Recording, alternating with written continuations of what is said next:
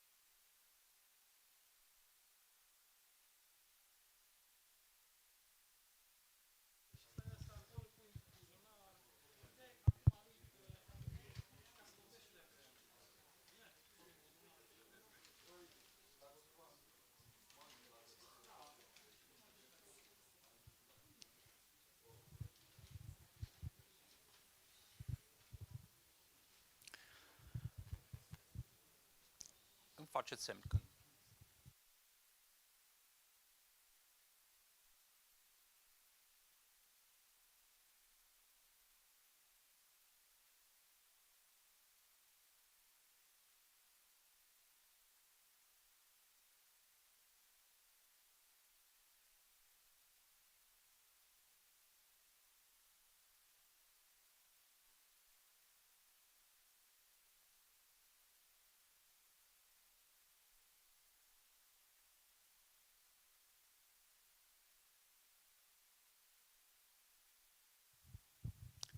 Okay, is it working?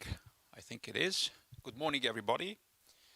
I want to welcome you to the third day of Cluj Innovation Days, and I'll get into that very, very soon. My name is Andrei Kelemen. I'm the CEO of Cluj IT Cluster, an umbrella organization which at the moment has approximately 100 members.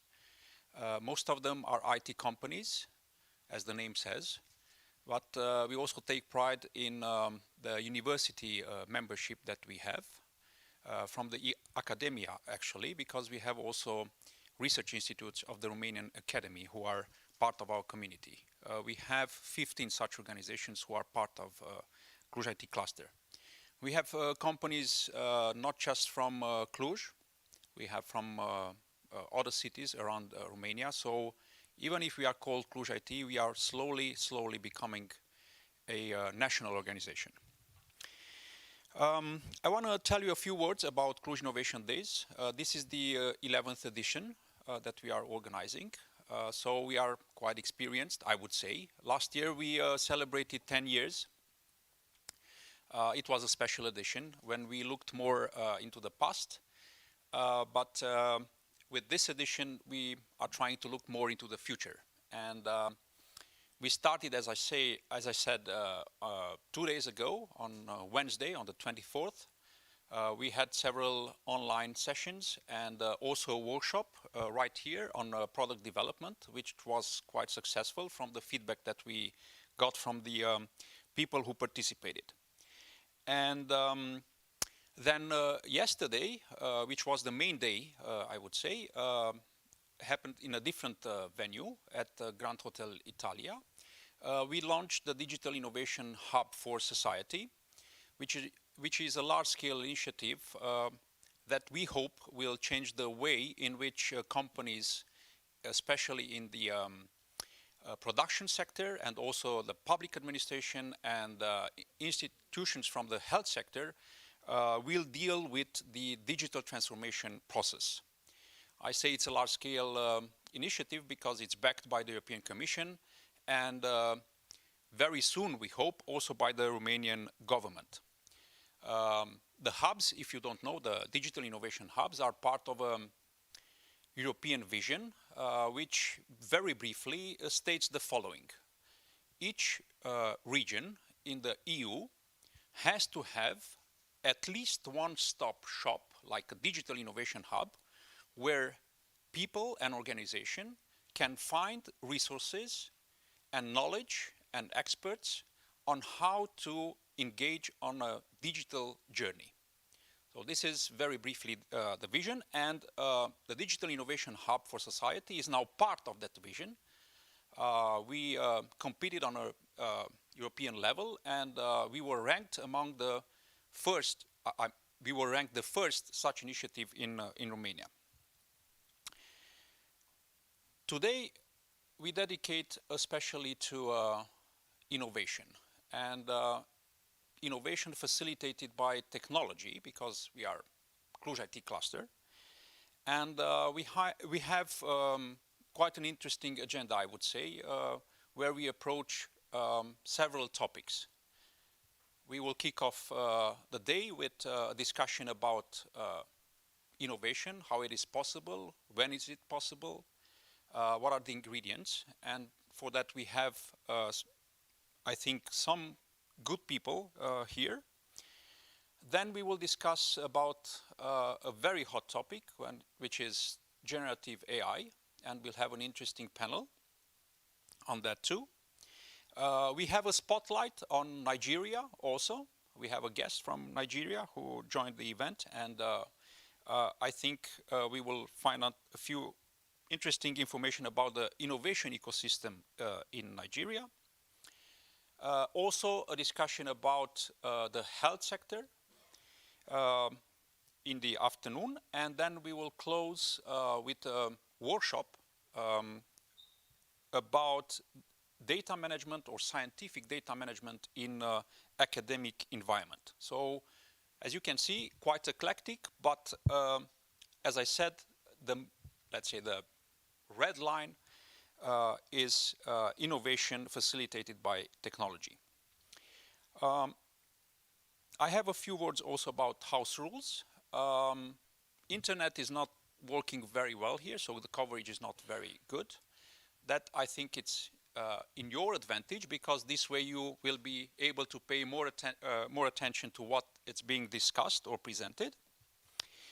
The coffee breaks and the lunch are going to be outside here. That's something you already probably understood. We also have live streaming. So this is live streamed over social media channels. The whole day is going to happen in English, which you probably know since you registered for the event. And later on, moderation is going to take over by Andreea Apostu, my colleague. A few words also about the venue. As you can see, it's quite spectacular. And I want to thank Banca Transilvania for hosting us today here. And later on, just a few more minutes, I will pass the floor to Leontin Toderici, who is one of the top executives in the bank.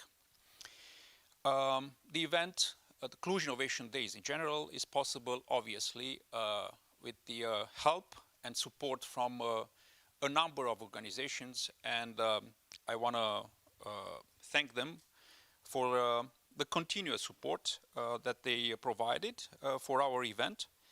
Banca Transilvania, which I already mentioned, but also 20 robots, Morphosa, and also the projects that we are implementing and make the participation possible in, let's say, free manner or without paying from your side. So that's it from my side, actually. I will invite Mr. Toderici for a few words, and then we will quickly start the panel, which is going to be moderated by Cătălin. Okay?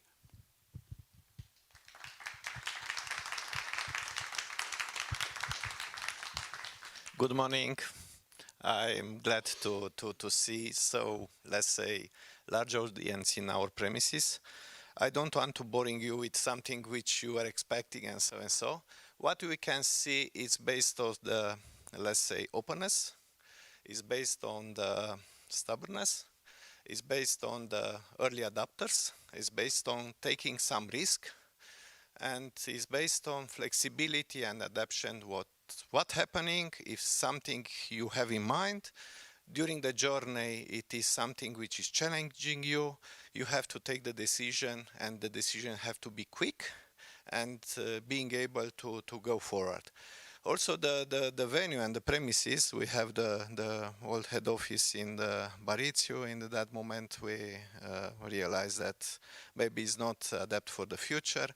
And when we took this place, it was somehow challenging, including with the permits and so and so. But finally, we was able during the pandemic to finalize the premises, and it's let's say with one small brother in Bucharest, which is called Stup, where it's full dedicated for being able to have a startup, being able to start, but is hosting a lot of events with what we try to help our customers, especially our collaborators, to being able to either to take the idea, either to launch a business, or either to tune something. Yeah, it's regarding the innovation. I don't want to re-enter in the definition what means innovation or something like that, but I can say what I learned in the last 13 years from which I activated in the IT technology and also in the banking. It's very important to identify the needs, to be on time, because I remember in 97 or 98 when the first mobile phone it was launched in the market. In that moment we said, okay, we'll launch mobile banking, okay, and we have some investments, but after that it was quite low adoption. Why? What the reason? Because it was, I think, in Cluj 5 or 10 mobile phones which can be used, and that's the reason for what it's also important to be on time with what is, and to try to identify the needs, or to be early scouter and to see that the needs which will coming will be in that direction, and to have some few steps ahead for that. Because I think all of us, we don't make the innovation just to make the innovation, okay? Each of us want to solve some needs. And how can solve? In a simple manner, from my point of view. It was some scarce in the past, it was some bureaucratics, because in that moment with the technology it was very complicated and bureaucratic. I take the process from the banks, and where was very difficult to sign in many papers and so on. So meanwhile, now with the phase, we can, let's say, pass through and to simplify the process. Evidently, it's important to be scalable, because if it's not scalable and It's basic hygiene today that to SLA to be 200%, yeah? 99 is not enough, and we want to have more. It's important, all of us, to have trust and to be secure, okay? I don't want to enter in the GDPR and the aspects which is there, but it was somehow with high, let's say, to respect the minimum term, because otherwise it is very important. And from my point of view, thank you very much to being today here. As you can see, I hope to be a good, let's say, host for this. And also from my point of view, we can learn from this meeting. We try to be adaptive, and which is important.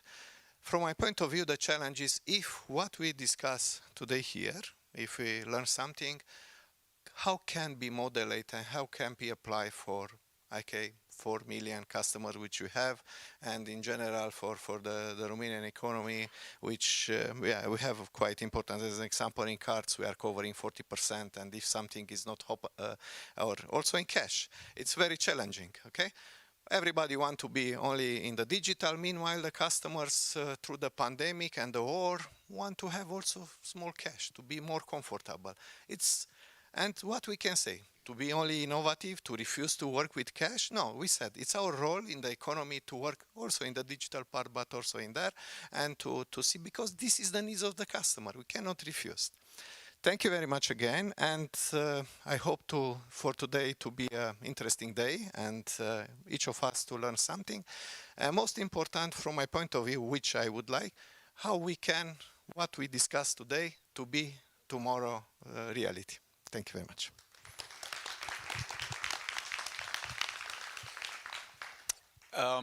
Just a small change, which I discussed already with Cătălin. We take the advantage of having Mr. Toderic here, and Leo, I can call you Leo.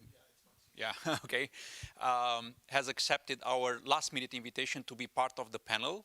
I think that's a good addition. Yeah, that's it. Cătălin, the floor is yours.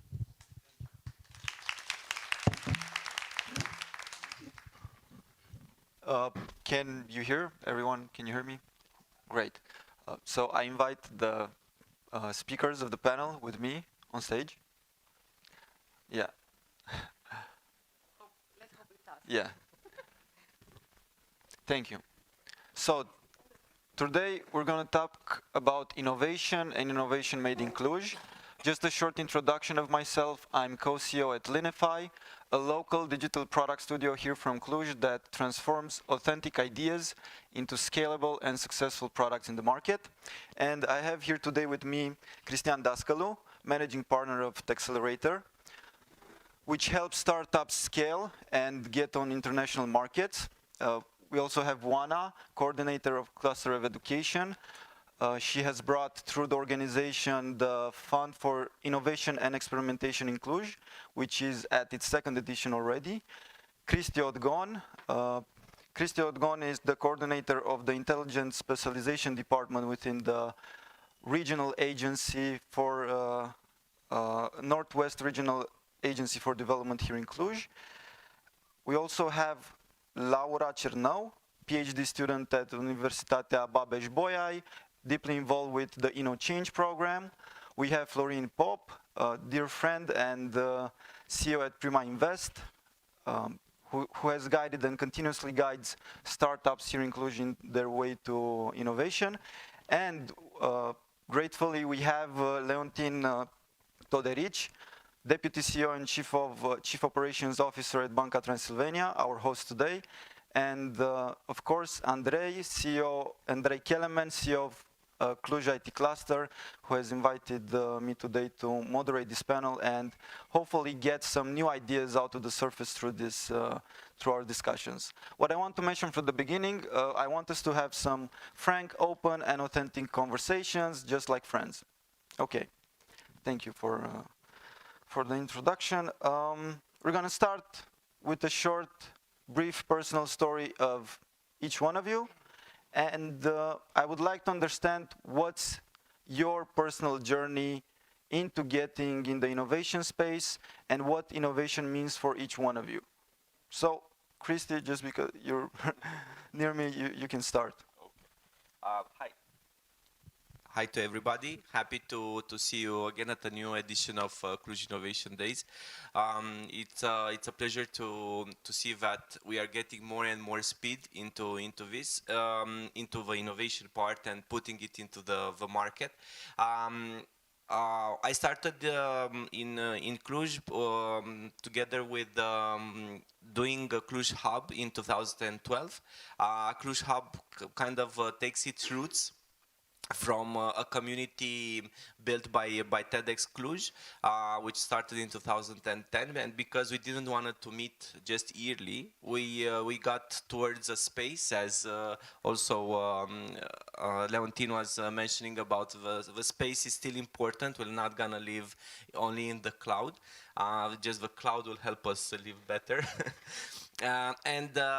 From 2012, we started to bring people together in meetups, in different, and especially entrepreneurs, and we are trying to put more tech people into the startup thinking, into the innovation thinking. And because the space wasn't enough, we started to facilitate different programs. These programs were, let's say, more junior at the start, but little by little they increased in terms of their output, in terms of our understanding, in terms of the public pickup, in terms of critical mass, because more and more people were looking at this. Also, Banca Transilvania started to do some investments with Brisa, with a couple of other ones, and it was contributing to the validation that things are serious into this field. And we started to look very much at this critical mass, and we got together with a team in Bucharest, actually two teams, another program team and investment team.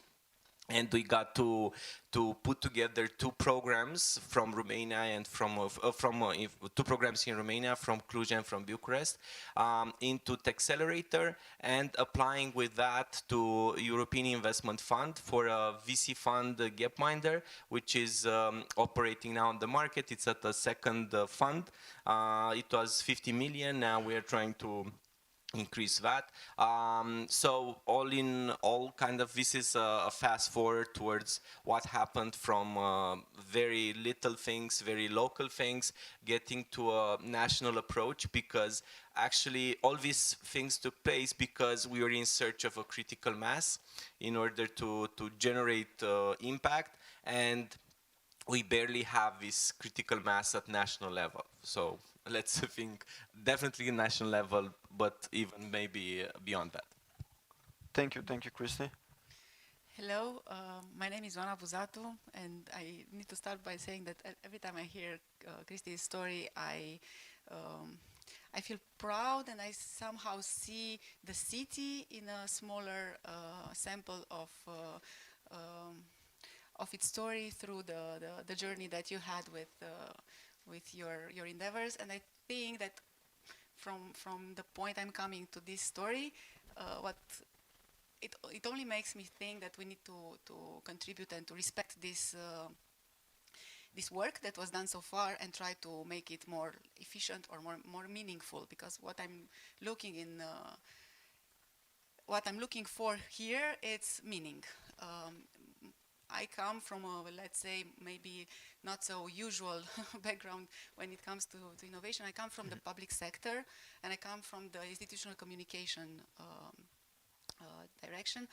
And little by little, step by step, we got to the point of being part with the municipality, where I am a public servant, in the first cluster of education that we created together with other formal actors that are interested and responsible for learning and for knowledge exchange, which is the county, the city, the public universities, and the school inspectorate. And our project that we bring at the table, the most mature one is, as you mentioned, the Cluj Innovation and Experiment Fund, and it tries to do whatever it's meaningful and whatever it's needed in the community in order to feed this type of efforts and this type of ecosystems. And I really hope to be able to face the challenge and to contribute in a meaningful way. In a couple of years, to hear Christy say this story, saying we have critical mass here, and it started from a different place that I have expected from the numbers and the charts that I was consulting when I decided that critical mass needs to come from outside national level. Thank you. Thank you, Oana. Cristi. Hello, everybody. My background in the field of innovation is for only 5 years, let's say. Since I'm working in the field of European funds, we are trying to match what is possible through the European funds, through the European regulation, and what is needed. And unlike what Oana mentioned, that Fix is trying everything it's possible and needed for supporting startups, we have a more limitative framework, since we try to see what is possible from the perspective of European regulation, but let's say our national background allows us to bring something new, because we are trying to simplify and bring closer European financing to an approach that is helpful and meaningful on the short term for a startup and on a long term for the society in a whole. And regarding the second question from Cătălin, what is innovation? I just want to, let's say, highlight what I, let's say, simplified the whole innovation and research concept. And from my perspective, it's simply bringing to the customer a product that it's useful, because we are not talking about a disruptive innovation at a global scale. It's impossible to create the whole image of what's research and what's brought on the market in Asia or in Europe at every level of a startup at every moment. But if you bring something new to your customer, then from my opinion, it's an innovation. And this is possible even at the level of local authorities. When to your level of local authority you bring something new, you create something for your target group, something that is different from what they are being used to, then from my perspective it's innovative as well. So let's try and look at innovation from all the perspectives, not only from the startup ones. Thank you. Thank you, Cristian. Hello all, my name is Laura and I'm really glad to be here. So I have two main occupations. On one side I'm a software engineer at PTech Plus, and on the other side I'm a PhD student at the Faculty of Mathematics and Informatics from the Babeș-Bolyai University. So at our university we have multiple directions regarding innovation, but the principal one is the InnoChange project, which is an international project that focuses on increasing the entrepreneurial and innovation capacities in the academics. My role in InnoChange is of a scout.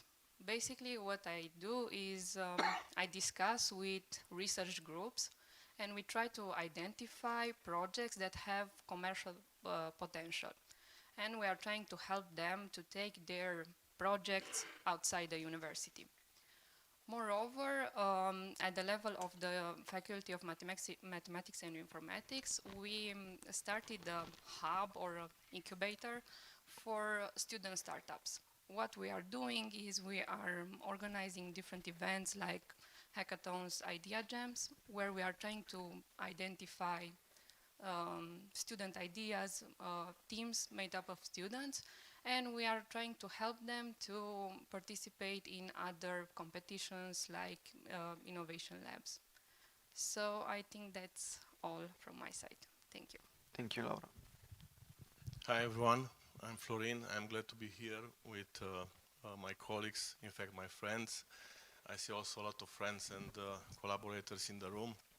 I can speak about innovation for a double perspective. One perspective is related to my involvement in investments as an angel investor, and I'm looking to see innovation in projects in which I invest. The other approach is approach of a business advisor. I work with companies, helping them to scale up, and I look also to innovation as a must, as a part of their growth strategy. And to be more practical, I think I'm glad to be here in this room, in this space, because I worked for this company. And to be more practical and effective, I think study case of innovation is right here. Because when I worked many years ago for this company, it was outside top 10, and now everybody knows where it is. And my question, how would be this possible without innovation? So this is a really good practical study case about innovation in Cluj. And I think this it was possible also with innovation in terms of business strategy. How to grow, how to scale, how to bring new clients, new business channels, new products. So innovation for me is not only about tech innovation and product innovation, because I'm not a tech guy. I work with probably the best tech guys in the area, but my perspective on innovation is that should be also in the field of the growth strategy, business strategy, especially the growth strategy.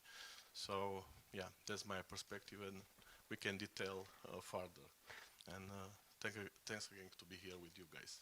Thank you, Florin. Thank you, Florin. You put me the ball on the, let's say, on the land. And yeah, from my point of view, the innovation, it's a modus of operandi. I am in the tech since 13 years ago. And I saw how the technology can help the business. And yeah, when I started, I just graduated the computing science in Cluj. And my colleagues want to, initially I work in the other company which offered, have a lot of shops and warehouses, and I worked 1 year in there, and I saw how difficult it is to be only one engineer in that moment. Nobody wants what is about the computing science, and to have a lot of things to do. I work very hard since in the morning till late in the night to put the programs and working in the let's say shoppings, small shoppings and warehouses, and after that I came in the bank. And very often I said to my colleagues that I started the banks from the knees, trying to see where the cabling is not functioning in that moment, and the customer was unhappy that is not functioning, the network, and so and so. Passing through the innovation can be done not only in the big markets.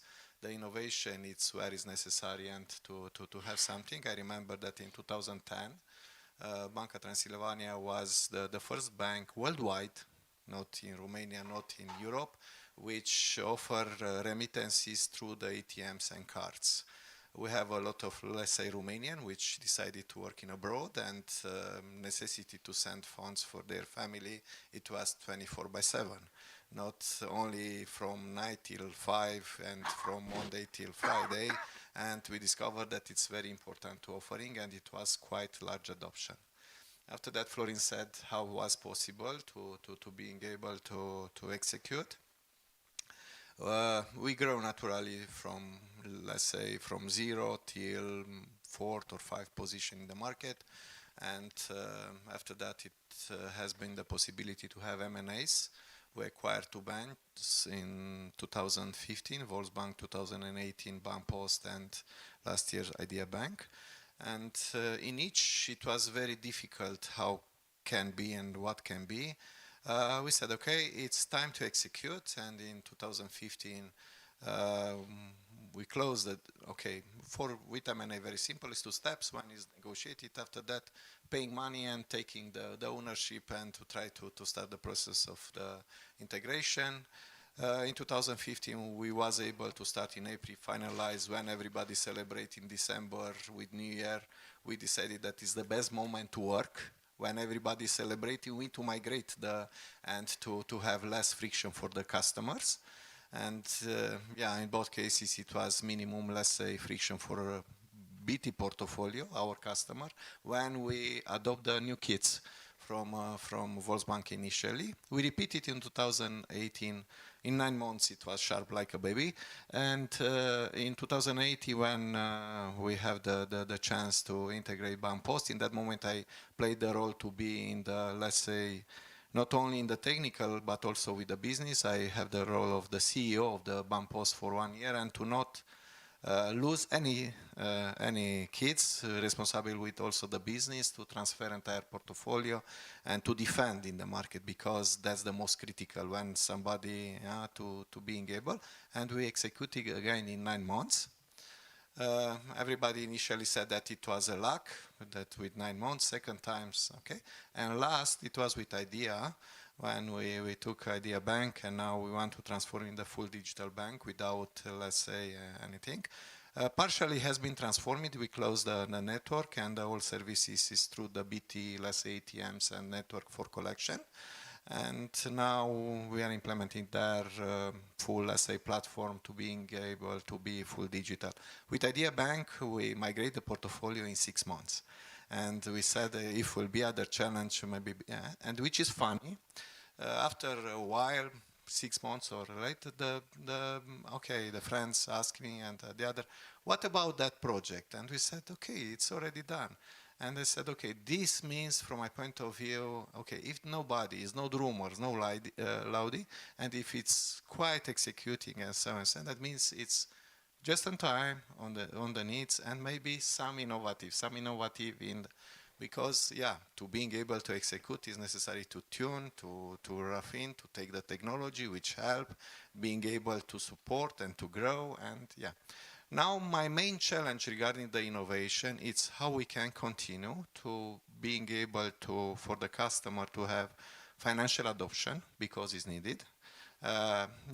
For even if it's how long it's available, but it's also important where it's available. The banking with the technology is possible to go in the mountains. It's going to be okay, but also to have the products, which it's challenging time. If we are not trying to see after 2 years of pandemics, after the war, where the productivity and the velocity, it was what it was, and so we can see why is the inflation now we can discuss, but I don't want to say too much. Maybe from my point of view, the innovation is how we can pass through these challenging times with so much, good, not shaking, and being able after the tunnel to be in the other world, because it's continue changing, and we have to take care each others. We have to be to take care about the possibility to pass through this, let's say, challenging time with better condition for all participants, for all our, let's say, citizen, co-national, and the Romanians. We decided to work in abroad and to being able to support them.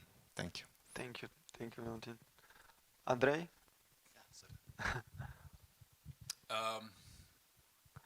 I liked what you said about taking care of each other. I think that's the main takeaway from me, at least. And it's very much related to where we started with Cluj IT 10 years ago. 11, actually, almost 11 this year. At that point, there were very few organizations, very few people who were talking about innovation. And Cluj IT was the first one who brought it on a center stage, if you allow me to say that. In 2013 and later on in 2014, basically we proposed a rebranding of the city. We know how it was before that. It wasn't very good. It was a time when Cluj was a city like a fortress, I would say. We tend to forget the history, but it's recent history otherwise. So the changes that have happened during this last 10 years are absolutely tremendous. And as I said, we proposed this rebranding of the city when we came with this concept of Cluj Innovation City.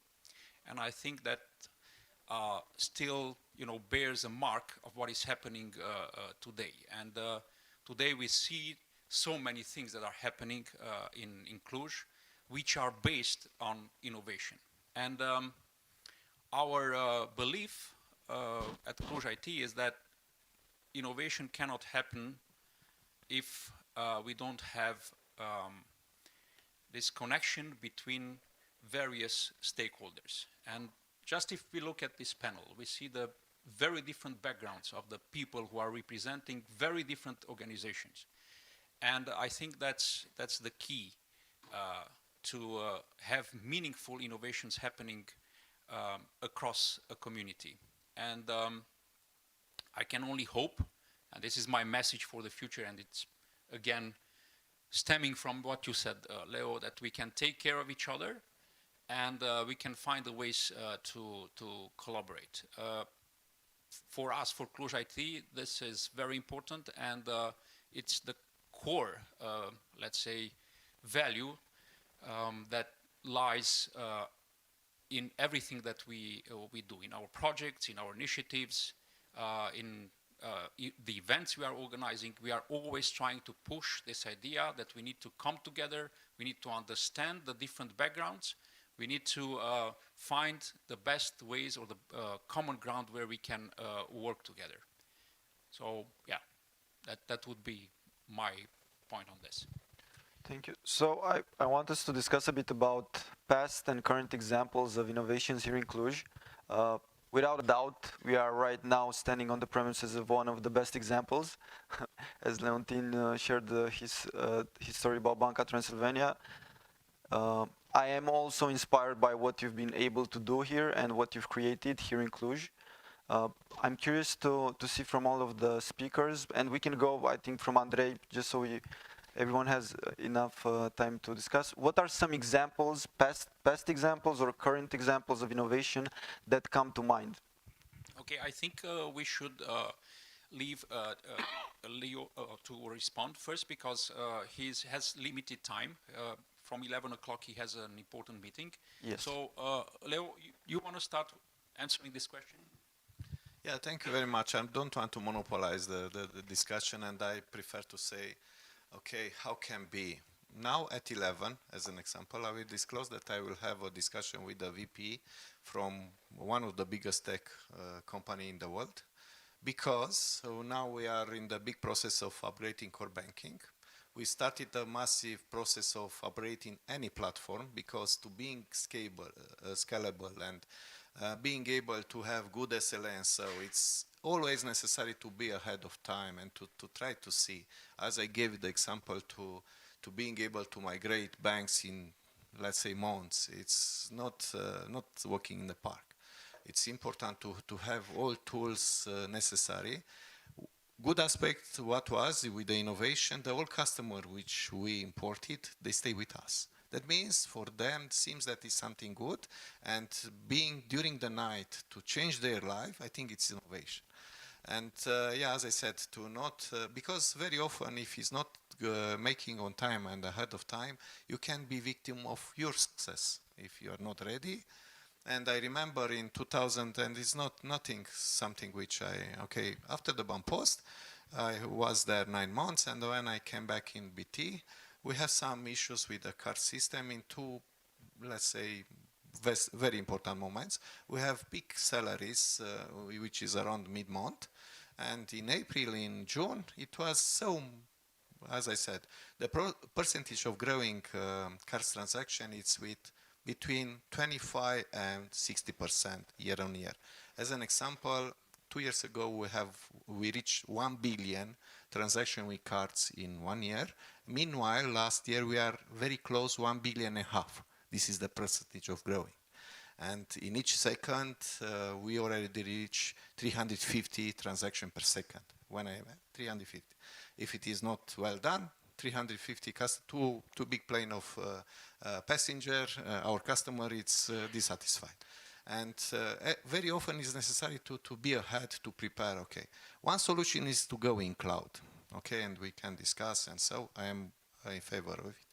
But all application is necessary to be cloud readiness. If it's starting from scratch, it's okay. We can discuss about the Kubernetes pods, how it's orchestrating, okay? At least we have to discuss about also the cost. Because if it's per transaction, if it's for everything, who is paying? And yeah, it's going to the customer, okay. And yeah, I said I will have the discussion with the VP being back, because in the process of upgrade we selected and so, one server, sometimes it's producing some issues. And we wait for a few months, it's not fixed for the other big producer in the worldwide. And I said, okay, can we go in the Formula One, okay, with a car to stay on the, okay? And sometimes, okay, one tire, it's not functioning, okay? And for that reason, either to transform or either to replace the technology immediately and to be ahead, and never to say it's enough. Very often to take the okay, which is the risk, how can we mitigate it, and to have always the something which is backup to being able to work. And when unfortunately the problem with the war near the border arise, we have 2 data centers, and in that moment you say, okay, it's time to open the third, because we didn't know, okay, it's time to migrate in cloud, but for cloud it's necessary to have everything ready, and we did it.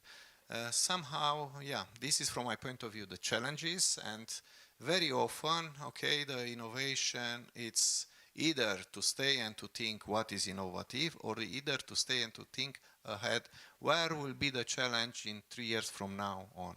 And in my mind now it's okay, we make the upgrade for majority of the critical platforms and we are ready for the challenges. Now remain the last one, which is most complex, because it's, as is the name, core. Okay, if the core is not functioning, it's difficult, and yeah, we have to upgrade and to be also prepared for the next 5-10 years where to be the challenge in that moment. Evidently, it's okay from my point of view, pleonasmus or something to say, everything to be instant, everything to be, if possible, scalable, and so and so. As now we're discussing about cards, but if the cards is not functioning, we discuss about the adoption of instant payments in Romania. I saw some discussion regarding the cost for instant payments and how can be reduced, and so, yeah, because in the gasoline station it's very unpleasant if the card is not functioning. You cannot take gas out and to not pay, and it's necessary to have an alternative, and so. For those are boring, let's say, aspects we are working to fix, and I'm also VP in the Transfond, which is a clearing company for the Romania, let's say, clearing house, and there we launched the instant payments between banks, and yeah, now it's functioning, and we'll press more and more to have alternative for cards and to being able to offer good services and good quality for entire Romania market. Thank you. Thank you. One question, just because you're going to leave really soon, and this was a question that I want everyone to answer. Where do you find inspiration, or what's your fuel for innovating? And where do you find it, if you find it in the local ecosystem? I think one important ingredient for innovation to be always with fears. Not be depressive, to not be anxious, but to be with fears. I am good enough. I am making enough what is necessary to be prepared for tomorrow, and never to sleep and to say that it's enough. I think it's one good ingredient to be innovative, and always, I said, workaholic, it's maybe too less, but a workaholic in the good manner. Workaholic means to take break, to things, not always, and to see the panorama, 360 degrees. And if you have a good idea, even if it's 11 in PM or something, to notice down, and next day to take and to try to tune and to see in which direction to go with that. But always, as I said, never I am prepared enough. No, always to be ready and to see which is the challenges and to provoke and to move forward. Thank you. Couldn't agree more. Yeah. Andrei? Of course, thank you for the participation.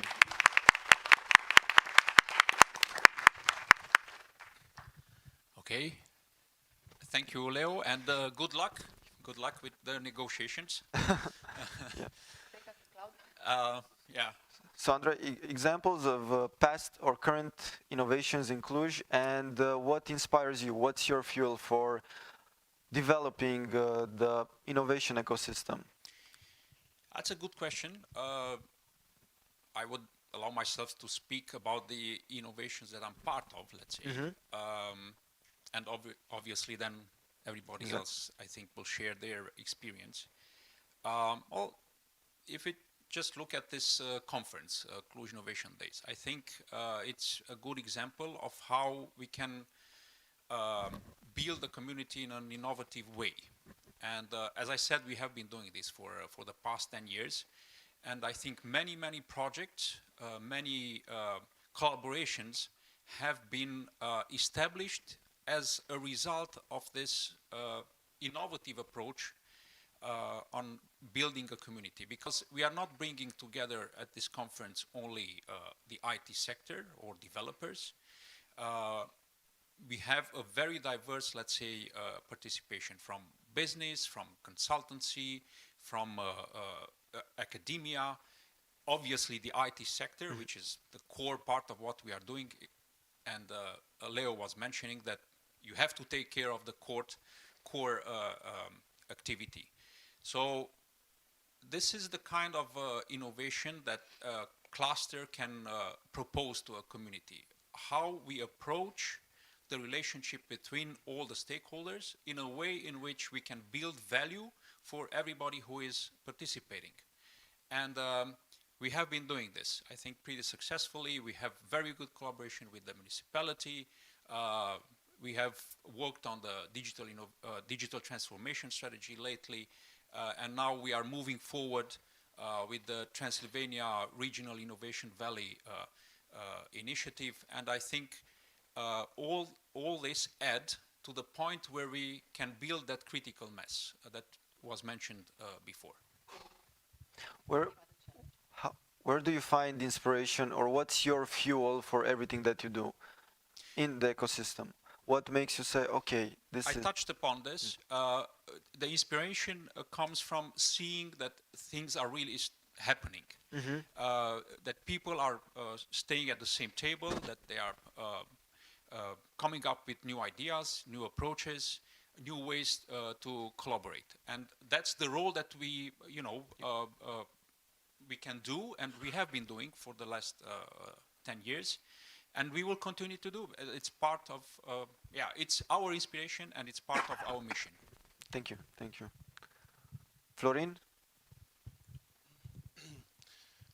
Being part of several local startups, I'm amazed by the innovation elements that I saw in many projects.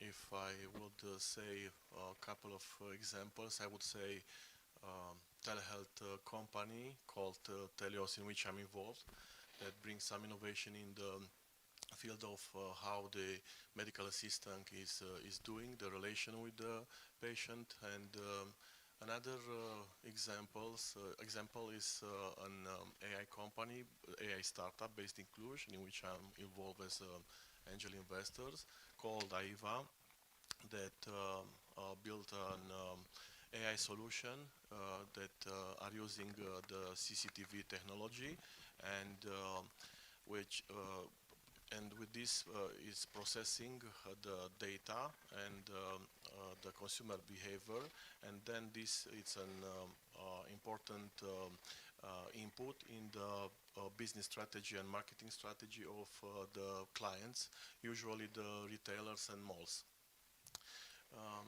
Generally, being also an evaluator and juror in different accelerators, I see more and more that innovation is a criteria in all the programs, or in majority of the programs.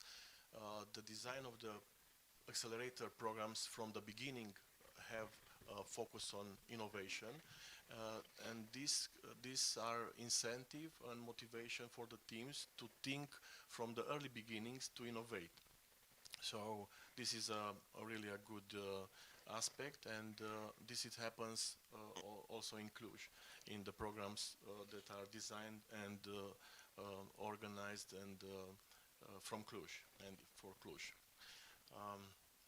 As fuel is for innovation, from my perspective, is my drive to solve clear problems, to reach to certain and practical outcomes, and also in an accelerate matter, and to bring results as quickly as possible.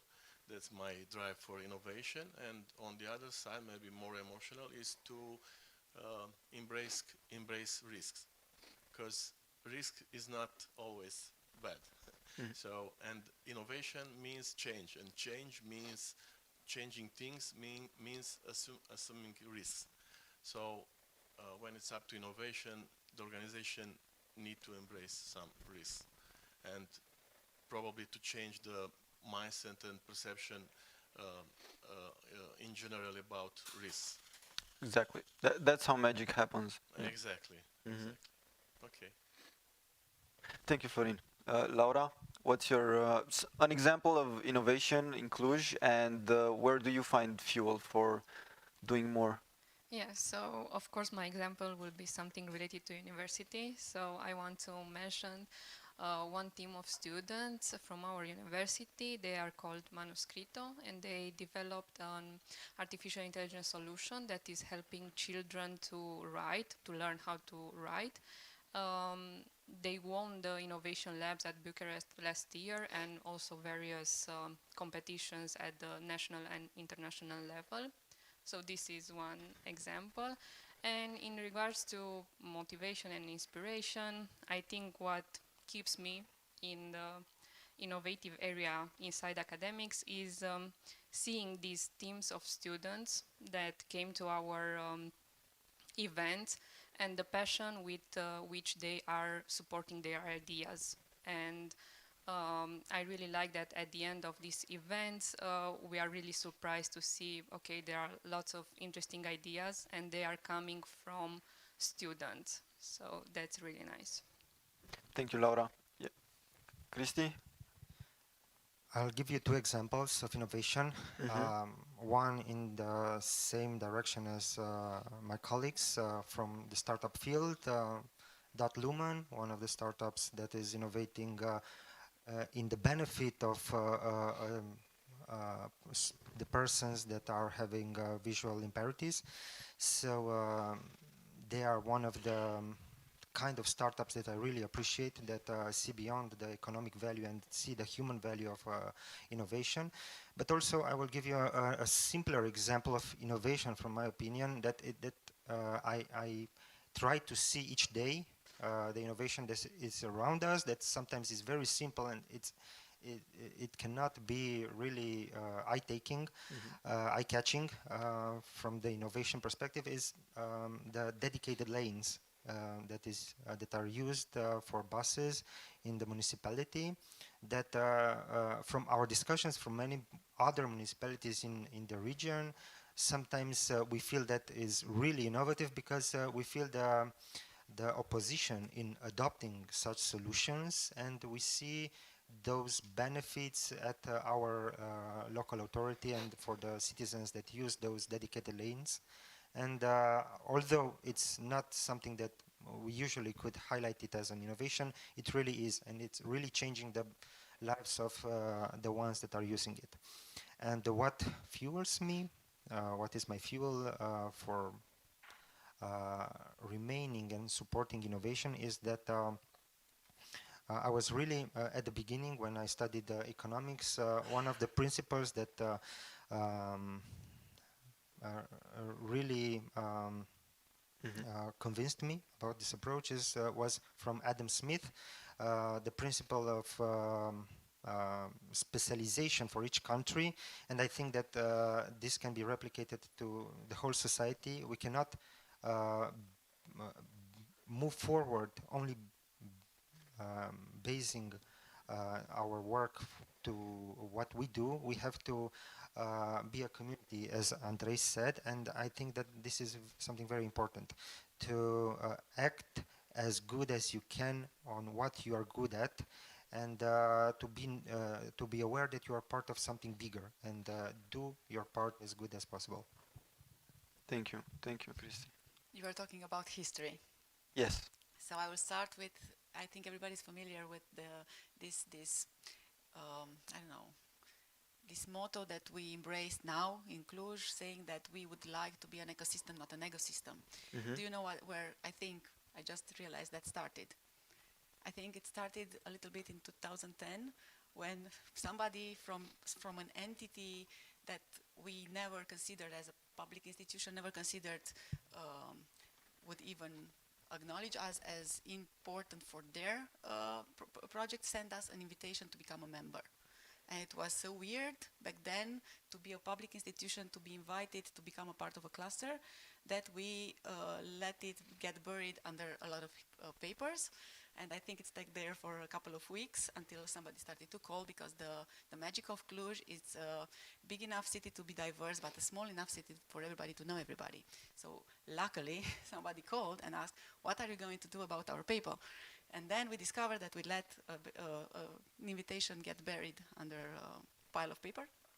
And it was an invitation to become a member, a founding member of the Cluj IT cluster.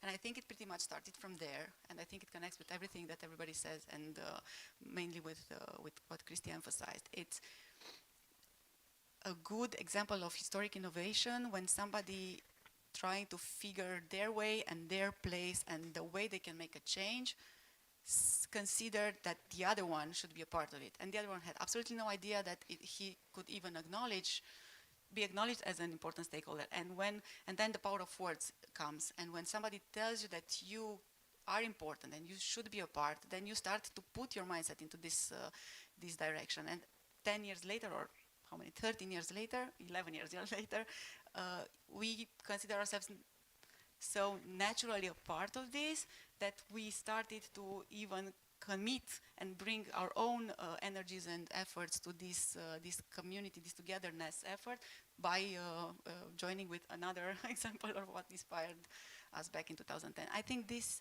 is just a glimpse on the historic way innovation worked for the city, and what inspires me to continue or to be a part of this, even if maybe I'm not the most likely, the usual suspect to be here, is duty. Because I feel when all of you are doing all this, when this guy put together something out of the community because he just felt it's too good to let it be visible only once a year, when that guy sent us an invitation and told us, hey, public entity, you should be a part of it, you should care about it, then you have a duty to not disappoint them and to be there for them. And the learning and the language that we changed and all the inspiration that we got on the way got us where we are today. Proud to be here, feeling, the need to also contribute with something and hopefully make us stronger together. I think a sense of community, a sense of duty for our community. And Cristi? First, I will start to say that seeing also other cities and other ecosystems in Romania and in Europe, Cluj is a pretty innovative city. As you go on the street, you can see a lot of people responsible about the present, responsible about the future, and trying to do their best. Here, I would put the fact that in terms of innovation, I think we need to think also about the competitivity of innovation, because on one part we need to be innovative, kind of like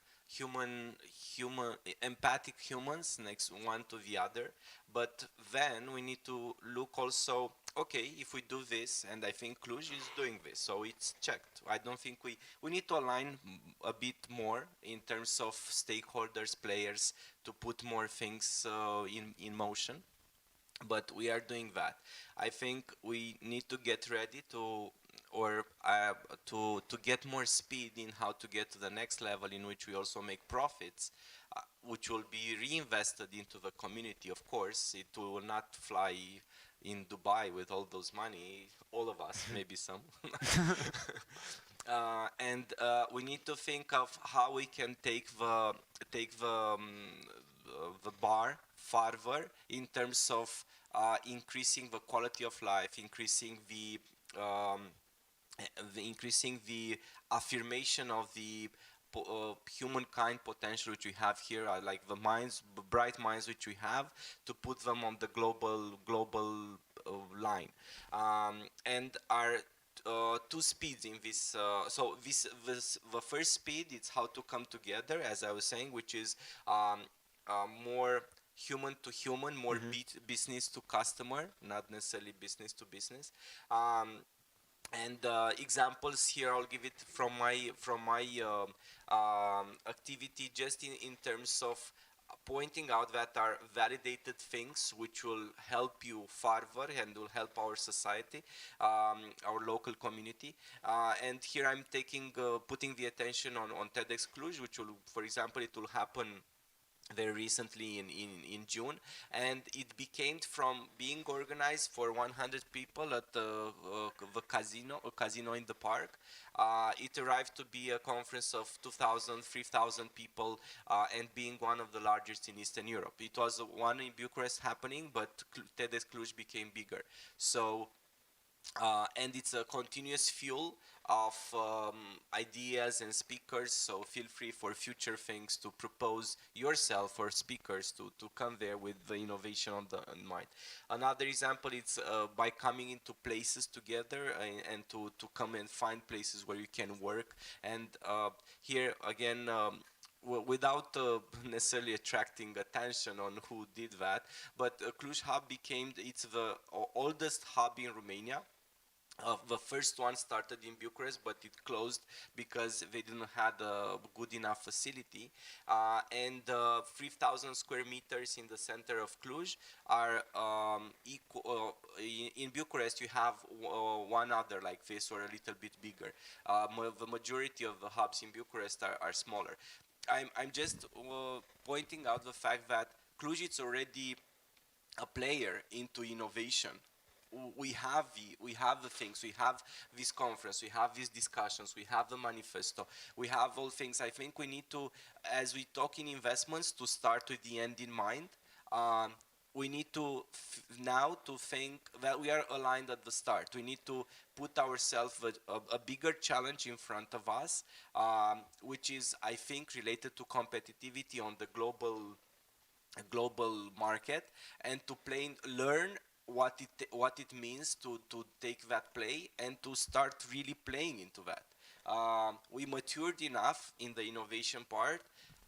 Let's take it further. We have the mindset, we have the arms, we have the collaborations. We just need to think more pragmatically about what to do with innovation. And in terms of the motivation, on my personal part, it's about determination of taking things happening and seeing them that they function. Thank you. I have this one. So can we have one more question, but with a one sentence answer, so we have enough time? So imagine that because we're talking about innovation made in Cluj, imagine that you are an innovator, either from Cluj, either from another part of the world, and you want to innovate in Cluj. In one sentence, what would be your answer for why they should choose Cluj for innovating and not any other place in the world? I think they should choose also Cluj, but not only Cluj. I think it's about the quality of life in Cluj. It's very good. One sentence. You could be based in Cluj, but Cluj or London or New York or whatever, don't let that feel everything in you. Like be curious about and go and explore. There is this small saying that live once in New York City, but live before it makes you hard. Live once in whatever other city, and live once before it makes you soft. So it's also be curious and choose where, I don't know, to put your soul, but let the other parts of you explore and connect dots, because opportunity comes from these differences, from the deltas. Create deltas. Thank you. I just want so just to clarify, why should innovators come and innovate from Cluj, not only in Cluj? Because when you come to Cluj, you're not just a startup or just an innovator, you are the startup. Thank you. Thank you. Why not? That's a good. Why? Okay. Yeah, I think I think you should innovate here because for sure if you need something due to the ecosystem that we have here, you will for sure find someone that will help you. Yeah. One sentence is tough, but I would say that we have appropriate environment for coming here, and the main ingredient will be the young talents from here. Agree. Yeah, I just wanted to say the same. So for the people and especially for the young generations.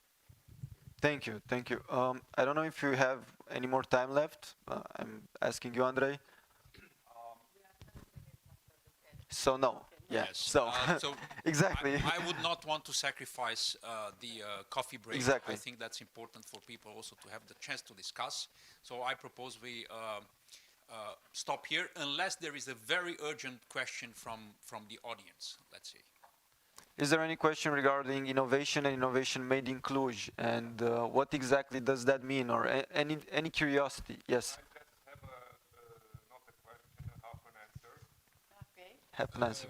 Andrei is an old friend of mine, and I will, let's say, complete his answer to the reason why doing innovation in Cluj, because Cluj IT cluster is in Cluj. Okay.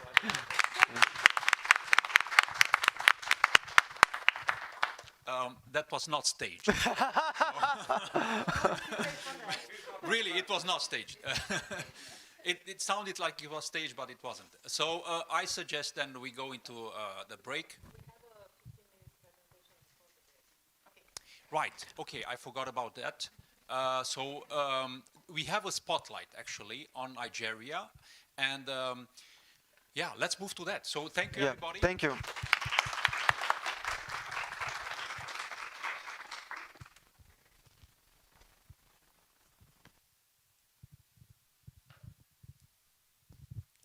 Hi, hello. As Andrei said earlier, my name is Andreea Apostu and I will be the moderator for the rest of the day. So quickly, as we all know, Cluj Innovation Days is about innovation, but not only about innovation. It's about the ecosystem built around the conference over the year. An ecosystem which lays on strategic partnerships, and for that I will give the floor to Mr. Abiodun Odunuga. I hope I didn't misspell your name, to give us a short presentation, a spotlight about the Nigerian ecosystem.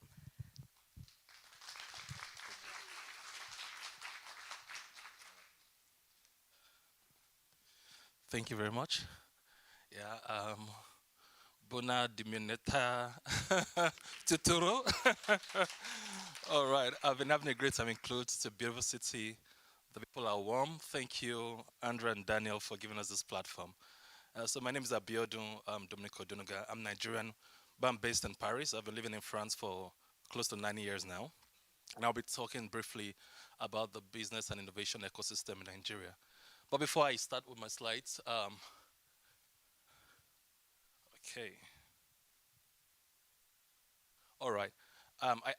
I edited my slide because of an engagement I had yesterday during the coffee break.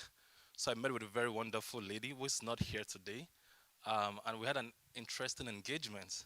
So when I mentioned to her, I'm based in Paris, but I'm Nigerian, she made a remark to say, oh, most Romanians know Nigerians, and we know the Nigerian prince. How many of you have received the email from the Nigerian prince? Okay, I mean, so you bear witness to that. And so, I mean, you can imagine, okay, that puts me on a very more tight corner because now I have to pitch my country to you. But beyond what you've heard from the prince who wants to give you millions of dollars, has an inheritance to help you claim some money, there's a lot more to Nigeria than that. That's just a minute fraction, and I'm here to let you understand that. Beyond what you've heard or what you know about Nigeria, that's not what Nigeria really is.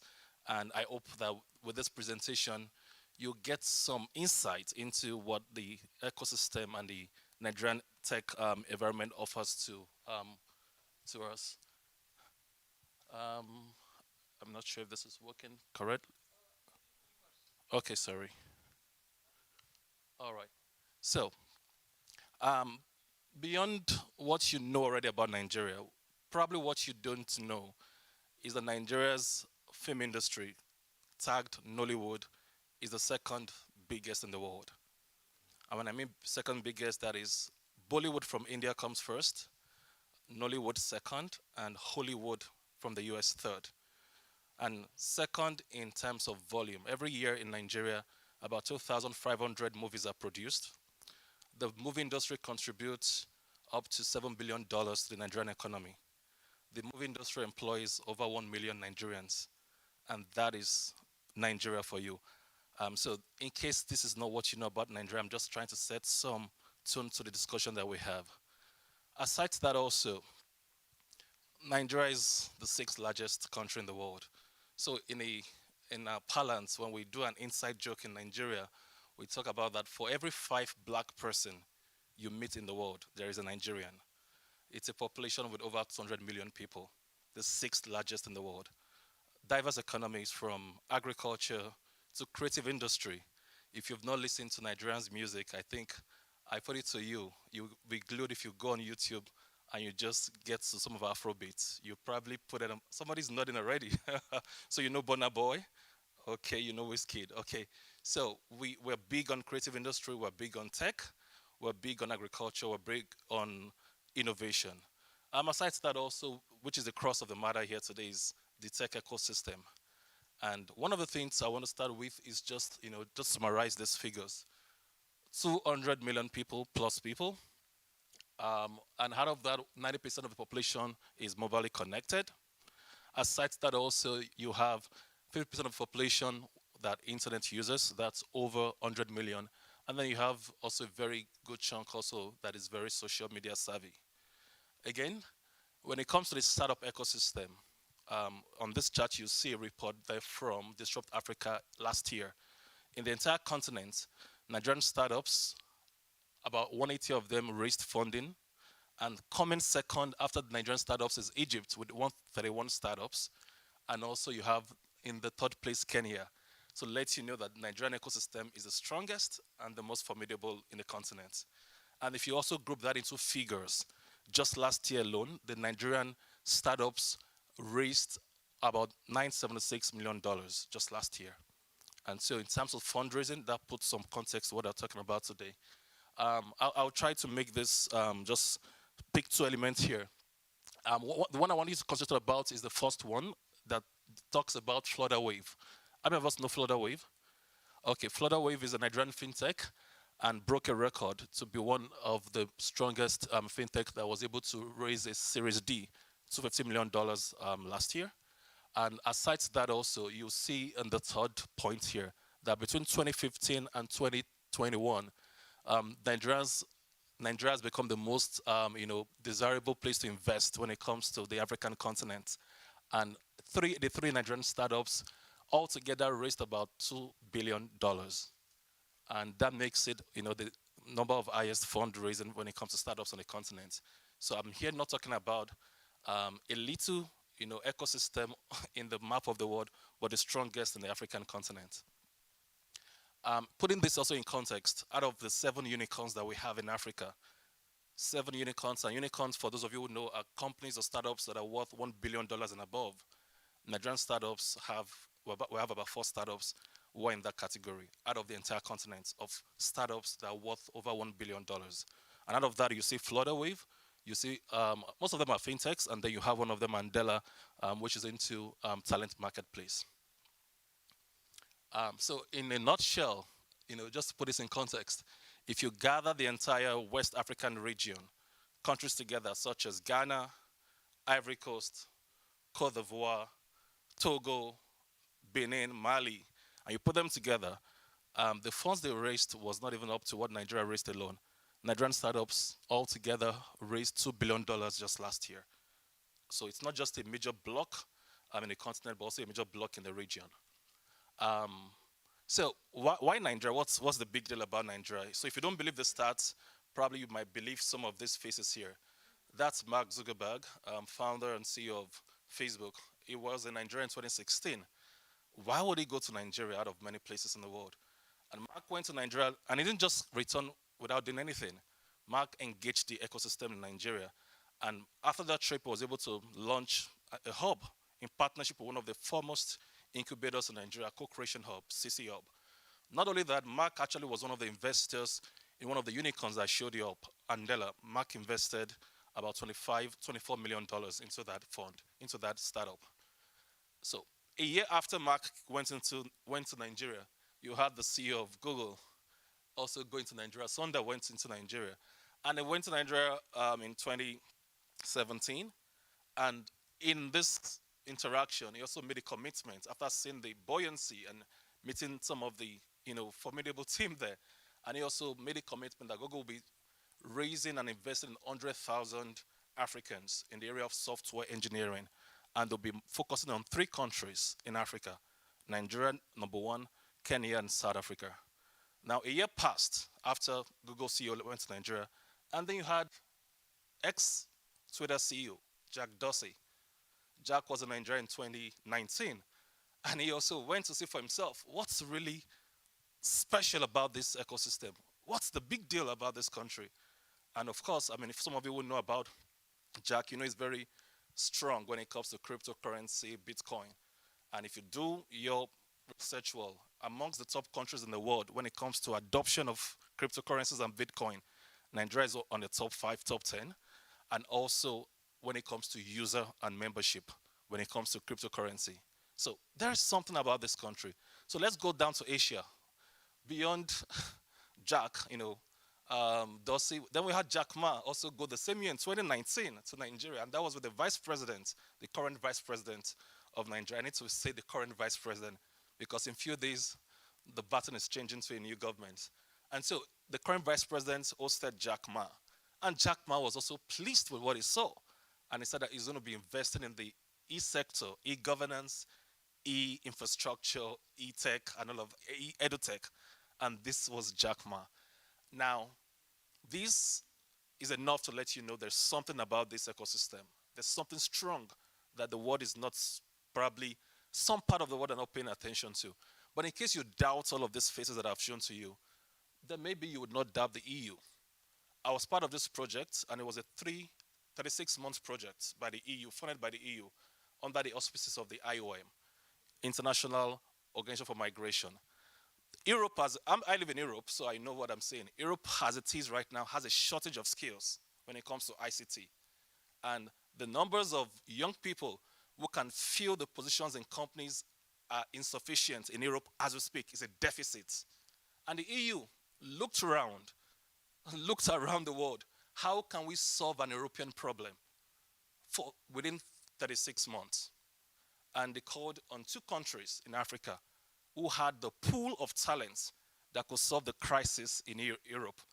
Namely, guess what the countries? Of course, Nigeria. Nigeria and Senegal. So Nigeria and Senegal talents were the most important fabric to be able to mainstream them to solve a current European crisis. And the 4 countries that were used as a test case was Luxembourg, Italy, Netherlands, and Belgium. And these 4 countries were used as a landmark or like a prototype to see how Nigerian talents in the tech area could help salvage deficits in Europe. So again, I wish the guys behind the Nigerian, the Nigerian prince sending you mails know about these opportunities because we are more useful in this, right? So that's probably one of my job, to be able to help them see that you don't need to send spam mails to people in Romania. You need to be able to get to solve their problems. And so beyond that also is Microsoft. Microsoft last year also launched a very, very terrific initiative called the African Development Center. And this center, the amount of investment that went into this center was $100,000. And this is focused on just Nigeria and also Kenya. And the goal is to be able to get loads of software engineers within these 2 countries who can meet the demand of not just the US, but the global demand when it comes to software engineering. Again, this is Microsoft in Nigeria. And in that picture, you see the current governor of Lagos State, also the replica of Cluj, the most dynamic and the most formidable ecosystem. As a matter of fact, the population of Lagos State, where I'm from, is more than the whole population of Romania combined together. Lagos is over 24 million people. Lagos has, if Lagos were a country, is going to be the sixth largest country in terms of GDP contribution in Africa. So Lagos is quite positioned, and that's one of the strongest ecosystem in Africa. And so I see a lot of linkages where Lagos ecosystem and Cluj could have something to do, and I hope Andrei and Daniel will take up on that. Yeah, so in wrapping up, this is not shown well, I'm not sure why. So I'm supposed to be the list of stakeholders here on this chart. So here, major things here, who are the major actors in this regards? The government stakeholders are there. These are actors within the local and the state and the national level, doing a lot of work in the ecosystem. The private sector is strong also in the ecosystem. We have venture funds. We have incubators and accelerators. We have tertiary institutions. All of these fabrics and components are what makes the Nigerian ecosystem formidable. And I listed some of them there. You would see the likes of Ventures Platform. You see Co-Creation Hub. These are foremost incubators. You see AfriLabs. AfriLabs is an organization that is spread across 50 African countries, and they have over 300 entrepreneurship support organizations, ESOs, and also incubators within their auspices. And you also have NITDA there. That's the Nigerian Information Technology Development Agency, who is also mainstreaming policies to ensure that startups and foreign investors have a soft landing in Nigeria. So what are the opportunities, when it comes to Nigeria? What's on ground that you can meet? You have multi-sector opportunities across the health area, across agriculture, across financial services. You also have the market size. I just mentioned to you that Lagos State alone is the entire population of Romania. And so the market and the demand is there in terms of consumption. You also have the talent pool. I did mention about the IOM project. You also have innovation with the number of young people birthing ideas, solving not just local problems, but global problems. And then you also have the strong private sector. And if you look at this snapshot, you see a sort of sector metrics on how the startups are divided. FinTech, for instance, has about 36%. And so we're very big when it comes to financial inclusion. Then you have e-commerce tech, all down to other services such as waste management. So all of these components tells you how strong the Nigerian tech ecosystem is. And some of the startups that we have listed here, you have from Flutterwave to Paga, you have Iroko TV that's on entertainment. You also have Edukoya, you have Carrywise. And so these are just a snapshot of some of the major players or startups in the ecosystem. Just as a round up, I did mention about the private sector, very big. So you can know that Nigerian private sector is not just playing on a small scale. These are just recent news.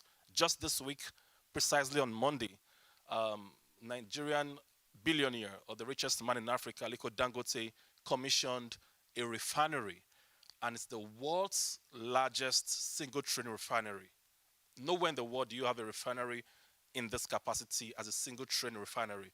And this refinery will be processing 650,000 barrels per day. And this was just commissioned in Nigeria just a few days ago, earlier this week on Monday. And not only that also, and this is worth about $20 billion, you also have a bank, a Nigerian-owned bank, that just launched in Paris, coming to give a run for European banks, a run for their money. So when it comes to the ecosystem and the private sector, the Nigerian business innovation system is not just within itself, it's not a closed circle.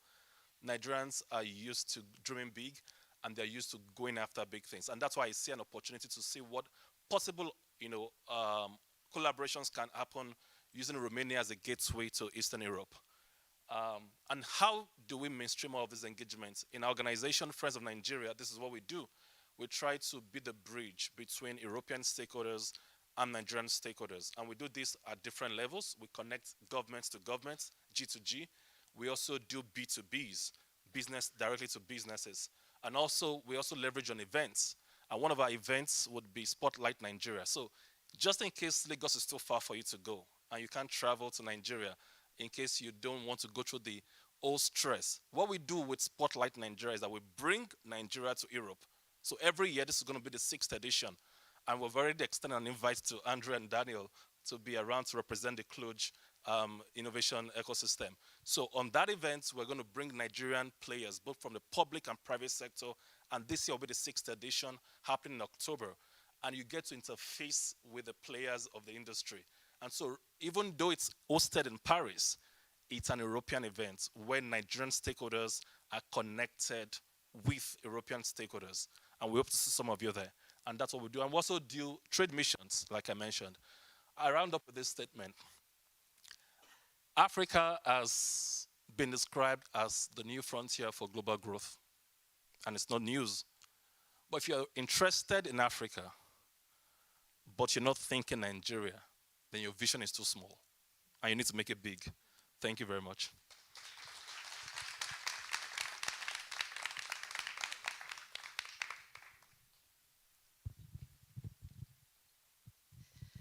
Thank you so much, Mr. Odunuga. I am sure that from today on we'll hear more often about the new and innovative collaboration made between our business ecosystem in Cluj and the Nigerian one.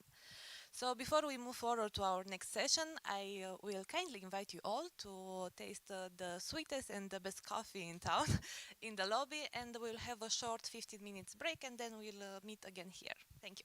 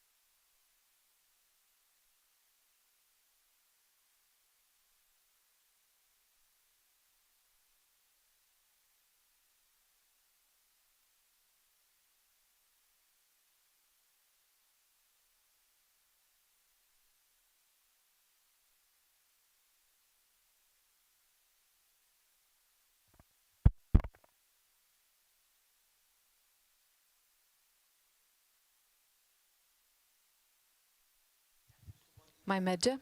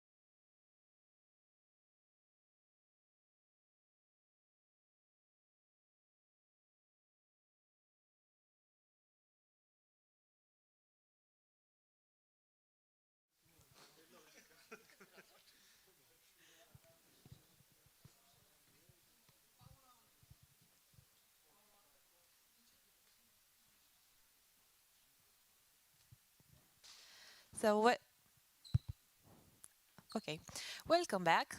We are on our second half of the day, and we are continuing our discussion about innovation. And for sure, we cannot discuss about innovation without diving into the AI.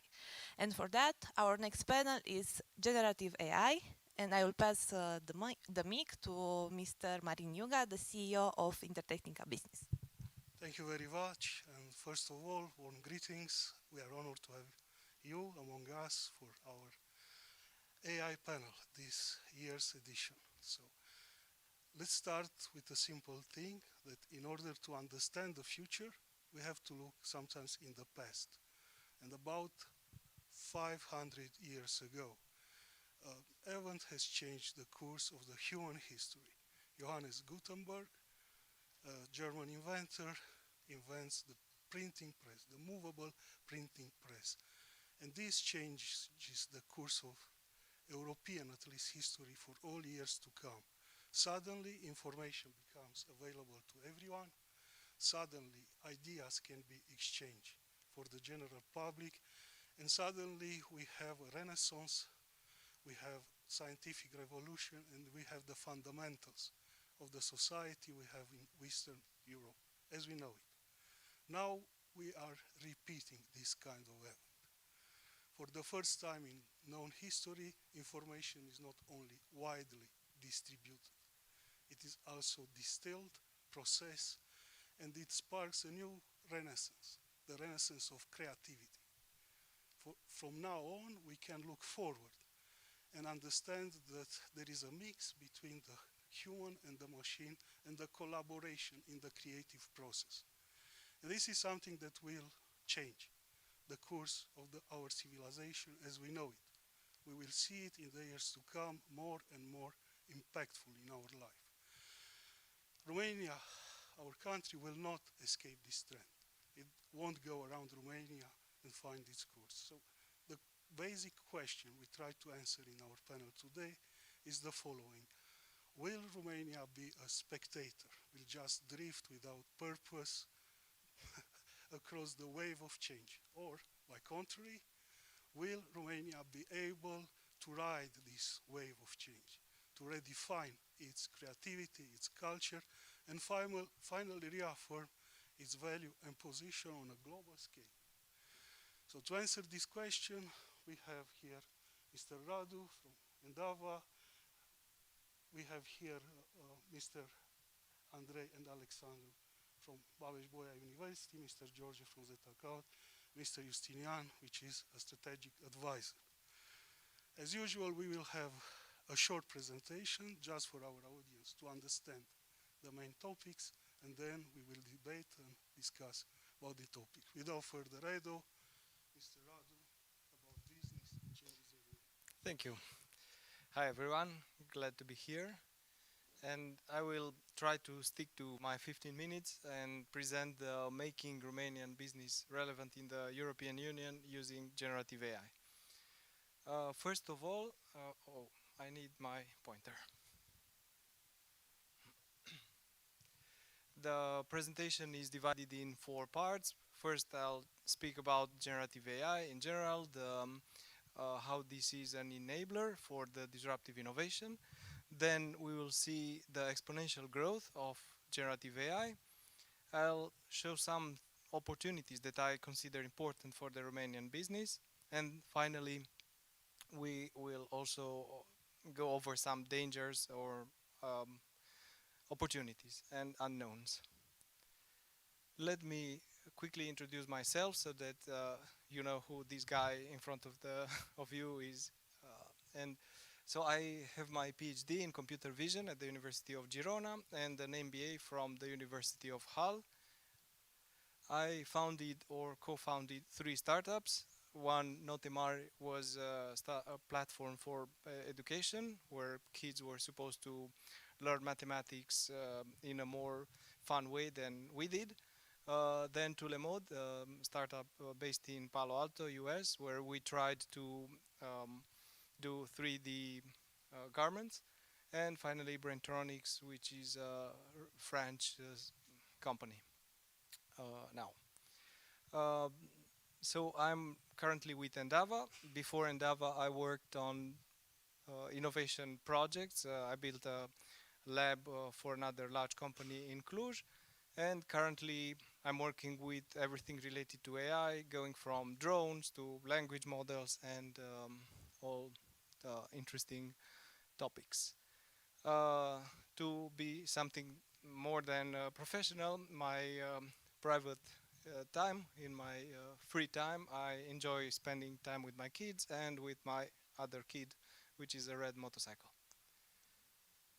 So, generative AI as an example for disruptive innovation in business, and I cannot recommend higher this book, one of my favorite, Innovator's Dilemma, which shows how the progress due to sustained innovation is steady. It can bring growth, but it can be disrupted by different other technologies. And usually well-managed companies that are trying to offer good services to their customers are in danger of sometimes omitting some of the trends, of the technical threats that are out there in the market. And typically, apparently, innovation has a hype like we are seeing nowadays in the field of generative AI. And at some point, the hype goes more flat, and you have to be careful to jump on the next wave or to be aware of the next interesting technology that's around the corner. And some examples are the companies that produce floppy disks, which lost market to the companies that produce CDs, which on their turn failed sometimes if they didn't consider well the flash cards. Or the same thing happened to analog cameras, digital cameras, and even to big companies such as IBM, who lost market of their first platforms in front of Microsoft, who in turn lost in front of Apple. There are many types of innovation. This is one of the frameworks that I like when I'm talking about how to innovate.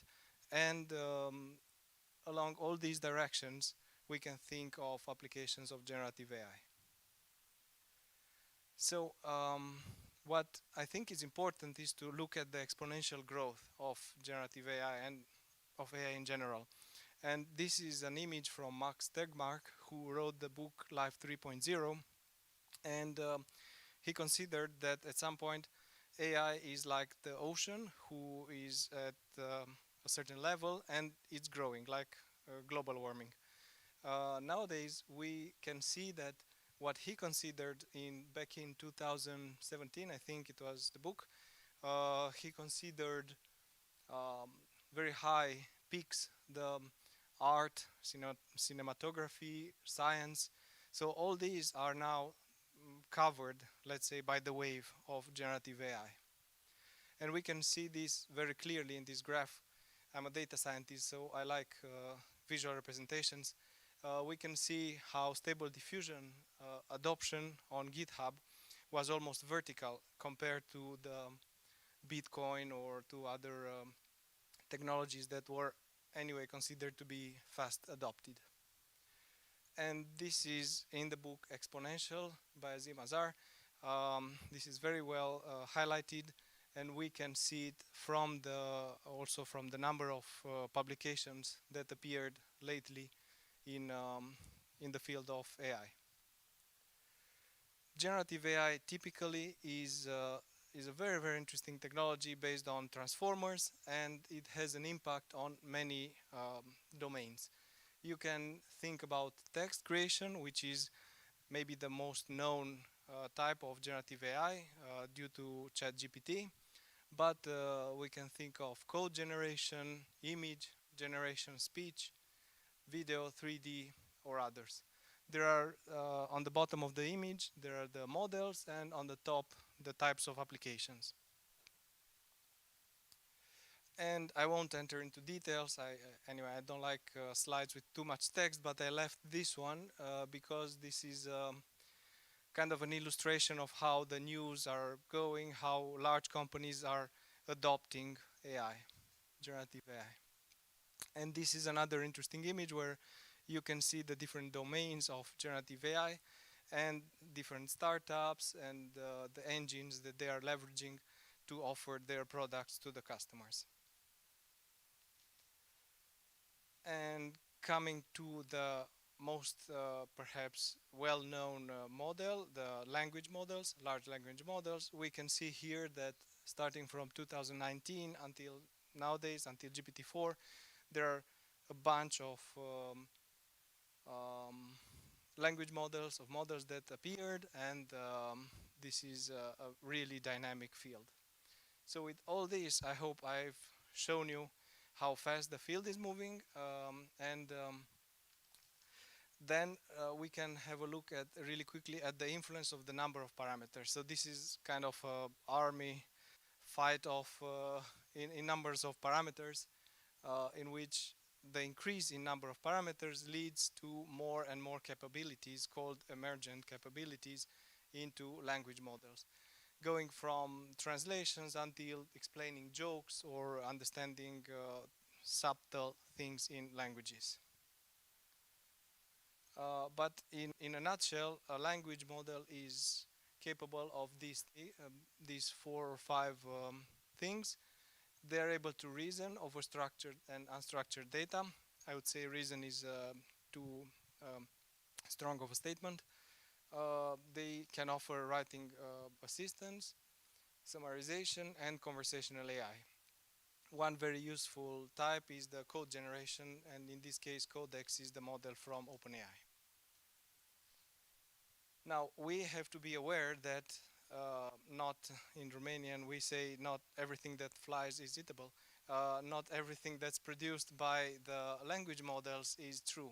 Mainly, this should be taken with caution. And well, I like this citation from Rodney Brooks, which say that the models answer what they sound like, not the answer what the answer should be. Sometimes it's the same thing, but sometimes not. So, in order to capture the opportunities for the Romanian business ecosystem, I tried to cluster what I see as an opportunity into 4 categories. The information effect that these technologies have, the communication, automation, and new tools. And we will go through each of them with some examples. So in terms of the access to information, we have the semantic search, which offers the ability of the user to search not only for exact keywords, but for meaning, the same meaning of the phrase that they are searching. Or personalized systems, meaning that we can create targeted messages to a certain user or type of user if we have enough information about their preference or their pattern of thought. And this can be used for summarizing images, for analyzing market trends, or even for multi-language customer service, which in case of Romania is an issue because Romanian is not such an international language as Spanish or English. Then in terms of communication, I think it's very important to look at pattern recognition applications, which basically avoids us spying on the users using cookies. We could go and directly ask the user what their preference, or ask some questions, or communicate directly with the user in summary. Or the analysis of the sentiments, which also helps in the communication. Imagine a call center in which the operator receives some kind of flag about the sentiment that's communicated in real time by the user, if they are not able to detect it their own. Did I do something?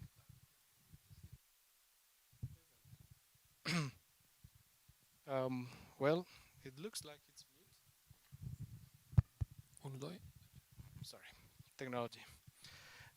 Okay. So, this could be useful for content generation or e-commerce personalization. Then, in terms of automation, I really like, and I think that's a future trend that's important, chains of agents. So not only models that are operating independently or inside the box, but models that can call other models. And a flavor of these are the intelligent agents, which are able to decide when and who to, what type of model to ask and to call in help in order to accomplish their missions. And I like the Centaur tasks term, which was proposed by Garry Kasparov, saying, as a metaphor, saying that there are these type of synergy between humans and models. 5 more minutes, I'll move.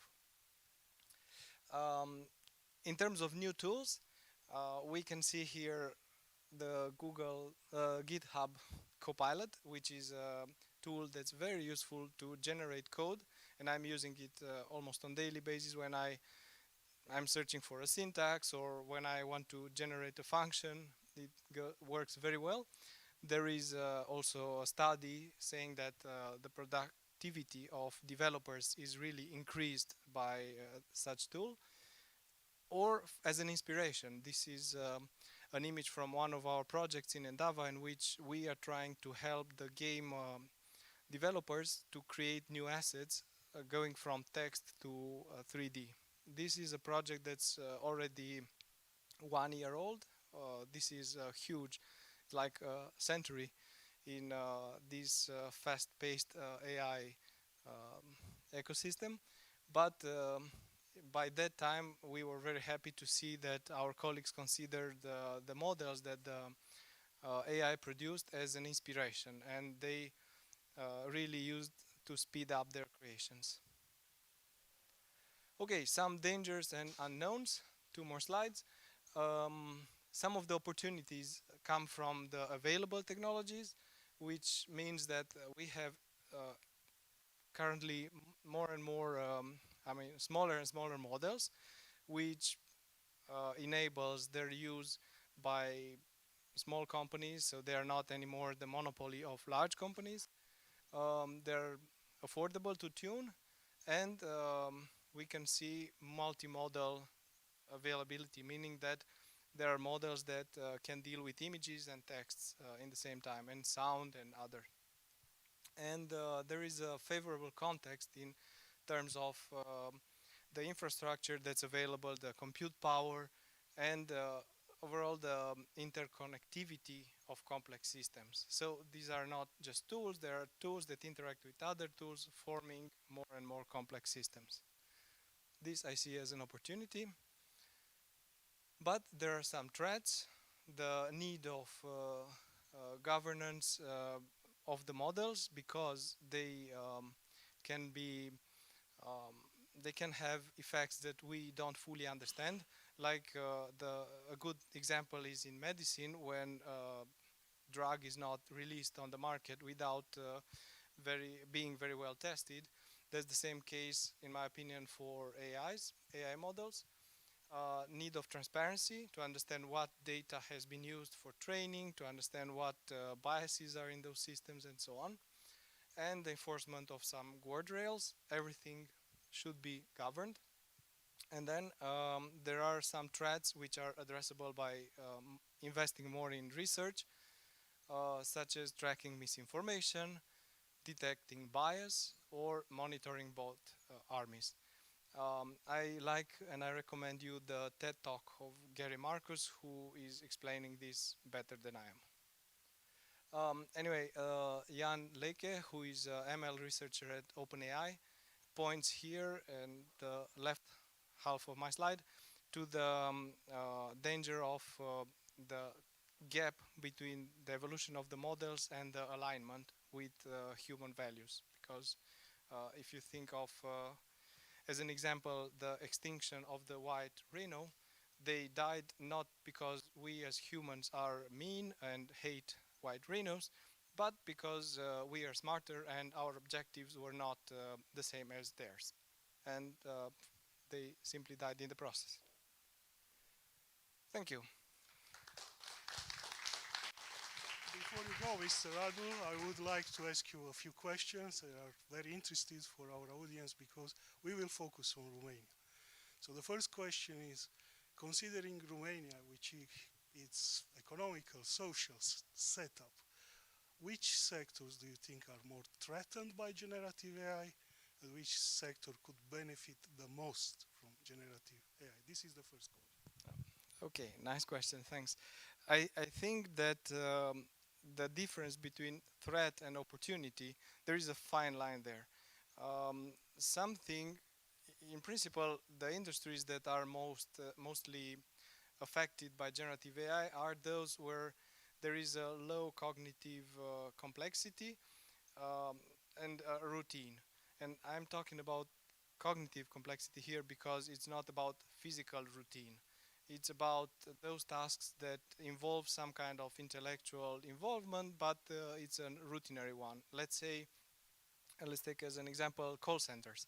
I think this is an industry that's going and it's currently being affected by AI because most of the work can be automatized. It's about sending information. It's about using chatbots rather than human bots. But it's also an opportunity because they can leverage these technologies to improve their efficiency, perhaps to gain more market share. Or as I'm thinking of my family where I have, my mother is a translator and my sister likewise, so their job is going to be affected by these models that are able to translate really with a really good quality. And also this is an opportunity because they can automatize large parts of their work by using translation models and then focus only on the semantics and on the fine messages that really want to transmit what the writer wants to transmit. So yeah, there is not a fine line between those two. The second question, and briefly, what would be your top 3 advice for AI startup in Romania? What should they do to succeed? Oh, that's a good one again, because I think the mission of startups in these days compared to what I had to face a few years back is that this ecosystem of AI is dynamic. So they should really be on top of the technology, should be experimenting with everything, should be curious. And this is my main advice. Be curious, test everything, and take everything with a grain of salt. GPT-3 is not the God oracle. It says sometimes bad things, but it's useful in other ways. Generative images, so models that generate images can be used as inspirations. So as a startup, you should be aware of the benefits and limitations of the technologies and try to use them properly. Thank you, Mr. Radu. A lot of good advices, a wide horizon of ideas, and that was the 2 questions. You have from the, sure. Yeah. Application of generative AI in healthcare, maybe a few examples, threats and opportunities, challenges. Oh, I see many applications in healthcare, and actually I'm sorry I missed this industry in the first question that Marin asked. There are some really good opportunities in healthcare to the well-known interpretation of radiographies or the discovery of new drugs, because the famous AlphaFold solution from DeepMind, which enables the creation of 3D models of proteins, can also help us create organs and create personalized drugs. And as a threat, I would see this capability of AI to detect patterns which can be used against people. For example, when you want to have an insurance, and if some medical data can rise some suspicions, then perhaps this should be treated even with more care, this personal information. This is a very large topic. Yeah, discrimination, yeah, manipulation also. Okay, thank you.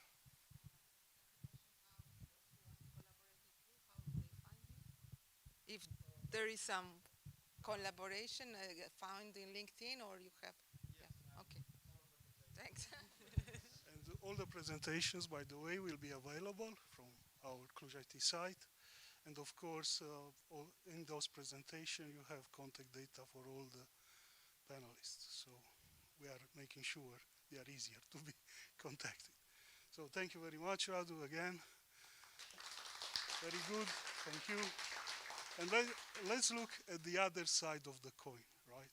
We have, let's say, a high impact, long-lasting effect in the society, which is given by the economy.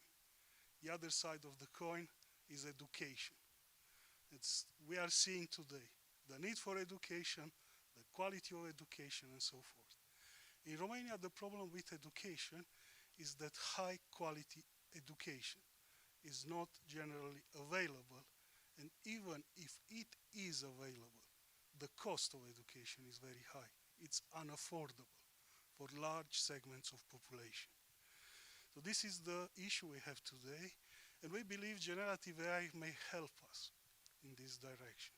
Therefore, from Babeș-Bolyai University, no introductions needed for this institution, we have Andrei and Alexandru, which will guide us through the area of generative AI and its impact in high quality education.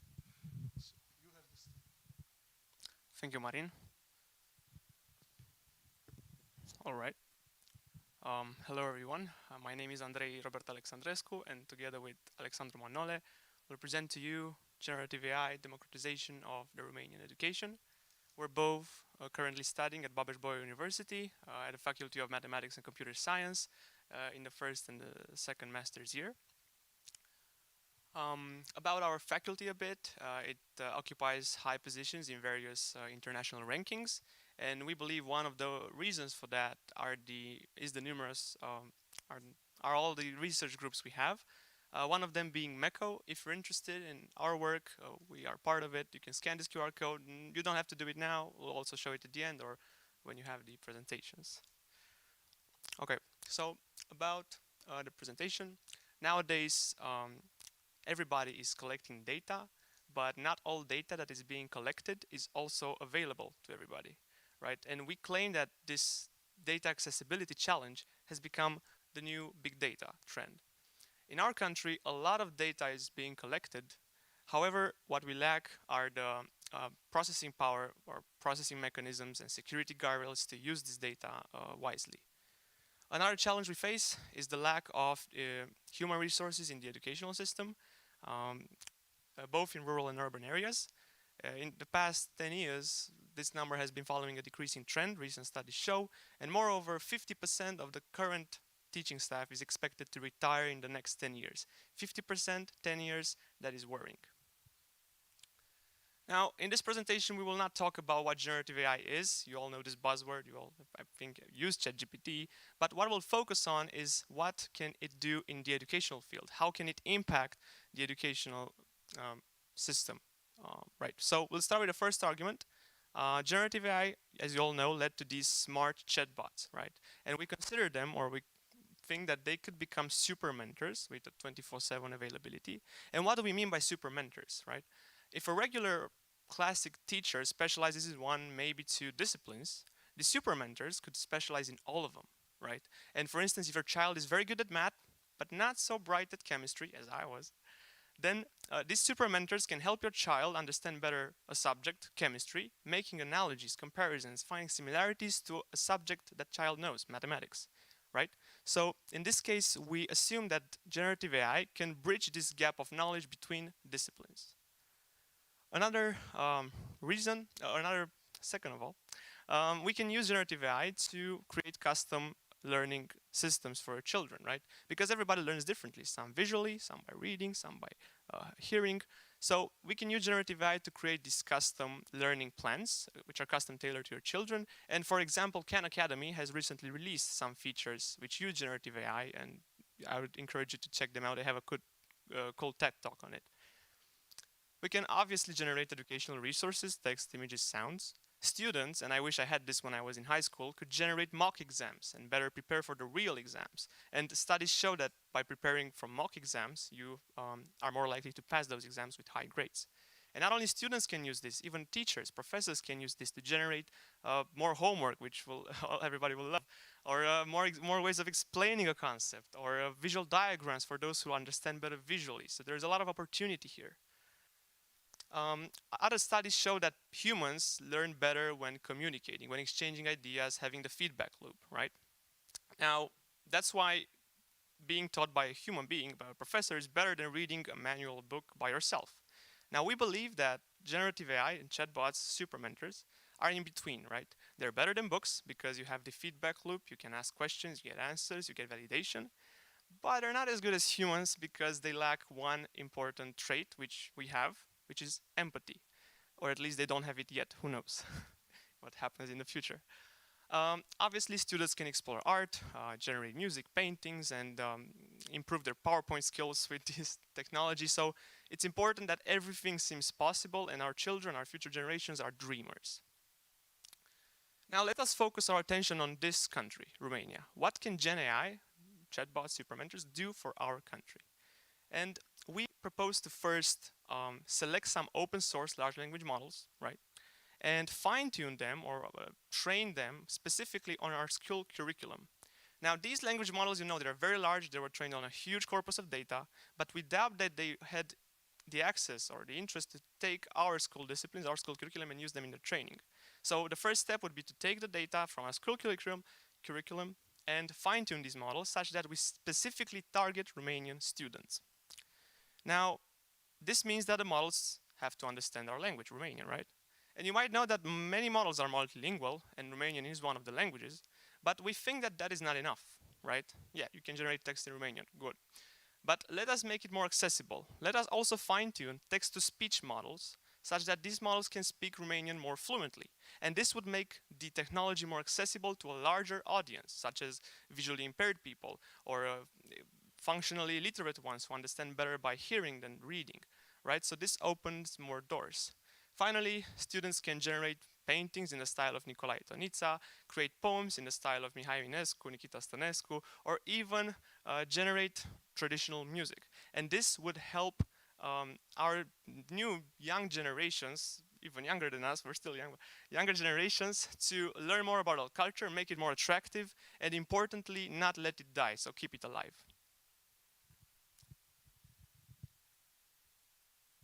So besides these impressive potentials of generative AI, we also have to take a close look at the challenges and threats created by this disruptive technology. First of all, academic fairness will be put into question more than ever, as GPT and other large language models were shown to achieve bachelor-level performance in multiple fields.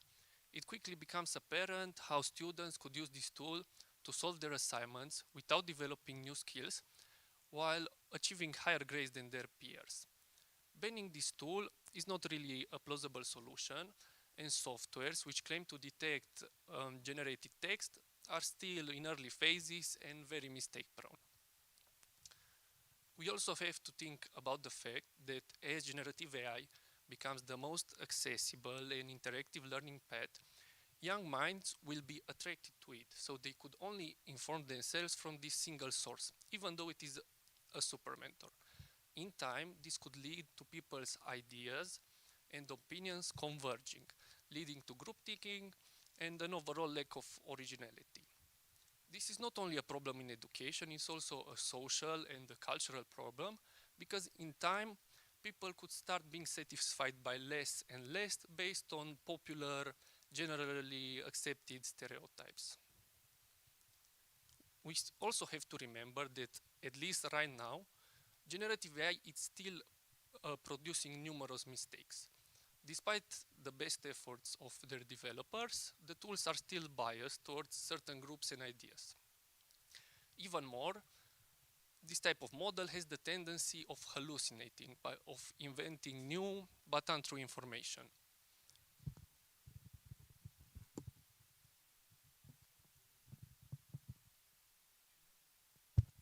Test.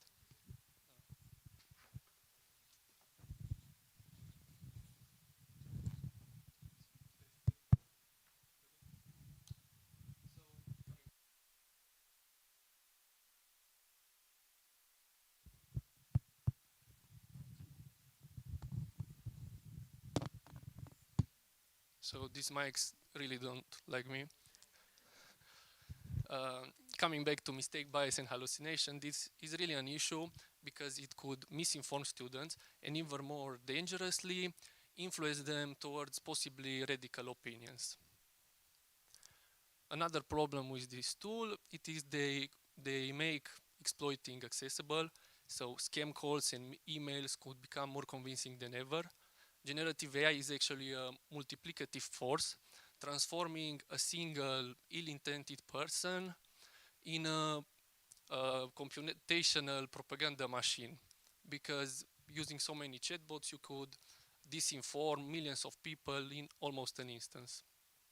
Lastly, as information becomes quickly accessible by generative AI, we have to remember that not all the answers given by these tools are true.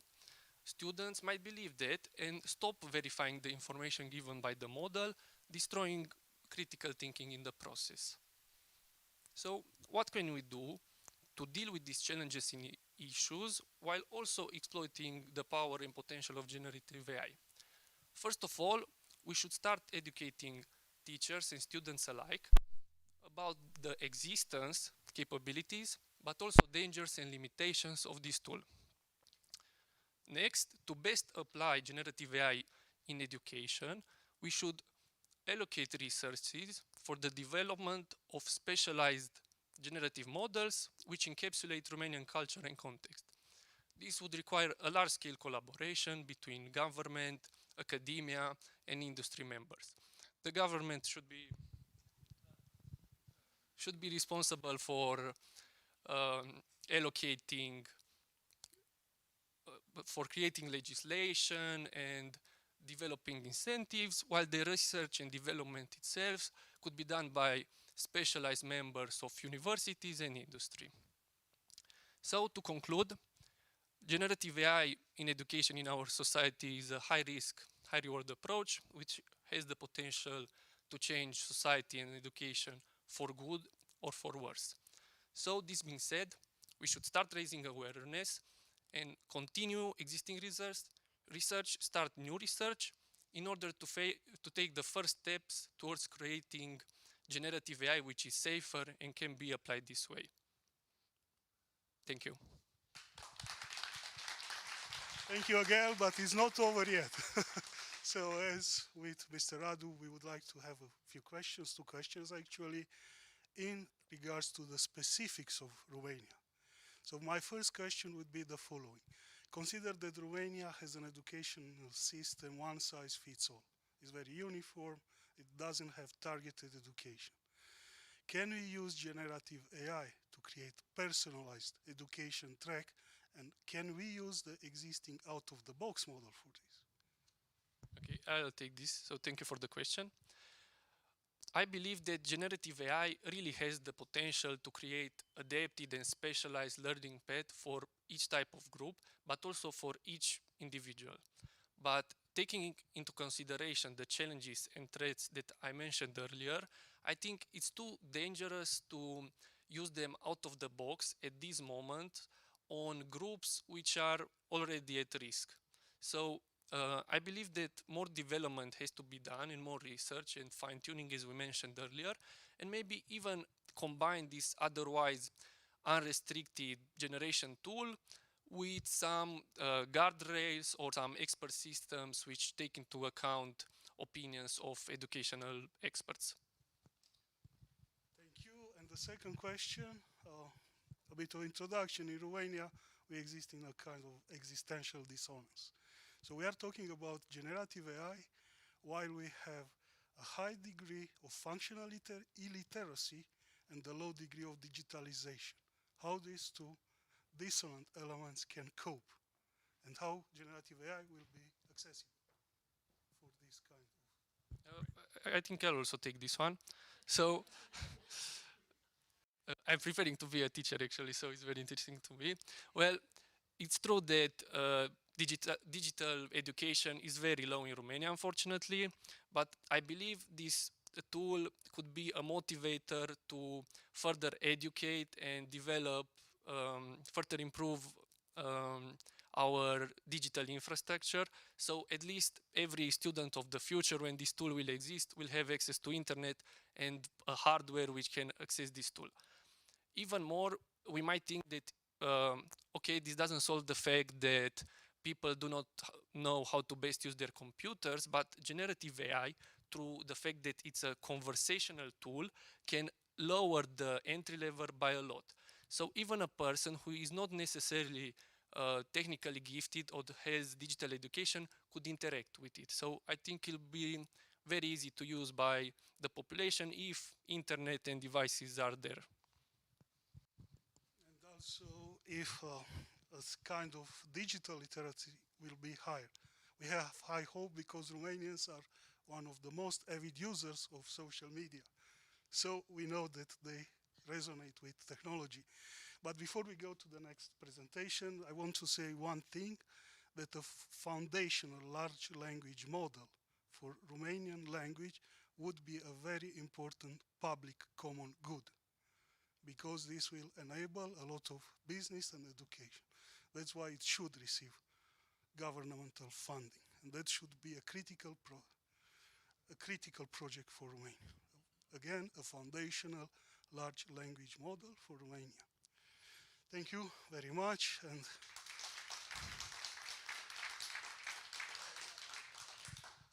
okay. I just wanted to congratulate the two young colleagues of us, because you also captured this idea of the threats of generative AI. I'm professor and I'm teaching students AI. The consequences I raise so high, the complexity of the exercises, that not even ChatGPT or other kind of tool can solve those problems. So this is the consequence, but which I like to intervene. I would like to recommend the Digital Intelligence Group to open a task force in the working group with the academia, talking around these potential or possible solutions around how to fix this kind of issues, and to spread after that in academia the conclusions of think tank, because otherwise we'll rather have a kind of rejection of this technology, which has a lot of benefits in many respects, rather than being adopted. So I will propose this initiative in the working group. thank you very much, Mr. Stelian.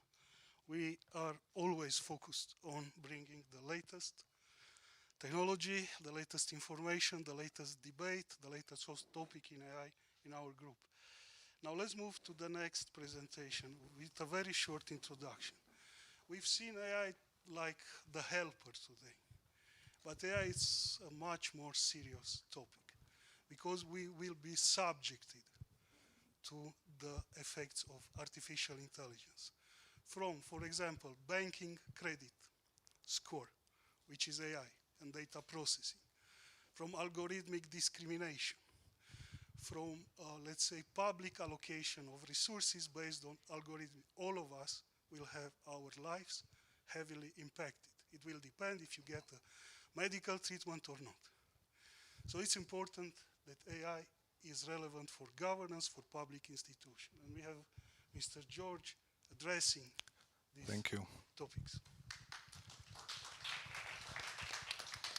Thank you, everyone. I'm George. I'm one of the founders of Zeta Cloud, which is a company based in Cluj-Napoca that produces artificial intelligence products. Probably by now, when you read public sector and regulated industries, are going to say, well, you know, everyone hates their government, our utilities companies are shit. So this is probably going to be boring, but bear with me, because I want to make a very valid point over the course of my presentation. So What we specialize as Zeta Cloud is a subset of artificial intelligence called natural language processing, also called text analytics, which is the capability of AI to replicate human cognitive processes when dealing with documents or written text. So everything from text summarization, classification, detection of emotions, sentiment, classification, topic clustering, all the processes that we deal with unconsciously when we read something.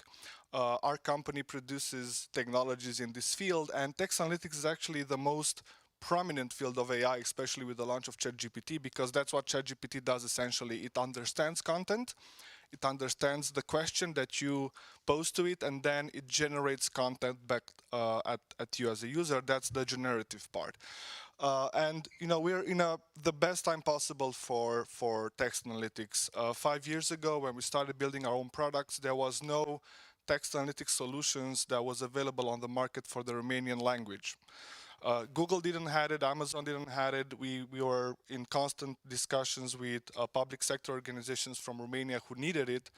And over the course of 2-3 years, we've actually built it ourselves. And now we're actually the main provider of text analytics for the Romanian public sector, because we have Romanian as one of our main languages. There are now a lot of other platforms. You have BERT, you have ChatGPT, so AI suddenly became very affordable. You don't have to invest in a lot of machine learning engineers or data scientists, which are not the cheapest resources out there, to have some sort of AI implemented in the space of text analytics. And secondly, we're talking about making AI democratic, and people confuse that by allowing regular users access to AI. Well, we don't want actually to become just users of AI. We actually want to control AI and put it to the good use. So we're in a perfect moment for text analytics. We're in a perfect moment for artificial intelligence, for understanding content. ChatGPT agrees with it. I posed this question in multiple languages. His or hers or its answer was pretty consistent. NLP is the top AI field now. So again, getting back to regulated industries and public sector, what does it exactly mean? Well, everything that influences our lives significantly. Personally, my life is always influenced by my public municipality, my energy provider, my gas provider. They're the people who work very slow, who always ask for money. So really, if you want to have a very positive impact on your life, if we would use AI to make these institutions more efficient, that would be phenomenal. It would be more phenomenal than having a new version of an Apple phone or having a new version of an electric car. There's going to be a minimal improvement to your life. But having public authorities that work efficiently, that don't consume a lot of budgets, that's going to be pretty significant for everyone. And they do have a problem. So it's not like a structural issue that these guys are bad and they want to do bad things to their users or their customers. They are effectively drowning in paperwork. Everything that they do deals with somebody reading a document, sending a document to somebody through a workflow, getting emails, getting paperwork, getting contracts, working with vendors, getting complaints, getting permits. It's a nightmare. If you visit any back office of a utility provider, you're going to see that those guys they have stacks and stacks of documents, and there's no way they can handle it. And this is why text analytics is so great, because everything that those guys do essentially involves 3 simple steps. They read the document, they understand what's in the document. Then the second step is they send it through a process, which is usually a bureaucratic process of getting approvals of doing something, and then they come out with a new document that then translates in some sort of a physical action. They give you a permit. They issue some sort of a tax or something.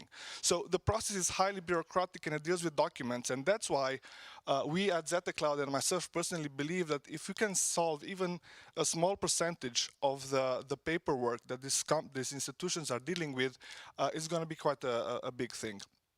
So how exactly does this look like? So any company, any public sector organization, any regulated industries, they have all these channels. They deal with citizens, they deal with customers, they have sales, they have legal, they have customer support, they're hiring people, they're firing people, they have projects that they need to manage. So it's a lot of paperwork getting around in different ways to different channels. And the big issue is here unstructured data.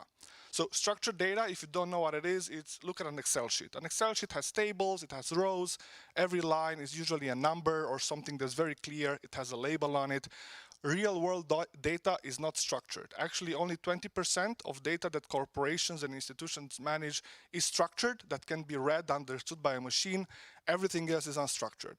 Emails, contracts, myself speaking here, the recording, that's unstructured data.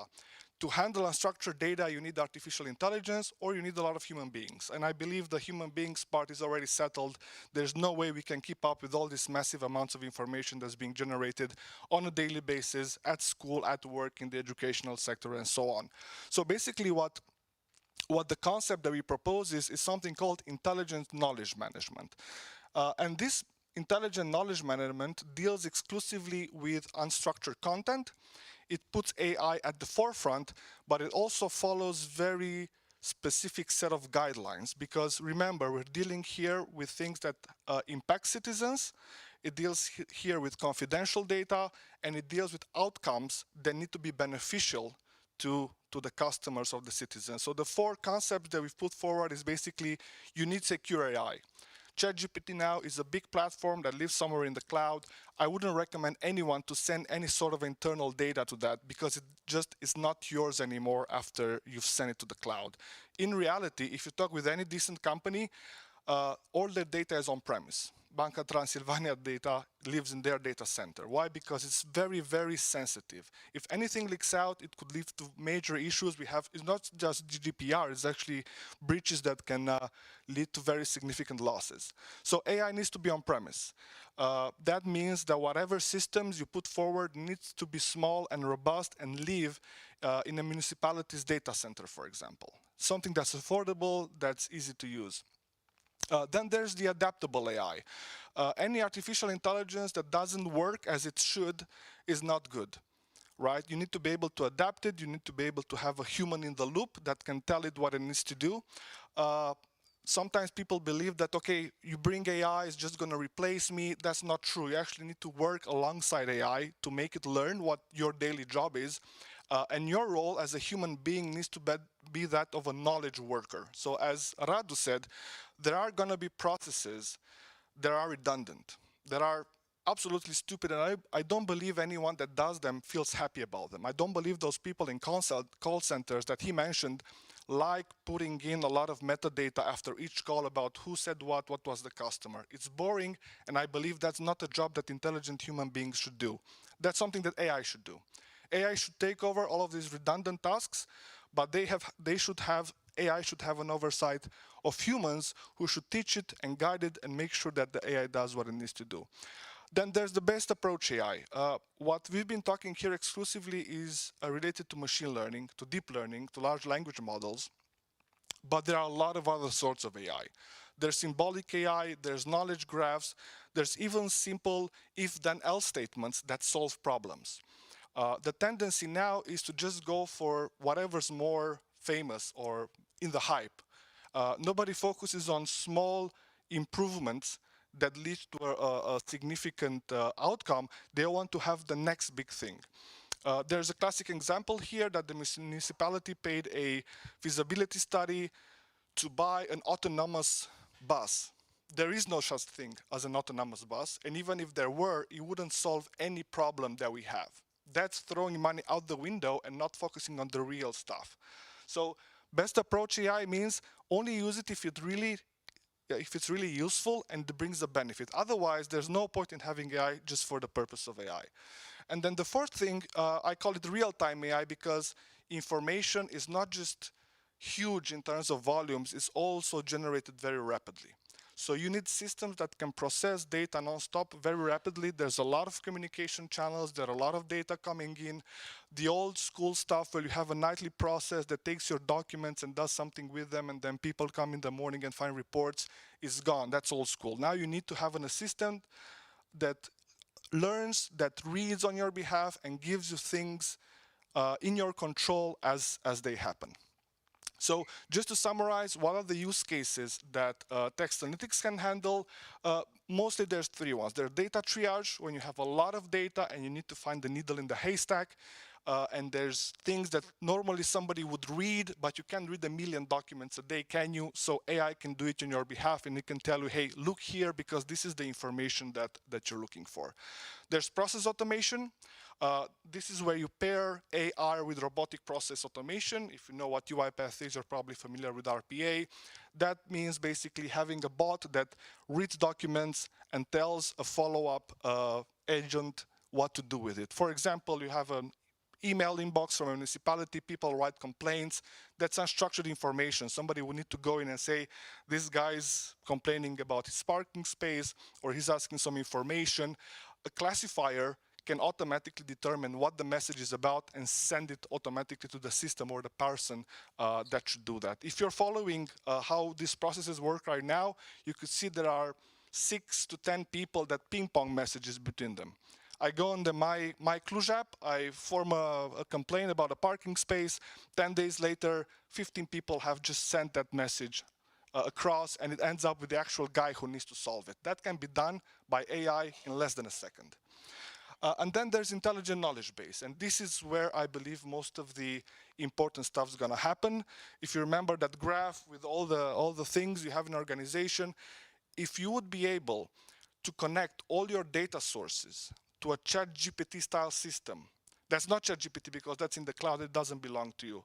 A system that lives in your premises, that learns your data, and you can talk with that agent, with that system, just as you would talk to AI, you would imagine how the work of any analyst or employee of a public sector organization, of a regulated industries company could change. And let me show you how that works. So basically, by the way, this is a concept that we're going to launch productively in about a month in Bucharest.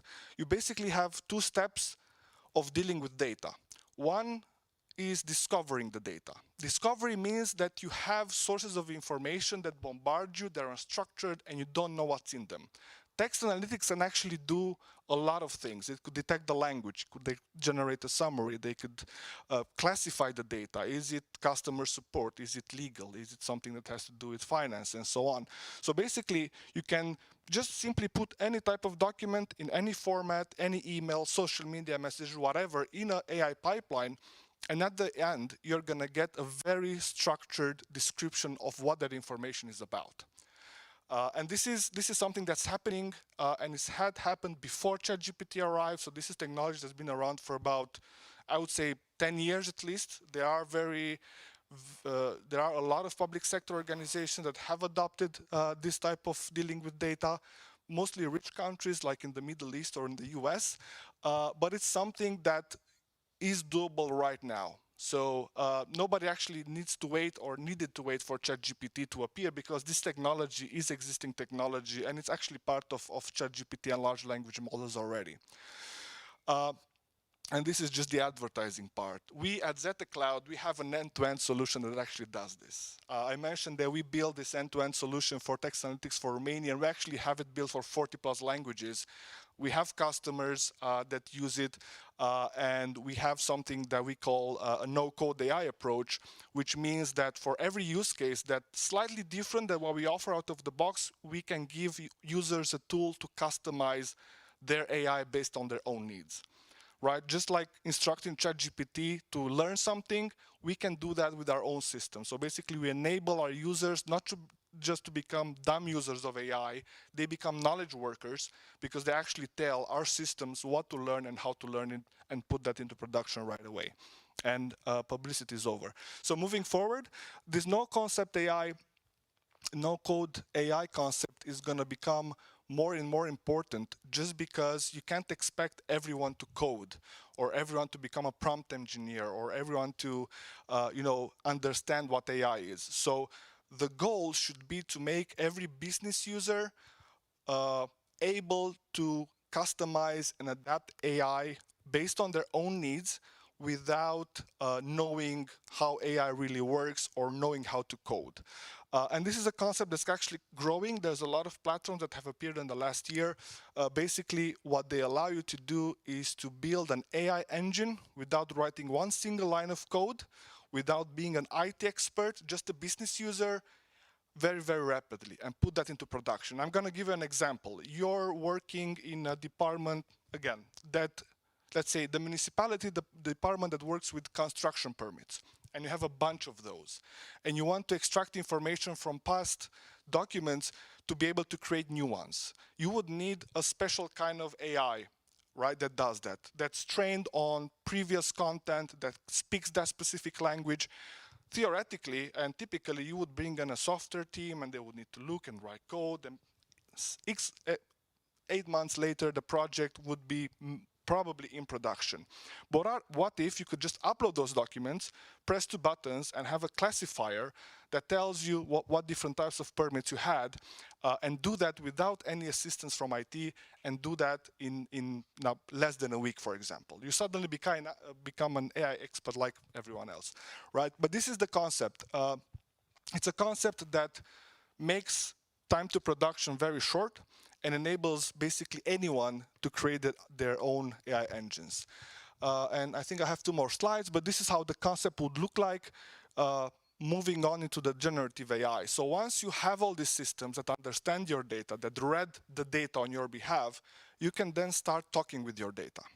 Right? And talking with your data is basically a question and answering capability that, again, it's not new. ChatGPT didn't invent it. This existed before, where you can actually talk with your data in the same way that you talk to a human being. And again, this is the concept that we're going to launch this month. Once you know what the data that you want to investigate is, you can actually start asking questions. So imagine somebody from the municipality receiving a permit for a construction.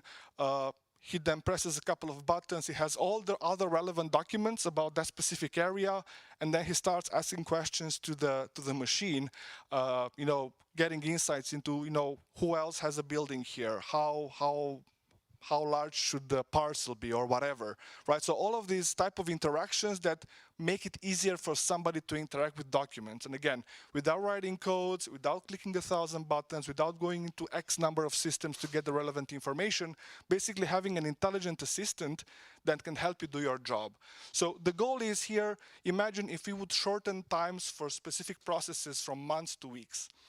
It took me, I think, 14 months to get a permit for electricity. It's the longest time in Europe. And the only reason is those guys have a lot of paperwork to fill. And they need a lot of documents to read. And they have a lot of people that need to go over those documents and read them over and over again. I think those documents are like full of fingerprints at the end, right? It doesn't make any sense, because at the end you get one paper that says, fine, approved. AI should be able to do it. If not automatically, it should help shorten the process. So that's what I was saying. I mean, public sector, regulated industry is probably not the most exciting stuff, but I think it's the stuff that's going to bring most improvement in the quality of our lives if we manage to put AI in the center of all these processes. Thank you. Thank you very much. Again, this is not over yet. We have a few questions, especially for Romania. So let's have one question. Maybe there will be questions from public. We will take them afterwards with priority. We know in Romania there is a high distance between, let's say, the citizen and the authority. Somehow citizens are there and somewhere far away there is the authority. Do you think generative AI can bridge this distance and shorten the decision process or improve the interaction? I'm convinced it will. Not just generative AI, but AI in general. The issue is that most of the organizations don't know how to build AI or don't know how to purchase AI. And that's most of the gap. So if you go to any municipality, their innovation project is basically building buying surveillance cameras or putting a chatbot in place, which doesn't really help with anything. So I think the next step that we need to do is to start guiding and educating these type of organizations on how to build, implement, and put AI at the forefront of their processes. There isn't really any kind of authority that does that right now, or any type of effort that does it. That's why a lot of the things, like the one I mentioned with the autonomous bus, are not successful, because you can't expect all of these people to be AI experts, or even if they know what AI is, you still need to know how it's going to be used in a real process, and that's hard even for a lot of people in academia. I've met good experts that write a lot of research papers on AI that are disconnected to how AI is used in the real world. So what would you expect from public servants? And I think that's the step that we need to take somehow, I don't know how, is to enable them to find those processes where AI can help them work faster and more efficient. Thank you very much. If there are questions from the public. Yes. Thank you. My question is related to the, let's say, the ideal target client, so the organization. Should what is, let's say, a quantitative minimum element that they should be like dimension-wise for them to, let's say, to be interested in implementing your solution? I don't think there's any minimum entry threshold. I mean, if you're one person department and you're spending your day reading documents and you want to stop doing that or do something more intelligently, that's a good enough entry point. So literally anyone in any organization can benefit from a personal assistant. Of course, you would always start with the low-hanging fruit, like where do you spend most of the time? Which of your processes are slower? Where do people spend time just doing uninteresting, repetitive tasks? Those are the ones that you should target, essentially. But there is no threshold. I mean, in a ideal future, anyone is going to have an AI personal assistant. Hopefully, it's not going to be ChatGPT because that belongs to Sam Altman and some guys we don't know. But secure AI tailored to your needs that works for you and is like your co-agent that helps you do your job faster. We already have this, but we don't know. Mobile phones are doing that for us. They're helping us keeping our schedules and forgetting not to take kids from school like I do. But they are agents, right? They're not highly intelligent, but they do something. Imagine small iterative steps that would help us with these day-to-day tasks at work, at home, at school, whatever. They're just going to improve our things. I mean, the key concept that people need to attach to AI is productivity, not replacement of workforce, not replacement of labor, not Terminator-style representation of AI, but productivity. Something that's going to make your life easier and is going to make your work faster and more enjoyable. Thank you very much, Mr. George. Thank you for the question from the audience. Another question. Good. Sure. Let's have it. Yeah, I know this maybe puts a little bit of pressure on the time schedule, but I think it's important to clarify maybe something that you said about adoption of AI in the public system. Before that, I would make a comment though. I don't think that the property of AI it's the issue, unless those who own the AI have very nefarious, let's say, intentions. But otherwise, somebody will own some sort of AI system. So coming back to the adoption of AI in public administration, how do you see this fear that people have, especially in the public sector, related to replacement? Because some of them will lose their job. Hopefully. No, the public, if you look at the numbers, all the administrations have grown in terms of hiring people over the years. I'm going to give you my experience. I work with a lot of police, defense, and intelligence agencies around the world. They're heavy users of this type of technology because they analyze a lot of data. And I can tell you, there are departments in countries where 10 people do the work of 1,000 people in the same country with more or less the same results.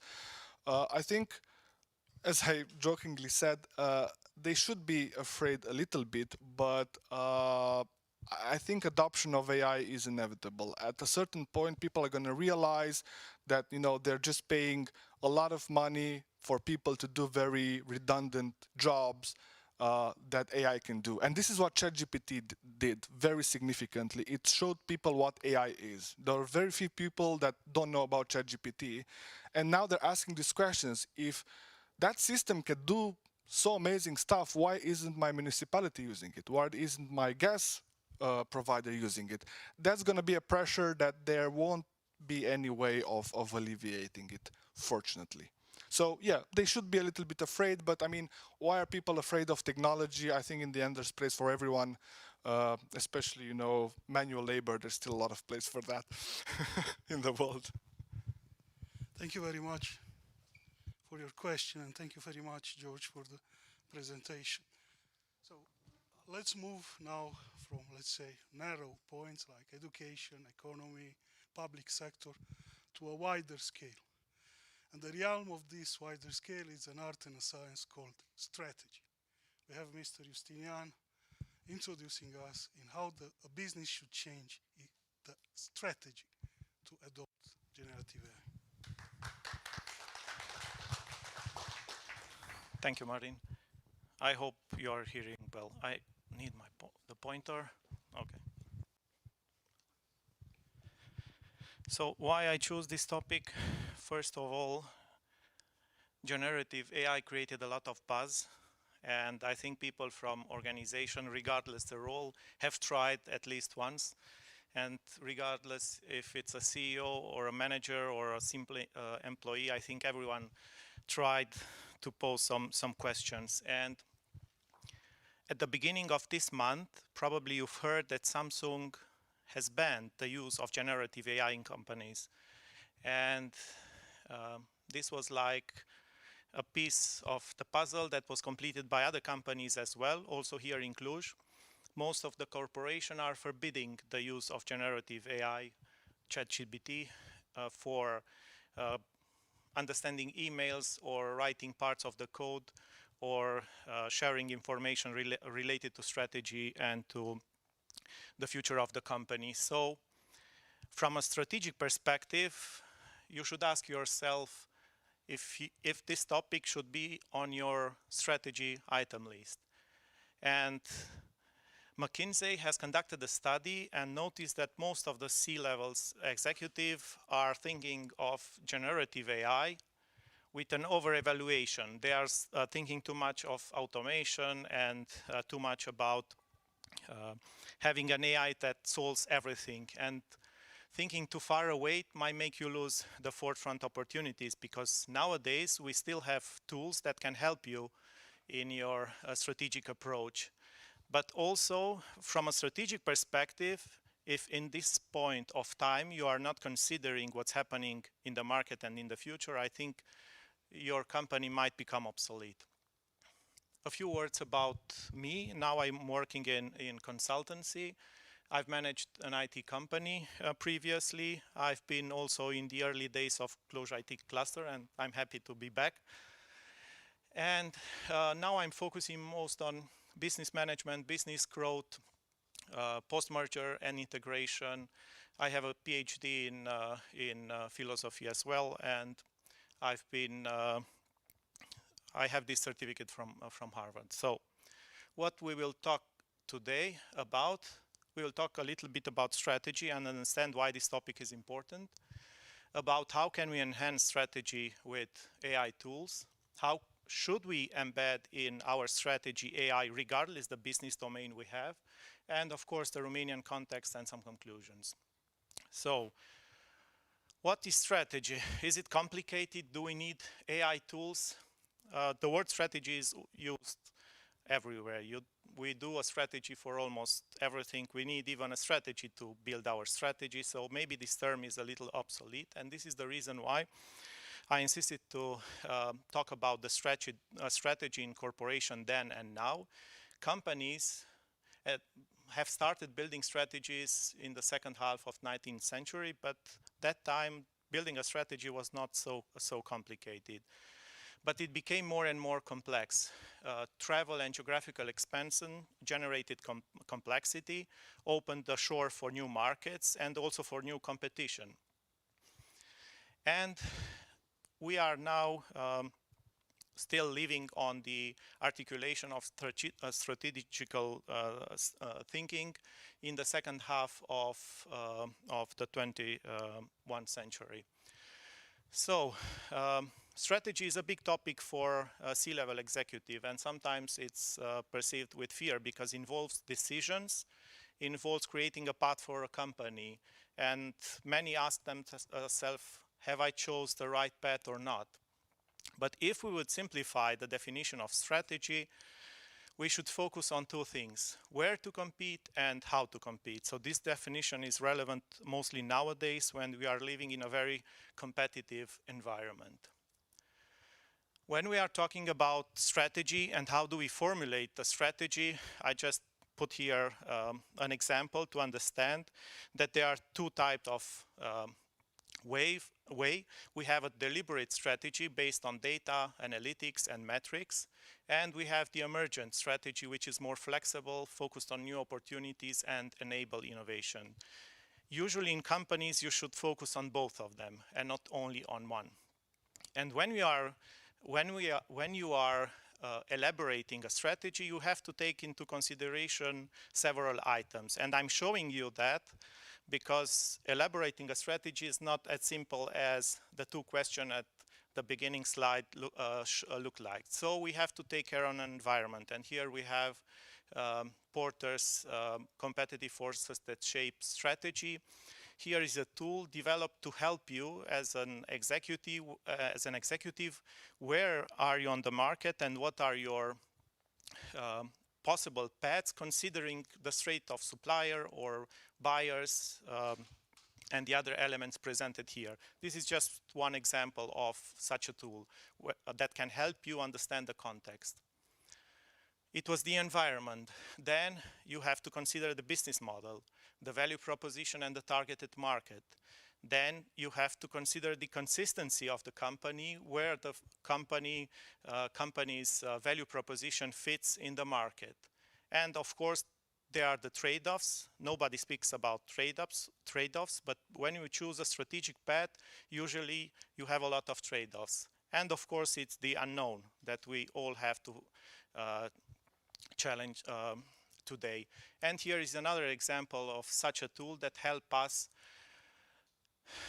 position ourselves, considering the willingness to pay and other details. It's a simple tools that can help in your strategic roadmap. So when we talk about strategy and generative AI, there are two approaches. One is how do we enhance our current strategy with generative AI? And the second, how we are enhancing and also embedding AI into our strategy. And I will start with the first one, because it's the easiest, and this refers to the, I wouldn't say low-hanging fruits, but I would say to the close items that we can find nowadays on the market. And the expectation from generative AI and other tools are prediction, forecasting, data analysis, and in the previous presentation, you already saw some examples. So basically, we can enhance our strategy using information that are filtered and also labeled and adjusted through this kind of tools. And I give you here some example of tools. For example, the first one by Sage, it's a great tool if you want to make AI-based forecasting. They import all your financial data and they can show you how your financial landscape will look like based on previous data as well. And there are also other examples of such tools that can help you drive, map, and also enhance your current strategy. These are basically the stages of adoption of AI. We have the first three, which are, let's say, practical and doable. The last three, based on delegating tasks and run autonomous strategy, are not possible yet. So we can find tools for the first three. And it's very, very familiar with what I call the career path of an AI. It's a concept that I presented in another conference. So we have one AI in every home. This is the first step. Then we have the assistant. Then we have the consultant. We have then the partner who is working with us. And we probably will have a leader or a chief executive who knows. And for the first, we already have some tools. that are being used. I would mention Cybil that is developed for healthcare. There was a question here about healthcare. For lung cancer is already there as a partner for the doctors. Now the second part, if we think to embed AI in our strategy, what do we need? So let's go back to what a company means. And what do we have in a business? On one side, we have the business model and the strategy. It's the way the firms promise to create value and capture value. And we have the operational model, which is based on system, processes, capabilities, and represents the way the firm delivers value. But now, on the market, we have new operating models, which are digital, which are removing the human from the critical path. And if between the two boxes there was previously a pretty linear way from the business model to operating model, nowadays the new operational model are influencing our strategy. So basically, if before you had a strategy and then you have the operational model, now the new operational model are shifting our strategy. And what's the effect? It's reshaping companies. It influences scalability, scope, value, and of course it's colliding with traditional model. And Amazon is one example. I would recommend to search for the API manifesto. It was of Bezos. I'm not sure if it's real or not, but in literature it's there. It's when they decided to move from a traditional model to a digital enhanced one. And of course, it creates value, which was not possible before through network effects, which is direct, and it's typical for social media platforms. Network effects means your value is growing exponentially with the users that are using your tool, and indirect. And we have here Airbnb and Uber as example. So what's the AI factory? It's a concept developed by Karim Lakhani. He's professor at Harvard. He's encouraging company to develop this model because it will pave the path for the future. So consider you have a lot of data. We are here in a financial company. You have data about payments, insurances, customer, credits. And what this AI factory does is taking this data in the form you have, it runs through the algorithm, it improves the service, and then it circulates back. So it's a never-ending circle that improves with every iteration. Probably at the beginning you will not have such good results, and you will not be able to use it in business. But this is the beginning, and the machine will become better and better with every iteration. And of course, it must be embedded in the operational model. But we have a few challenges to create such an AI factory. We have fragmented data, siloed within division. There is also an underestimation of data cleaning and integration. And when we are talking about data, usually executives put this on a low priority. Why do we need this? And they are not investing. And there are some challenges also from the technical perspective, like cybersecurity, control, or algorithmic bias. In a conclusion, for the AI factory, that should be a concern for any company, regardless your domain. So it's not only for IT companies, which sometimes are less technologized than other companies, and we can talk about that later. So the AI factory will fuel the future businesses. The value of your data should be put on the top of the priority, and of course you should experiment continuously. So you should feed the machine and run multiple iterations. Now, if we are considering Romania, what can we do with this in Romania? And I have 3 points here. The first point is, first we have to acknowledge our position in Europe, and we know from several studies that we are not so good on innovation. If we are comparing with other countries, like USA, for example, we are lacking some capabilities, but still, I think this limitation can be overcome by thinking globally. And this connects me with the second point. I think all of you who've been working in corporation have encountered problems that are global. Problems that we have, for example, here in Romanian companies are the same in USA, in France, in terms of management and operation. We are not so different. So I think for startup, it's a good starting point to solve real problems. They can pilot also here in Romania if it's easier, and if they want to address problems like resource allocation or forecasting and other tools in which AI can be embedded. And of course, I think it's important to have a sustainable field, to have the support of public authorities. And here I think it's essential and crucial, the investment in education and in research, because otherwise the first two pillars will fall. Just a second. So it seems like the conclusion. The most important part is not loading, it's only a line, it's missing somehow. But I have three conclusions in the end. The first conclusion is you should focus on AI and start understanding what are the benefits of AI in your company. The second is an invitation to build this factory, and we have here George, who is, I think he can help us all with, and also Endava here is represented. You can have support to create such an AI factory. And my last conclusion is more from the philosophical part.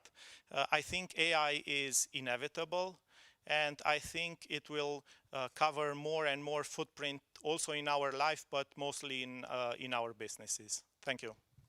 Thank you, Cristian. It's not over yet. Not over yet. So I would like to address one question. We are somehow pressed by time. And my question would be a variant of the question I asked Radu. Radu, I asked what, from a business perspective, would be top 3 advices. Now for a startup, for long-term thinking, what are your 3 advices, top 3 advices from a strategic perspective for a startup, for somebody who starts from zero?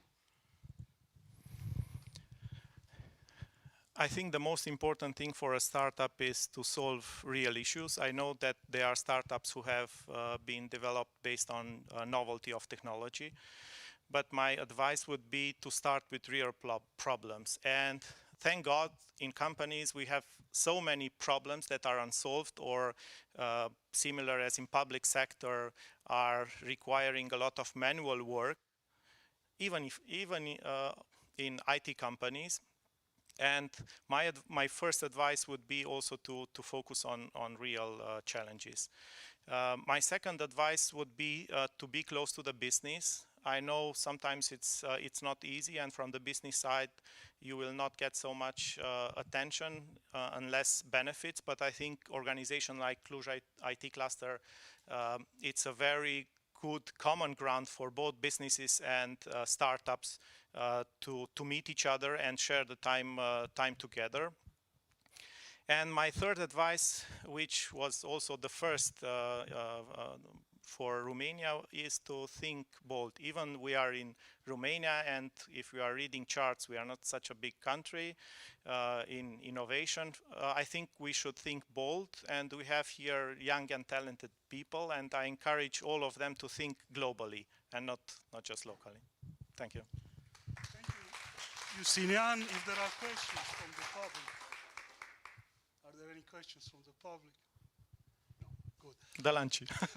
No. I thank you, and still want to steal 5 minutes from this conference, because I would. Yeah. Okay. If you have the question, yeah, go ahead. Sorry, I didn't see. But no. There's no problem. As a conclusion from all the presentation, one important issue that raised up is the relevance of data. And in my opinion also, we have beyond or besides AI and what the models can do to advise companies how and what kind of data they have to collect in order to benefit of these things. So I'm addressing now the questions to Stinan about the approach, because you're a consultant, how they have to deal with data collection. It's an investment from their side, and of course after that, yeah, they can use different kind of approaches to benefit of them. I think you're right. Without data, you have nothing, and without having, let's say, the right data and the data that you are expecting to drive results, you cannot build an AI factory, for example. In this area, I've seen some approaches. One approach is to link and to start small, for example, with your financial data, of course not share with ChatGPT, but with some, let's say, respectable organization who are not giving your data further. And also this requires a training. Some data that you have in company are already structured. For example, the financial data are already structured, and there were some example here, but some of them are not. And I think an audit and having an audit or of your AI readiness, it's relevant in this case. And this is part of the preparation before jumping into building an AI factory. So I would say starting with an AI audit would be the first step to see if your data are relevant. If you are considering something big, but if you are considering something small, like forecasting on your clients or on your market trends, or what your product strategy would look like influenced by the future trends, then I think you should start earlier with less data. My comment is because George had a lot of right when he said that we do not have to count on one single AI model, or let's say which are based on large language models, because my experience in dealing with data and with AI was that sometimes without having a kind of transformation of a pre-transformation of the data into something in order to have a good interpretation would be very difficult to apply the traditional means of interpreting this data. For example, I like to know the health of a company. I can collect all this financial data, for example, you have mentioned, but in order to know exactly, for example, for the board of directors that is moving in the right direction, you have to recorrelate those data from the accounting, from the booking, in order to make kind of preliminary kind of indicators that must be collected in order to, after that, train some models to interpret. So my message is, yes, it is good, but not taking data without an expert intervention at the beginning in order to make more sophisticated interpretation of this data. Thank you, Mr. Sterian. That can be a business idea for curating data for companies. It could be. It could be. It's many opportunities. I'm going to steal 5 more minutes. That's it. And because I want to close this circle of questions. So we go back to our first question. And I would like a short brief from each of the panelists. 3 years, it's a long time nowadays. So do you think Romania will be changed, will adopt, or will drift on this wave of change? And if yes or no, how our society would look like? So, briefly. So looking at the audience and at the questions, the presentations we had today, I'm optimistic. And I think, yes, Romania has the potential and enough problems to solve in order to start riding this wave. So my answer is optimistic, yes. Okay, I'm gonna be the Green Reaper and say no. So from the educational perspective, to use this technology safely, there are still some issues which Alexandru outlined very well. And one important factor we're failing here to, we should address first before using generative AI is the digitalization of technology in Romania and in the educational system. So before using Gen AI, we should also address that issue. To make Gen AI be as impactful as possible. I agree. I have 2 mics. I partially agree. I honestly don't know. I've been, I'm in the business of selling AI, and I've been doing it for a long time, and it needs a lot of consensus from buyers, from the industry. Romania is not very well positioned on, I would say, anything really. But on AI, we are not positioned well at all. So the impact might happen if all the stars aligned, but it needs to be done the right way. I mean, we've seen the Ion experiment, the assistant. It was totally untransparent. Nobody knew where that came from, what it does.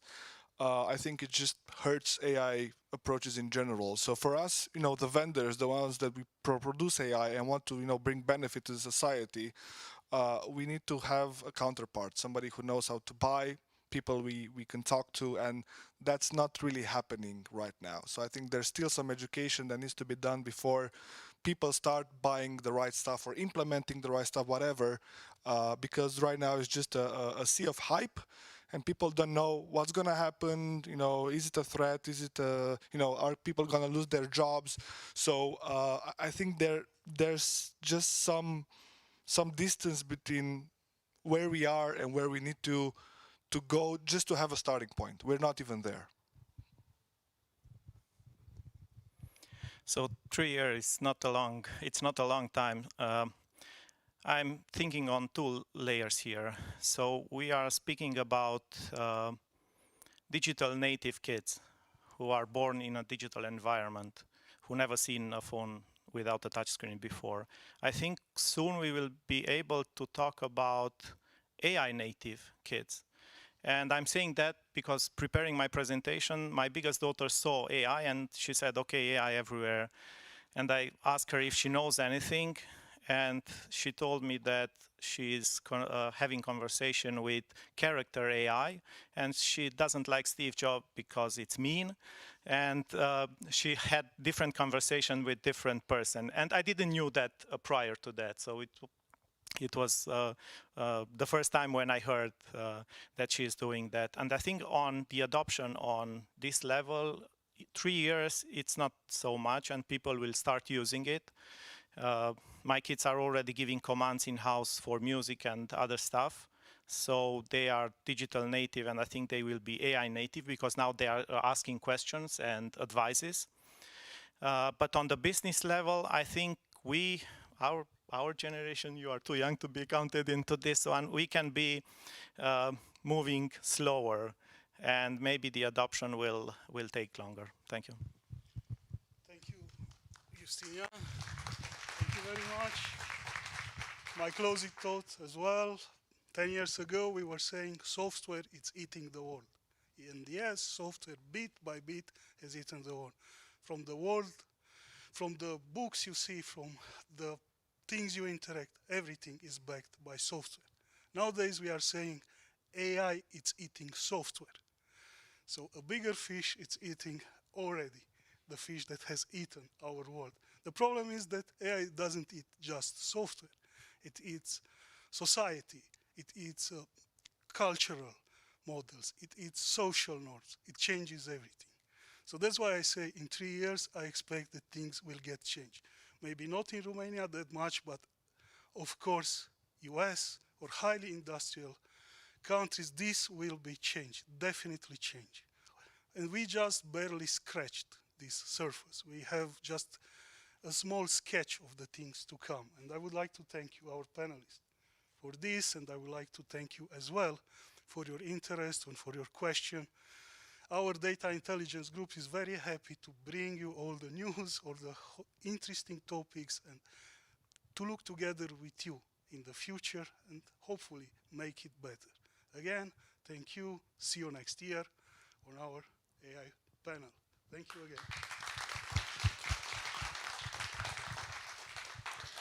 Thank you, Mr. Iuga, and thank you all for your insightful presentation with valuable information. And I'm sure there are a lot of questions that weren't addressed to our panelists, but you'll have plenty of time because now we have the lunch break, and I invite you all on the lobby to enjoy it. We will have 13 minutes, and then we'll come back with our next sessions.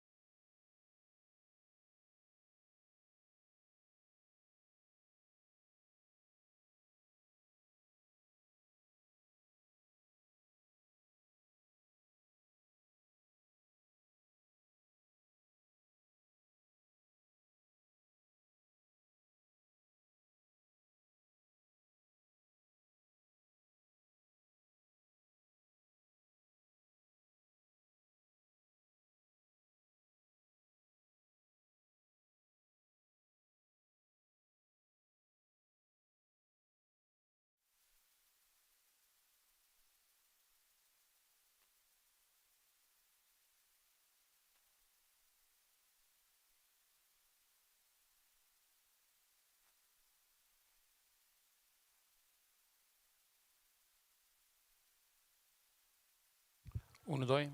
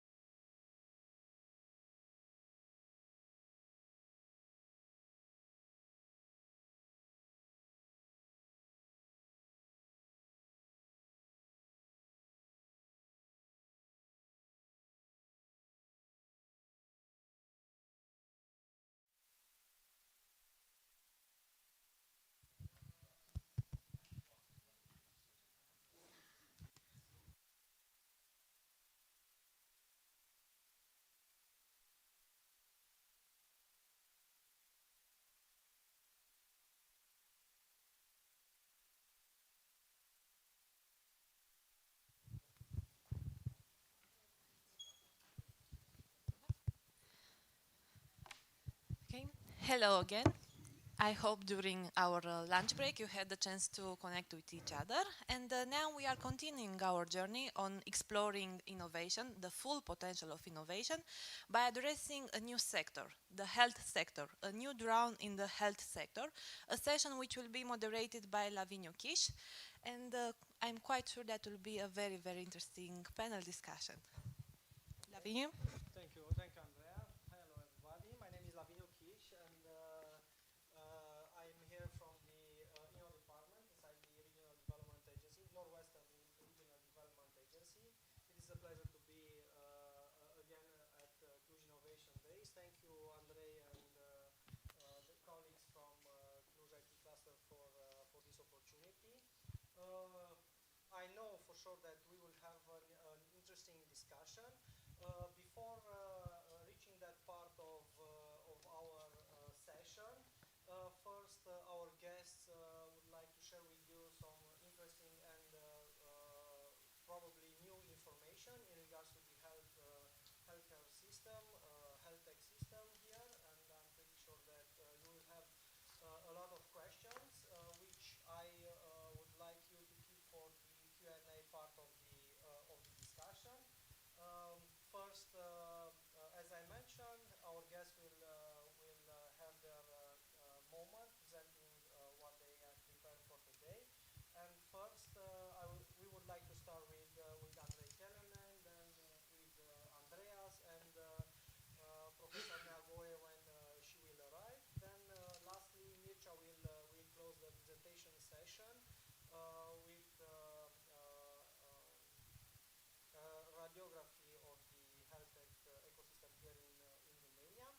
And after that, we will have our Q&A session. We will have an open discussion about the ecosystem, and hopefully, if you would like to contribute, you are invited to do so. So, Andrei, please take the floor. Yes, thank you, Lavinia. I'm going to be brief, and I basically take this chance just to talk a little bit about a project that we are currently implementing. And I want to say that this is not a shameless plug-in. It has to do with the health sector, and it also has to do with money that we bring to those companies who are interested in innovating in the health sector. So the project is called Desire. You can see the name there. It's a Eurocluster project. It's a partnership between 5 organizations from across Europe, 2 from Austria, 1 from France, 1 from Poland, and obviously Cluj IT. And the idea is very simple. We know that there are many challenges across the health sector, and the European Commission came with this program called Eurocluster, where they encourage clusters from across Europe to tackle these issues, these challenges. And the health sector has many challenges, and we are, as I said, part of this consortium. The main idea behind the project is to leverage on some of the knowledge that the clusters have. These are not all IT clusters. Actually, there are 2 IT clusters. The other 3 which are present in the consortium are from the health sector and from the internationalization area. So the idea is to bring this knowledge together. Then the second idea is to create a community, a European community around the healthcare sector. And the third idea, and very important, is to provide some financial means, as I said, to innovative companies who are proposing solutions for the health sector. And I just want to let you know, and maybe you can spread the word, that starting September, we will launch a call where we will be able to finance healthcare companies. It's a seed funding, if you want, 30,000 euros that we will put out for each company who applies. So there is a process, obviously, that needs to be followed. But there is a prize at the end of 30,000 euros to implement or to take further, make another step towards the solution that the company is proposing for the health sector. That's one value. The second value is that you as a company, or I mean from your network, will be able to become part of a European community, as I said. And we built a platform which is called the Desire Platform, so the name of the project, so it's fairly easy to remember. You can look it up, and you can register on the platform. We already have approximately, I don't know, I think 150 members of on that community. These are stakeholders from across Europe, from the health and technological sector. There are companies, there are clinics, there are also large bodies, including research universities, research institutes. So it's a eclectic mix of stakeholders which in one way or another have something to do with the health sector. And we hope that slowly we will grow this community. The project is ending in 2.5 years from now on. By the end, we really hope to have a representative community at the European level. So that's it from my side. It's an invitation to follow this project, to follow what we propose for the community, and take advantage of the things that we are able to bring through the Desire project. Okay. Thank you, Andrei. Our next guest is Professor Andreas. I will let him introduce himself and he will give us a talk about using algorithms in drug discovery and how that can be translated into startups. Oh, great. Looking forward to hear your presentation. Thank you. Yeah, sounds good. Thanks for the introduction and for welcoming me to speak here. So I have quite a diverse background. I did chemistry, biology, computer science, worked in pharma companies, Novartis and AstraZeneca. We also set up 3 companies. And so my wife is actually Romanian. That's one connection here. But there's also a scientific and technical angle that connects me to Cluj. And I will go through that in the next couple of slides. So it will be about life science, AI, startups, because that's always the interface I interacted with. And I will summarize where we stand, very briefly talk about the science, because that's the background for what we established as well as current opportunities. So as I said, so I'm actually still in Cambridge right now, so I work for university. We started a couple of companies, and I will share my findings, basically my learnings from that experience. So any statements I make, because I work with companies as well, are in my capacity as an academic, so there's no company message as such in here, but some learnings from working with companies. And if you're interested in AI, drug discovery, how can data actually be used for drug discovery, I can really recommend those 2 articles. They are open access and generally understandable for scientists, so feel free to give those a look. They're accessible at that particular website here. So what I will go through, drug discovery, very brief review. Where do things stand, just as an opener? Some pieces of science that you can use to build opportunities in companies. I'll share 3 stories. So the 3 companies I was involved in starting. What did I learn from that? How did it work in different environments, in Cambridge, in Berlin, and so on? And I'll very briefly illustrate my link to Cluj and Romania as well. So where are we actually right now? AI and drug discovery. And the older you get, the more you notice that life comes and goes in waves, right? Certain topics come up, then they go back again, then they come up again, and so on. So this is a fortune cover from 1981, so 40 years ago, proclaims the next industrial revolution, right? Structural biology came up, docking, so you can fit a ligand to a protein, computational drug design, basically. That was 40 years ago, proclaiming the next industrial revolution. If you look at that headline or cover page, that looks pretty similar to current headlines, right? How AI is changing drug discovery. There's 40 years in between. Things are different. We have much more data. We have GPUs, algorithms, ontologies, and so on. Many things did change, but things come and go in waves, right? And usually you have some type of hype, certainly, and then you have disappointment. But certain good methods and so on, they do prevail, right? And something is better than before. But my point is, not everything prevails either. But companies clean up data. Yeah, that's one of the consequences of the last 15 years or so. Annotating data, having the right life science data in place. We had that before in some contributions, yeah. AI and algorithms, in many areas, it's a commodity, right? But the question is, what's the question, the business question, and the data you put in? And that is actually very important. There was quite a lot of funding going into the area, maybe 16 billion or so until 2 years ago. Things crashed last year. It's very difficult to get venture capital right now, of course. But the point is there was quite a lot of capital going into AI and drug discovery. But that's only input, right? I mean, you have resources, input, then you need to do something, and then you need to produce output. And those things are quite often a bit disconnected. And not everything translates into practice, yeah, into real world impact, right? And what you see here, that's a recent review from Nature Reviews Drug Discovery, review article, journal in our area. And on the left-hand side, you have AI native companies. On the right-hand side, top 20 pharma, and the drug discovery projects they work on. And projects, they're first preclinical, in the petri dish if you want, then they go into animals, then into patients. So the projects move from green to blue if you want. And on the left-hand side, you have AI native companies, and you see lots of green. So very many early stage projects, and they didn't really move into patients, and they were not successful in patients, okay? And that's exactly that translation that I mean, from good ideas and lots of capital to practical impact. Looks different in pharma companies, right? You have much more blue clinical projects, basically, right? So you need to make sure, if you have a tech idea, right, match that with the right business opportunity, the right question, and the right data, yeah, in order to match data and algorithms to answer that question better than you could do it before. Doesn't always happen, right? And so AI and drug discovery is still finding its way, basically, of that practical to that practical and clinical impact. There's some projects, of course, and I really hope that approaches succeed. But the question is, which data and algorithms do I need to address which question? And that's not a natural match in many areas.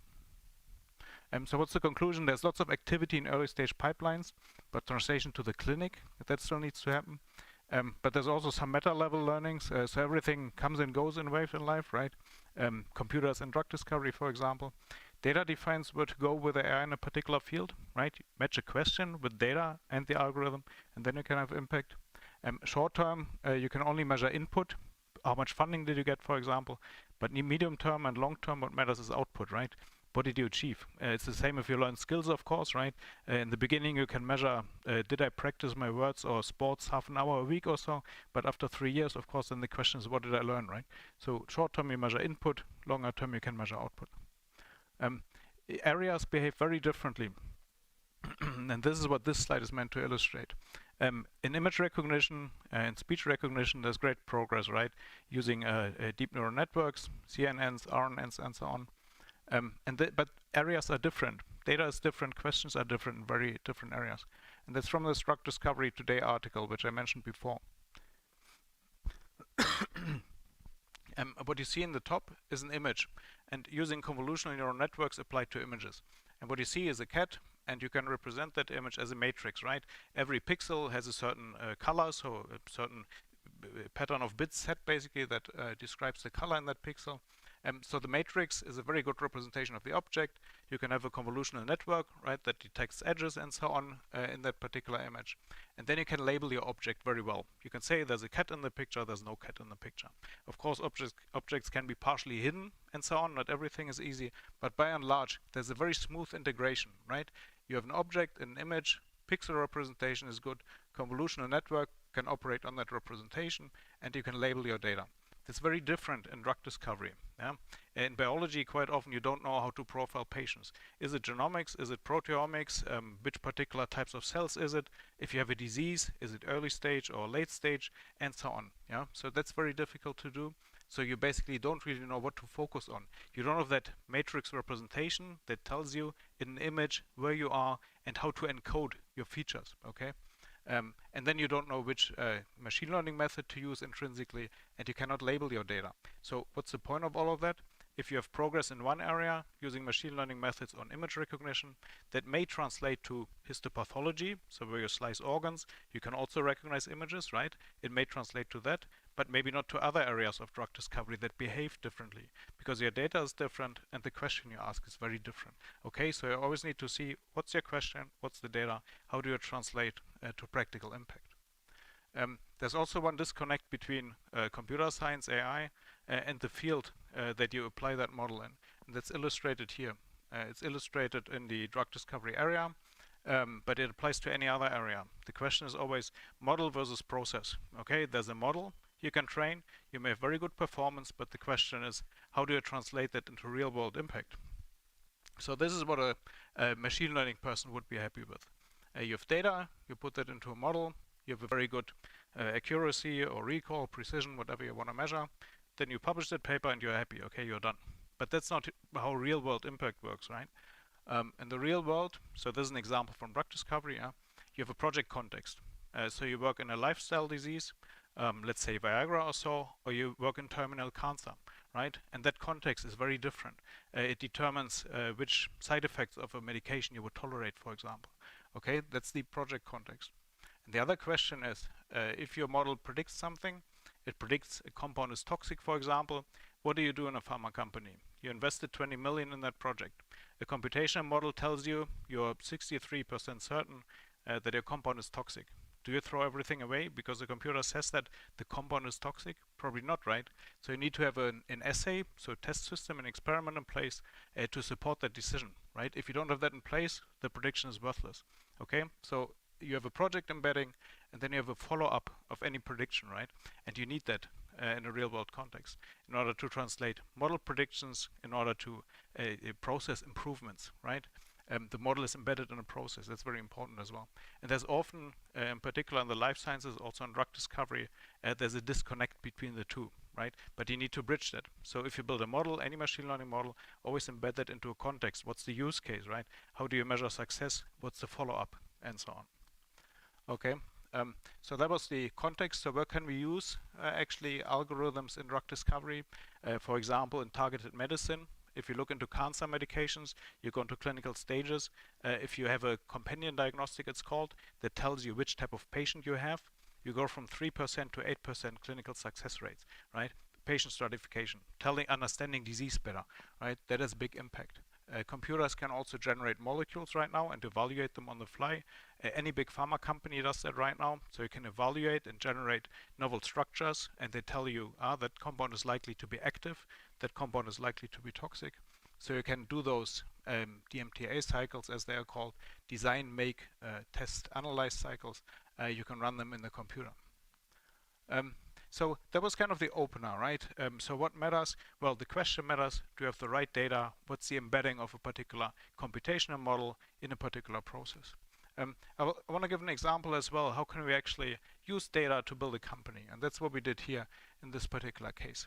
So 10 years ago or so, we started using gene expression data to characterize disease and to map that to particular drug treatments. Gene expression, so you have cells in your body, 23,000 genes or so, and some of them are upregulated, so you have more of that gene, others are downregulated. And that particular pattern determines which cell you have, so you have different cells in the brain or in other parts of your body. And also if you have a disease, a cancer for example, some genes can be upregulated and downregulated. And we can use those patterns to match a disease to a drug. That's the whole principle that is described on this slide. And we can use that principle for cancer. We can use it in many other areas. We can also use it for regenerative medicine. Why is that important? We all get older. At some stage, we don't produce insulin anymore. Maybe there's particular parts in the eye, the macula, for example, that degenerate. But if we can induce stem cells to rejuvenate themselves, to produce new cells, then we can actually regenerate that part of the body. And that's what we did in this particular case here. So we used gene expression to pick drugs to rejuvenate, if you wish, parts of our body. In this particular case, we wanted to generate cardiomyocytes, heart cells basically that make your heart beat. And so the computer told us which compound should we put on a stem cell to differentiate stem cells, so undifferentiated cells, to cardiomyocytes. And so after 3 weeks, we were looking at the microscope, and you really see that the cells are beating. And that's the closest I got to being God, probably, that the computer tells you which compound to choose in order to generate those beating cardiomyocytes. And that's fascinating. I found that really fascinating. Why is that important in practice? Well, because we can use that principle to start companies as well. For drug repurposing, for example, drug combination therapy. So that's what we did with Helix. So I was CTO in the beginning of that company. That's now 120 people. It's based in Berlin. And so that uses data for drug repurposing in rare diseases. And so that uses different types of data, can be gene expression data, can be text data as well, combined with NLP and so on. And there's now the first compounds going into clinical trials as well. Some learnings. So we started 3 companies. One was Helix, that was in Cambridge 2014. Very different times from today. That's about 120 people now. There's Farminable, also in Cambridge in the UK. There was actually another funding round announced just a week ago or so of 8 million. So that's about 20 people right now. These companies were started in the UK. And Terra Lumina, that's a company we were starting to start in Berlin. I just want to share some learnings from those different companies. So Helix was started in the when I was working in the chemistry department in Cambridge, and so was Tim. So he's CEO of Helix. So he came to my office one day, 2013, I think, and he told me, "Hey, Andreas, let's use data for drug repurposing and so on," because that was an area I was working on as an academic, right? So what does that tell us? There's really benefit of the environment, right? Having science into one place, you can go to someone next door and say, "Hey, that's cool. Let's try to do something together," right? So that's beneficial. Also, the original founding team, everyone was local. Tim Gilliams, David Brown was at Pfizer before. He was one of the inventors of Viagra. David Cavallo, he's a repurposing expert, so exactly the area the company operates in, as well as myself. Then was Amadeus next door, so basically a VC company that gave us money in the beginning. And my PhD students were also working with Helix then, so there was basically scientific expertise that could support those companies. So 2 learnings here. One is the speed of change varies a lot between fields.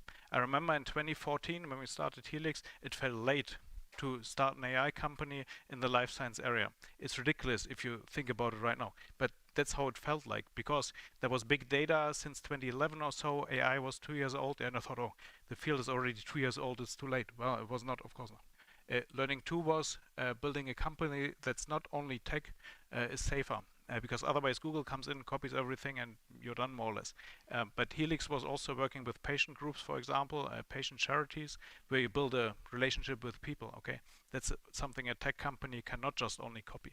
So if you have a second leg to stand on, basically, that can make it much safer. Second story is Farminable. So there was a company that was co-founded with another chemistry professor when I was there. So again, the environment mattered quite a lot. Another part was the CEO of the company was allowed to start the company part-time besides her university job. Yeah, so the university basically took their hands off and gave freedom to people inside the university to actually go for their own endeavors as well. And that freedom isn't always there in academia. The platform was validated together with pharma companies. So the Aptaris was next door. Okay, so you also have biotech companies nearby that can be mutually beneficial. And yeah, the tech transfer office doesn't get in the way in the sense of it's good for the ecosystem, right, if you have successful companies. And so you can involve the tech transfer office. You should if it's a university-based invention, right? But if there are startups that are started outside the company, that's also allowed. Yeah? So basically whatever works to make your company successful, that flexibility was there as well. The environment matters, and the other learning is bootstrapping is very difficult in that space. If you do life sciences, you need lots of capital for validation and so on. So after a while, then funding was brought in. Yeah, that was the other learning. Third story was Terra Lumina. So that was a company we wanted to start in Berlin. That was based in an AI incubator. So that's a tech background, not biotech, tech.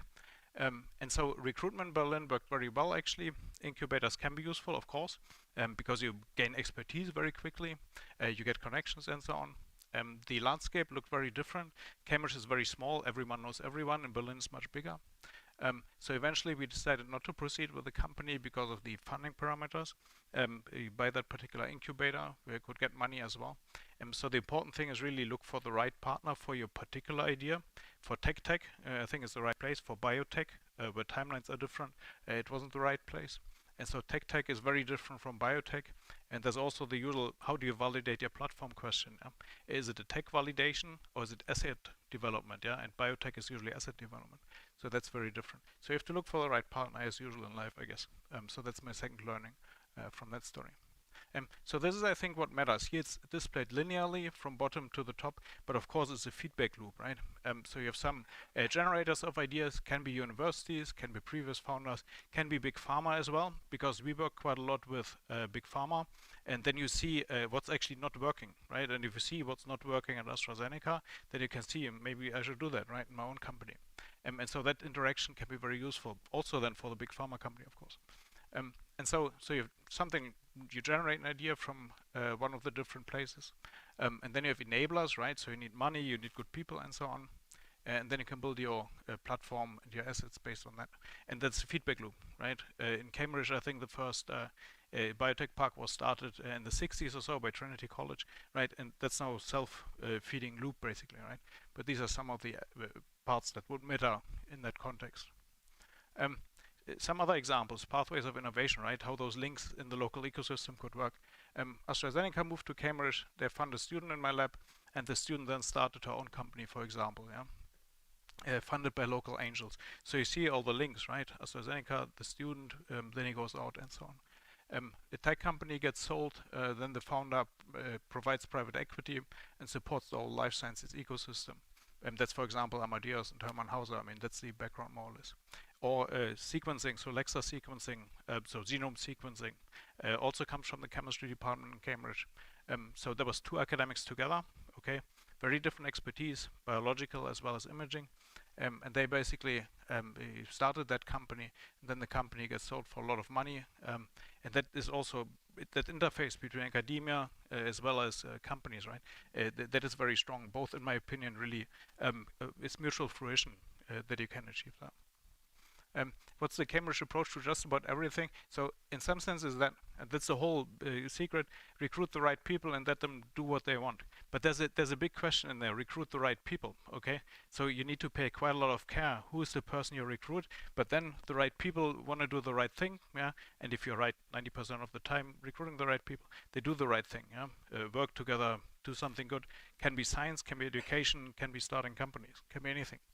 Not everyone needs to start a company in Cambridge either, right? But you can if you want. So some key elements of that sentence. People are important. You cannot really change people from the outside, right? So it's not about having a tick box exercise, yeah? Do those 100 people and then that's not how it works. But that's implicit in the Cambridge approach, not in that sentence. But you can change people from the inside, yeah? If you see that someone else in the chemistry department started a company, it's very successful, then you think, maybe I should do that again. I have an idea as well, right? So you can change from the inside. So you get some external impetus, of course, but then you want to do that as well. And it's important to be enabling instead of being prescriptive. Yeah. So don't kill innovation, but enable. Let people do what's good. Guide them a little bit, support, but enable instead of being prescriptive. Yeah. I think that's how I would describe the Cambridge approach in that area. There's very different types of money. That's what I learned over the years, and that works differently in very different countries. In the UK, you have quite a lot of venture capital or private capital, and so basically money is important to be active, right? It needs to kick you in the ass at the right time and into the right direction. Okay, and state money often is the opposite. And in some countries, you have quite a lot of state-funded money, so support for startups, but that's not the right money, because it doesn't think and act in the right way. And that actually, unfortunately, leads to companies that don't really grow. And there's also external factors that can influence that. Lack of investor money, for example. But what's the problem with that? Most of the growth money, virtually everything in my perception, really comes from the US. Yeah, that means the value goes there as well, right? And that's, I think, what Europe as a whole probably should change in the future. And some countries did that already. France, for example, right? They fund growth money very differently from how it used to be years ago. There's one analysis by Hannes Rothe, who looked at the startup environment in Berlin and Cambridge here. And what you see here is over the years, the number of companies started. The bigger the circle, the more companies. And the first row is Berlin. The second one is Cambridge here. The third one is other cities in Germany. And you see in Berlin, you have quite big circles, so to speak, right? So you have enough companies, even compared to Cambridge here, looks roughly in the same order of magnitude, a bit smaller. But what you see already is you have much fewer people working in those companies. So you have more orange and red and no turquoise or so, right, in the top. Yeah. So you get many companies, but they're much smaller. That's the first conclusion.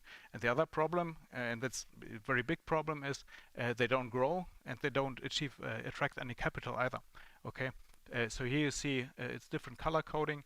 You see at the the circle size here is the amount of funding attracted. And you see the circles at the top, they are by far much smaller, right?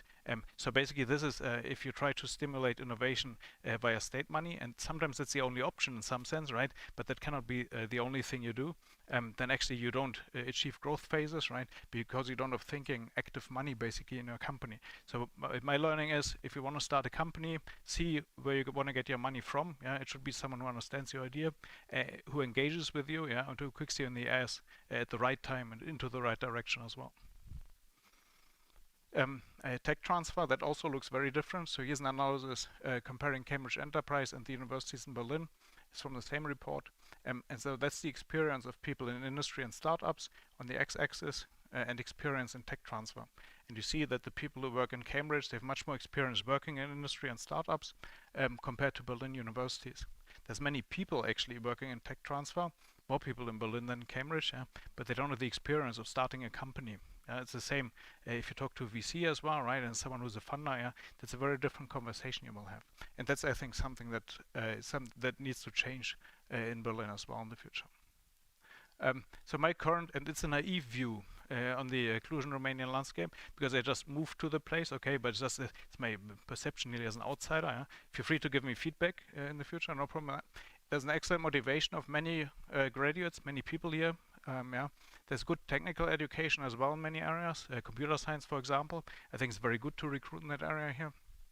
There's an innovation mindset, but there's still some well, old school thinking, well, from the devils of the past, if you wish, right? And many countries have that. Germany as well, for example. It's a bit stuck in the 80s in many cases. Yeah. So that is still here. So there's still some change probably needed in that context. Can be in the academic context, because it's a very different, if you grow into academia, you grow up very differently. Yeah, it's meant to be a secure job and so on. Yeah, it's not, innovation means something very different in academia compared to companies. Funding and advisors are sometimes missing, but if it's not there, just go outside. Then call someone in the US, right? Make the connections, bring that expertise in, and very happy to connect you with people there as well. Just get in touch if you want. There's a great asset, and that's maybe an asset that some people here don't realize. If you're allowed to do things from scratch. So I worked in big pharma companies, and they have legacy systems in place that are so old, if you need to maintain those, it's a pain. India did never have landline phones. Yeah, they had 20 million or so of them. Yeah, but it's nothing in such a big country. But everyone jumped on mobile phones. Okay, why is that?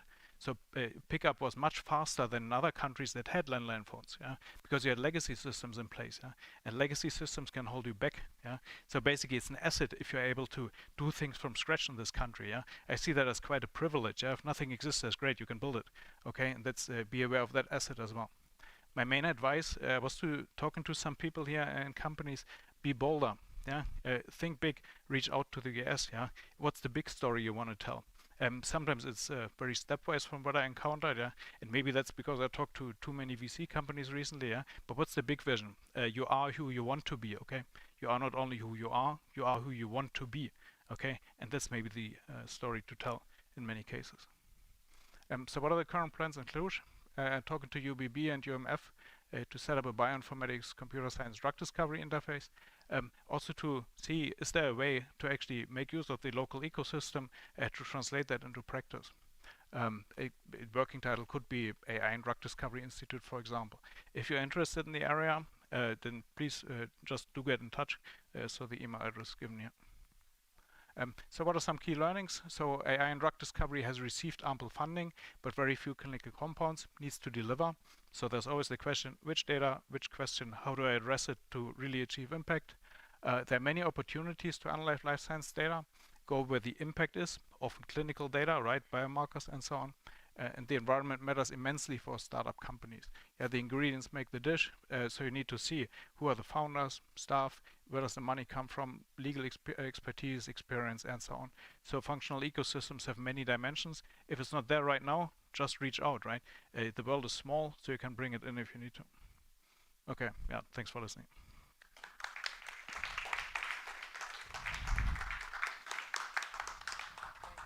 Very insightful presentation. Probably you will get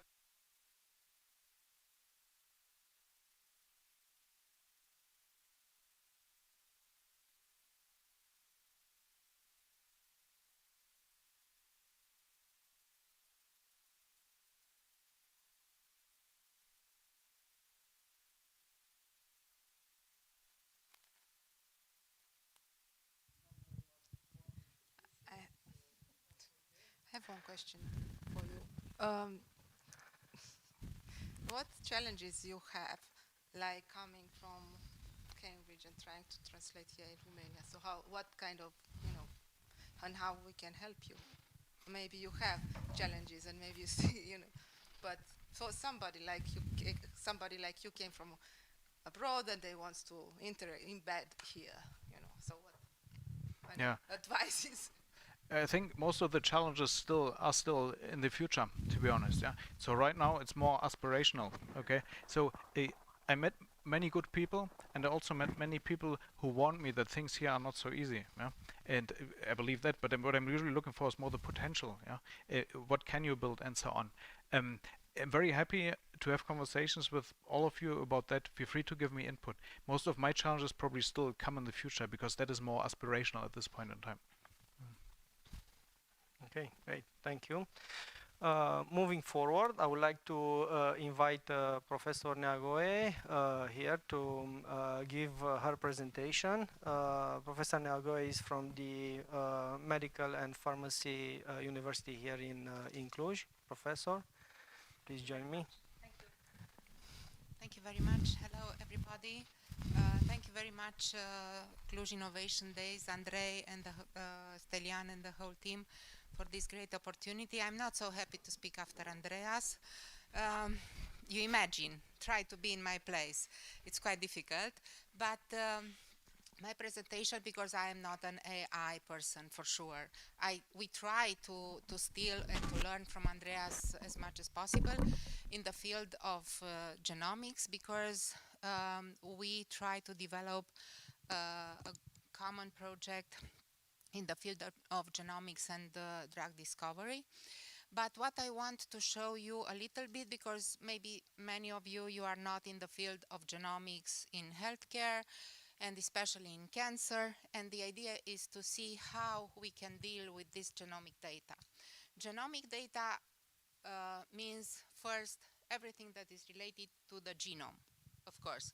The genome of a person, of an organism, means everything related to DNA, RNA, dark matter, so all this genetic information that actually pass from genetic to genomics, because we are not looking only to some mutation, some modification in our genome, like Andreas said, that is going to get us older or with less T cells produced by the thymus, but also it's how the diseases develop in the human organism. So very briefly, everything that is related to genome needs AI support. Why? Because consider that you are a clinician, yes? You are in the clinic, I am in the genomic lab. I'm sequencing the genome of a patient. This means more or less 30,000 genes, and if I'm going to do the whole genome or the whole exome, I will generate 200,000 lines that I will print. Yes, because this is my job. I come to you, carrying after me some papers with 200,000 lines and give it to you as clinician and asking you, please, this is the genome of your patient, please decide what kind of treatment he can have. What are you going to do with me? Don't kill me. Just throw me out on the door, yeah? So, people like Andreas knows what to do with this data. We can tell that, look, we need to look to gender, to sex, we need to look to age, we need to look to everything that is germline, so hereditary mutation. We need to look to what was acquired as modification in the genome due to the environment, smoking, and so, but the analysis needs to be done in computational genomics, yes? So I will not push this slide too much. Just wanted to show you that actually we can use this genomic data almost in everything it's now. And for example, I don't know how to use this. Okay, doesn't matter. The last line, which is genomic editing. I'm sure that all of you know the Nobel Prize that was offered for the technology of cutting pieces from the gene and replace them with good genes, normal genes, the CRISPR technology. Yes? So, to find the exact place, the exact guide RNA that we need to use for a specific mutation or for a specific exon or for a specific gene, we need computational science to show us where in the genome I have to cut that place. Okay, one of the major transformation in medicine, it's not only related to fundamental and translational science, it's related to the way big pharma will change their way to understand clinical trials. What clinical trials means, everybody know, there are those studies that can be of many types where we are looking to select a specific drug that can give a better response to a treatment for a patient, or they can be observational clinical trials where we look why the eating mango for 20 years makes you look younger and prettier. Yes, so there are different ways. But even here, we have some major things that needs to be changed, because considering my list of 200,000 lines for one patient, if we are going to have 10 patients, this means a good number, yes?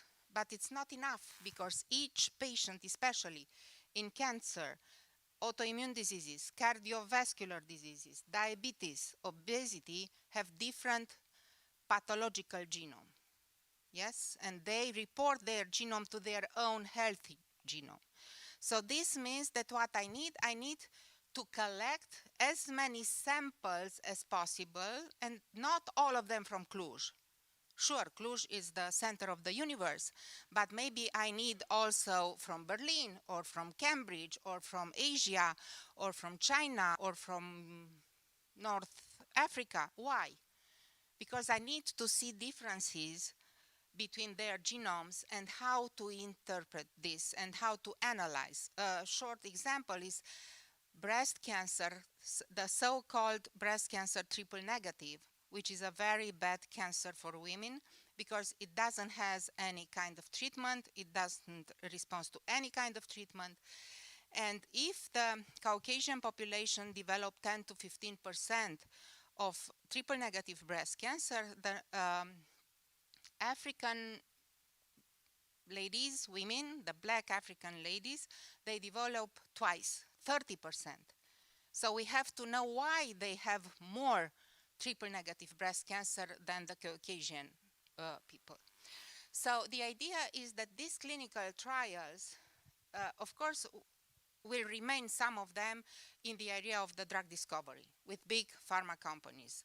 They will not allow, I think, or they will develop a different way of understanding clinical trials, but for drug discovery, for sure, they will keep this in their arms.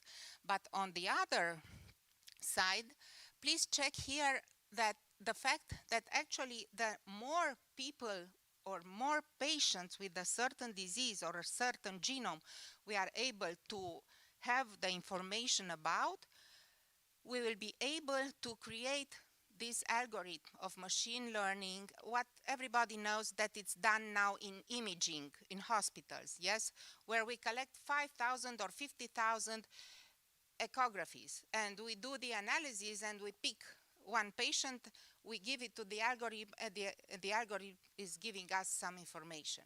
In genomics, consider it's not one image. There are at least 30,000 genes to be analyzed. So the way we recruit for this kind of clinical trial patients, how we identify biomarkers, what a biomarker means, what kind of biomarker. We try to look to biomarker for diagnostic, but this is very, very difficult. So we try to keep in biomarker for response to treatment or prediction. So also how to optimize the design of the trial, which are the adverse reaction of a certain drug, okay? Because one drug can go excellent for 20 patients and very, very bad for 200. So real-time monitoring, what does it mean? That we don't have time to look we can do this also, but now when we need new drugs, like for breast cancer, triple negative, pancreatic cancer, that you know it's one of the deadliest cancers, gastric cancer, melanoma, we don't have this time. So we need the data in real time. So the idea is that from this very centralized in my arms clinical trials, we have to go to real world data. For example, maybe some of you know IQVIA, which operates in Romania and develops real world clinical trials, which I think it's the future, and here the AI is the best, where it can help patients with many diseases. Among this process of decentralization, the biobanks and the cohort studies are very important. Why? You know that one of the major issues in medicine is what I am going to do with your data. Yes? How, if your name, the name of the patient, the age, the address, everything, it's in a database, this will be a big issue. But if we have the possibility to have access to this kind of database from biobanks, like is the UK Biobank, which is the best, considered the best in the world, where they have anonymized all the data, the personal data of the patients, but they give access to scientists and clinicians, this will change completely the way we understand each disease. Again, especially cancer, which remains one of the major threats in the world. So, it's nothing new under the sun, because we speak about these decentralized clinical trials for more or less 20 years, and you can see as years go by that there are more and more decentralized clinical trials, and this will continue and improve a lot.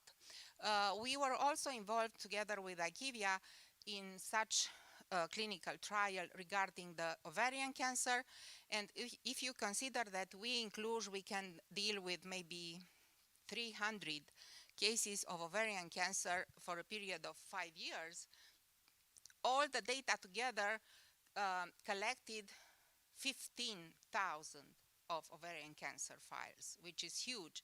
So the information that the AI can deal with, can use, can learn, is much more important, because you can evaluate 15,000 of genomes modified for patients that are developing ovarian cancer, which is one of the worst cancer for women. And here it's a scheme. It was not updated because I was not able to find something new, but you can see that it grow, and it will grow for sure exponentially. Now, going a little deeper in the AI, last year, NVIDIA showed that they were able to put something in Guinness World Record for the fastest DNA sequencing, 5 hours. We are doing a sequencing and not a whole genome or a whole exome. We are doing the sequencing like in 1 week, maybe 7 days, not 5 hours. What does it mean? That to do this and to do the analysis of the data, you are not coming in the University of Medicine and Pharmacy to the genomics center with the sample, because we are going to work on the usual pipeline approved by the company.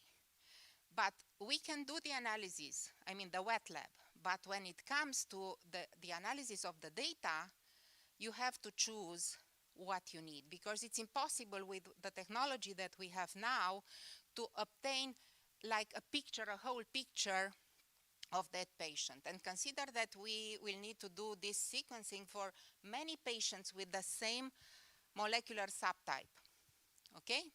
And you can see why we need brilliant people like Andreas, because as many patients we sequence, you see the number of zeros, considering the files that we have to put together. We had a very simple experiment on cell culture, where we tried to show that some drugs can work in lung cancer. And we selected 8 genomes to be sequenced. the analysis of these 8 samples, it's so complicated. So actually we ask some private company in Italy initially to transform the files in something that we were able to analyze, to understand. So from the very beginning, the support of doing this kind of analysis, it's mandatory. It's very important. Okay, and again, related to this, because I wanted to show you that the support for bioinformatics and AI is very important. Of course, here, the 5 hours, it's a collaboration between Stanford and Oxford Nanopore. Oxford Nanopore, of course, I'm sure you don't know what it's about. Considering that Illumina, it's something like, I don't know, half of this desk. This is the machine that we are using for sequencing. The Oxford Nanopore, the latest technology is something like that. That actually they are so clever, they made it to be that you can charge it in your phone or in your car. Yes? Okay, my 15 minutes.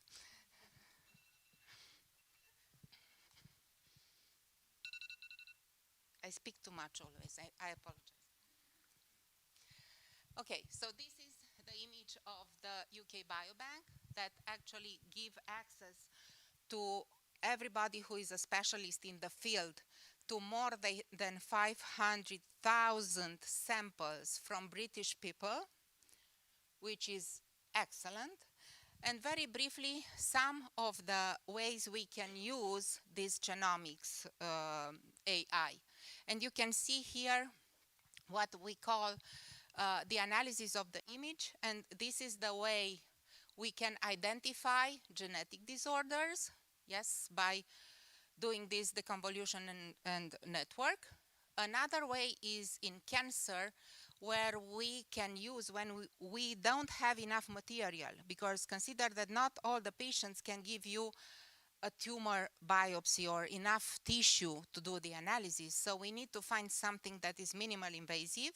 This is the future, but being able to make the separation between a healthy subject and a cancer patient. So we can use this for tumor-derived circulating free DNA, as you can see here in the pink image. And using machine learning, these algorithms are able to separate cancer and identify also not only patients with cancer, but also what is the tumor of origin, which is very important. Because considering that the tissue of origin, you will know initially what kind of treatment and the evolution of the cancer. Okay, this is about tumor heterogeneity, but Mircea will kill me.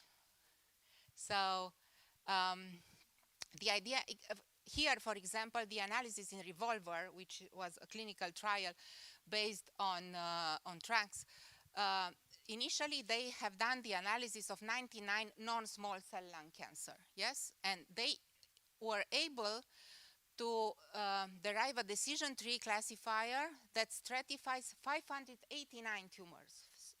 You will say, okay, so no big deal, from 99 to 600, what's this? That's huge.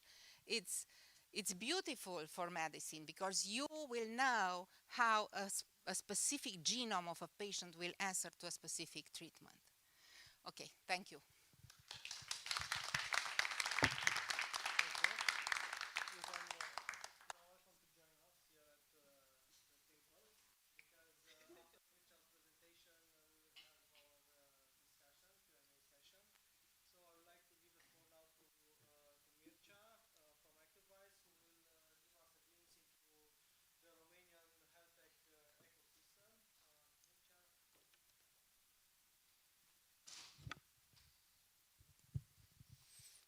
Hello everyone. Let's see the slides if we have them. By the way, I failed my AI exam when I was in university, graduating computer science. I mean, the first time when I had this exam. Luckily, I learned 15 years later more about AI from the online courses. So even if I graduated computer science, I got quite enthusiastic about what's happening besides what we can do with IT itself, and my programmer life was quite short-lived because I went to a startup weekend, and then at some point it happened that the team that I was in won the event, and then we got funding, we got office, we got a lot of support, and launched me on another trajectory, the entrepreneurial one. So I've been involved along the years in many things, many industries, from the startup perspective, still active with them, trying to be active. Sometimes things are overwhelming. And today I'm going to present a couple of things about what we see in the health tech ecosystem, and then some challenges. We had a report which we launched in February. It was the third time. It's a report monitoring the health tech startups in Romania with a couple of the sponsors there. And the map looked like this. We had to select around 70, 80 startups because on the map we had a little bit more than 200. And I think there are many more initiatives which actually do not qualify as startups because they come from different backgrounds, or they're not serious enough, or they have different structures. But looking at just at the startup ecosystem, we saw this map.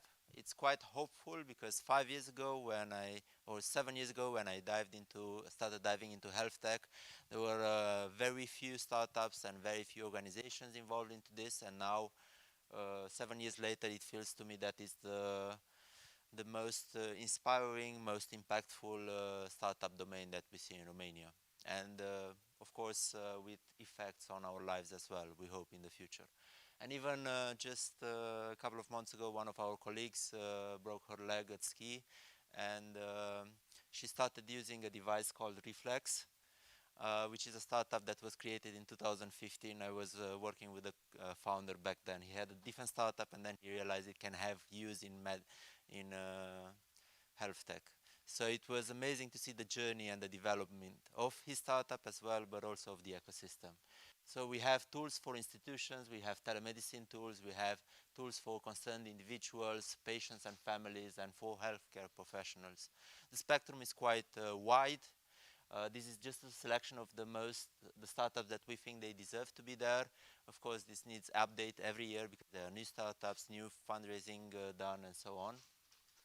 As well, we have many founders, Romanians, who are living abroad, and they created health tech companies, startups, and they got 10 times more funding that our Romanian startups got, just because they were in much more agile, much more better financed countries. Like we see UK, we see Germany, we see US and Canada, for example, and probably there are several other more. So our data is based on the graphics are based on the public data that we managed to obtain. Probably there are some underground things as well, not published.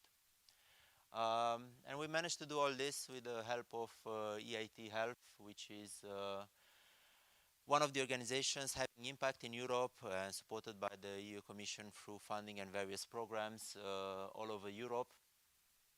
For example, the Jumpstarter program that we ran with 2 cohorts here in Romania, but there are like 20 more all over Europe, like people who are having a startup idea all across industries. We take care of healthcare in Romania.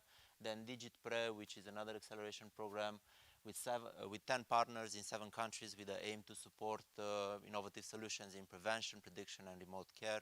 So there are many, many programs that people can access in Romania. As well, we launched HubVantage, which is a membership club for health tech founders to connect them with medical doctors and with health tech investors, and as well to help each other, help them communicate better with each other. There's a lot of knowledge in founders' head which is not shared because it's not facilitated. It's not shared among themselves because they can learn from each other quite a lot. And we try to create events in which people are put together and they can share their experience, contacts, knowledge, anything that could be useful to others. So now, getting back to my last part of the presentation, oftentimes it feels like innovation is welcomed this way with this thing that we have online. I think Ion found it some time ago.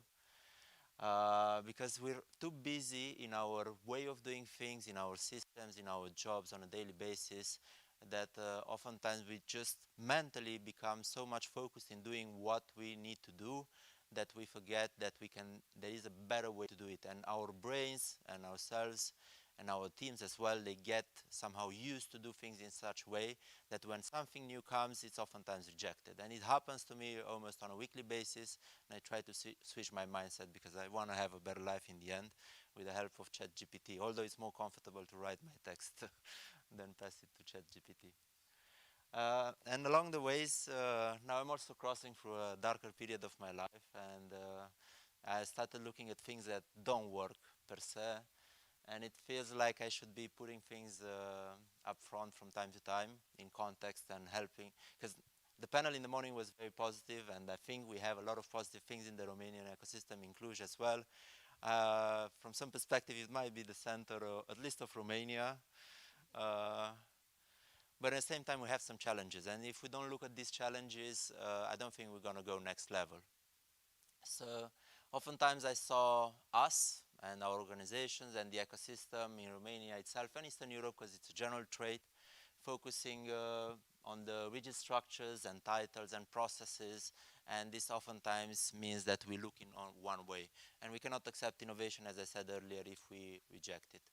And I was stricken to see something in US. I've been on a trip to the Research Triangle in North Carolina just a month ago with the Ministry of Research delegation, and then in Boulder, Colorado, and there was a round table with 30 people there, and there was the vice dean of the university there, and there was a student which was 20 years old, had a startup, and they were addressing each other by name, like Mircea, Andrei, Oana, Lavinio, and so on.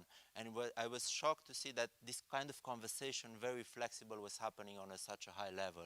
And it felt like people were behind structures, they were besides titles, they were just communicating with each other as human beings. And I think this is a step that we should do as well. We have a strong legacy here in Eastern Europe about being very strict, very formal. And if we manage to let this go, at least in our bubble here in Cluj, in time things will get much, much better, and we can be an example in this sense. Oftentimes, and I talk about myself in these things, but I also project them on others, it's about, I haven't found a better word, asumare, carrying the flag, because oftentimes this means that if you try to change something, you become a target for the people who are engaged in the specific process system or whatever you want to change, and this means conflict. And now I am a believer that conflict should be put on the table with the aim to sort it out, because it's not a bad thing, and we should step out when we see something that, even if it can generate a conflict, we talk about it, we don't need to solve it, but at least we put it on the table and we see it, and it's not driving us from behind. Because, yeah, I don't think we have enough empathy and understanding of each other. It's not about our roles in the society and organizations. I think it's more about we as human beings. If I empathize with each one of you, I cannot be much or often in a conflict with you, because then I understand your position and there is a dialogue. And I've been witnessing in the past several years a conflict between two major organizations in Romania being conflictual, but the leaders are not talking with each other at all. So they just read what the others says in various press releases and articles, and they don't sit at the same table in order to discuss their conflict and see if that can be sorted out, at least to be having it there on the table. So even that would be a good step forward. And then, yeah, I think the same Eastern European scarcity perspective, we still carry it to some extent, and probably the foreigners have seen it quite often. We think from a scarcity perspective, and this means less sharing with each other, less sharing of information or applications together or creating things together, because we are somehow aiming somehow to be in a better position than the others. And this is scarcity mindset. And my belief, at least on the theoretical level, because I also fall in that trap, is that there is plenty of things for everyone if we grow together. And then, yeah, I see the numbering is changing there for some reason. What I often saw, and I actually deducted a little bit later, and was one of the topics I had with Andrei this morning, that people come with a forward agenda, but then they don't declare the full agenda there and they keep it for themselves, and then you see that things turn out in a different direction. And what I would love to see in the ecosystem, that interests are put on the table. Interests are legit. I know that in Romanian, interes has a bad meaning, But if I have the interest for something to happen and if I share it, people will know it and sometimes they can act on it and sometimes not. But it doesn't have this, I shouldn't have this bad meaning. Each one of us has an interest for something to happen in a specific personal or professional situation. So if I know that, I can work with that because I want to respect people's interests. I want my interests to be respected and find the middle ground in this perspective. And oftentimes I also saw this, we declare that, yeah, we want to join and we do things, but at the same time we start really acting when there's money on the table. What I've saw in the past with each organizations that I started, at first there were no money on the table, except one. And it was like 6 months to 1 year volunteering in the hopes that something will come up, and in the end it came up. Some other 6 that died, nothing came up as funding, so in the end we decided to close them. Yeah, so I think innovation doesn't start from the technology. Now I'm starting to create a new vision on that. I think innovation starts with ourselves in terms of mindset, and we have a lack of self-awareness. Every time when a founder calls me or drops me a message, hey, I want to talk, I say, oh fuck, one more call or email that I need to deal with. That is a mindset that I need to work myself, and as well probably you as well, on some other things. So it's, if I have this self-awareness to see where I'm not innovative myself as a person, then I think this will bubble up and will affect technology and the way we think technology and we do technology and the way we innovate. Thank you very much.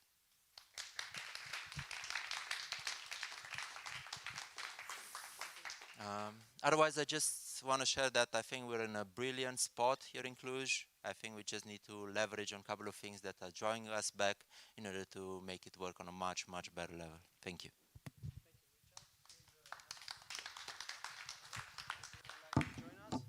So, because we have only 11 or 12 minutes left, which is not too much, but I have a list of questions prepared here to ignite an interesting discussion with our guests, but maybe someone from the audience would like to ask something our guests again. Sorry for that. Okay, please.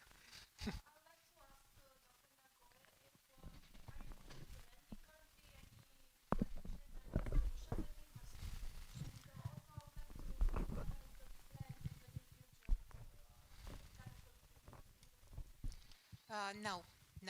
Actually, everything we are doing, it's at the level of the analysis of the data, the big data, from the genome of our patients using specific software and type of analysis. But we are not yet in the field of AI.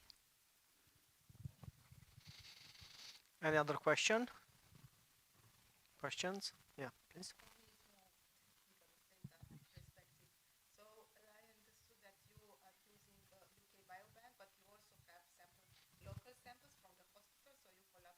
There are 2 different things. At this moment, we are not a part of the UK Biobank. First, because administrative, we are from European Union, and they are not anymore. But we have our own biobank. We can collect samples from different clinics, not only in Cluj, which is very important because what we found in a study looking for the breast cancer, where there are 2 hereditary genes, BRCA1 and 2, everybody knows about Angelina Jolie, we found that the mutation in the population in Transylvania in women with breast cancer, this kind of breast cancer, are similar with people, with ladies from Poland. Not from Hungary, not from Bulgaria, from Poland. So we try to collect samples from different hospitals. We collaborate very well with hospitals in Bucharest, in Timișoara, and in Iași. So, and also we have a common European grant with the people in Bulgaria and Plovdiv. So we try to collect, but we do not have the capacity to collect thousands of samples. We collect samples according to the requirement of the study.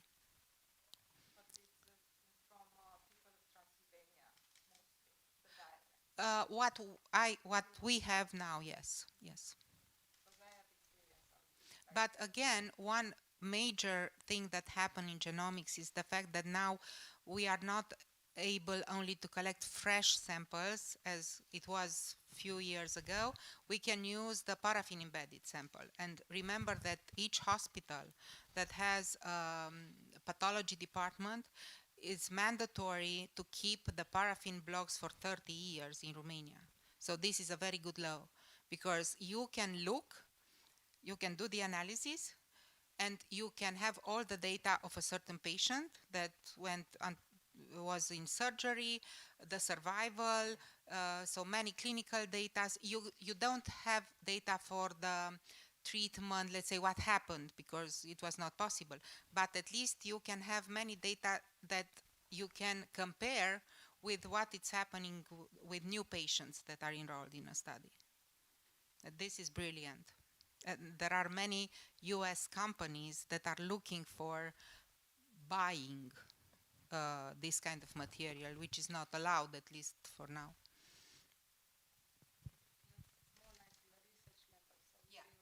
Yeah. Okay.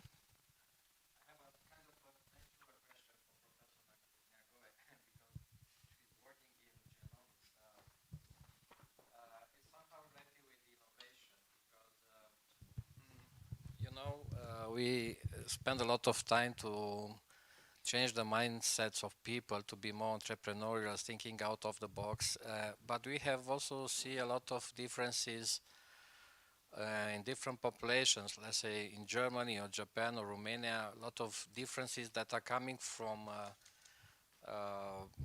the environment, external environment. And I have a curiosity if genomics is capable also, and if it is possible, of course, to see how over the life of a person could be some mutations there just because of this external environment, and if we can collect information from genomics after that to make a kind of personalized kind of coaching to this person. It's a little bit out of the box things, but yeah, I'm just curious to see. Yeah. I think I can answer in many ways. What I can tell you is that one of our grant leader who is coming from Netherlands, he's Romanian of origin. He took some samples from the History Museum and analyzed the genome of 2,000 years old humans and compared with our genome, let's say. And he saw the modification, and their study is trying to show how much the environment is involved in the way our genome is modified during the years. But also what we see in our current studies is, for example, in lung cancer. I can give you a very simple example and ask you. 50% of lung cancers appear in people that are smoking heavily. 50% are appearing in patients that never smoke. Why?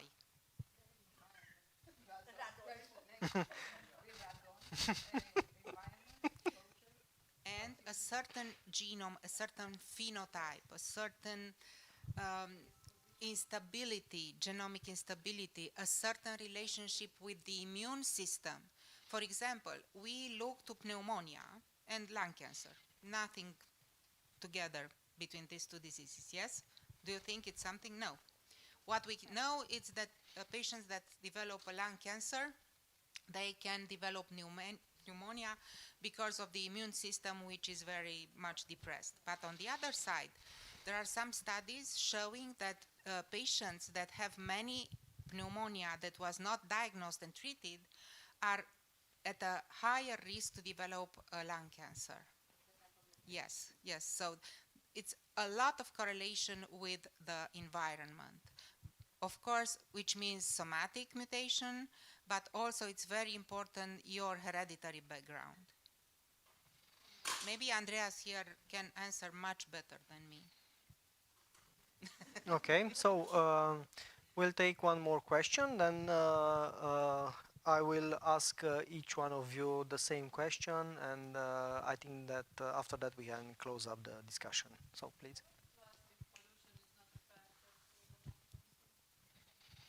sure. Don't eat nice sweet tomatoes from the market in the center, those that have that, you know, hard form. Don't buy them. They contain a specific toxic substance that is forbidden in Europe. It's full on the market.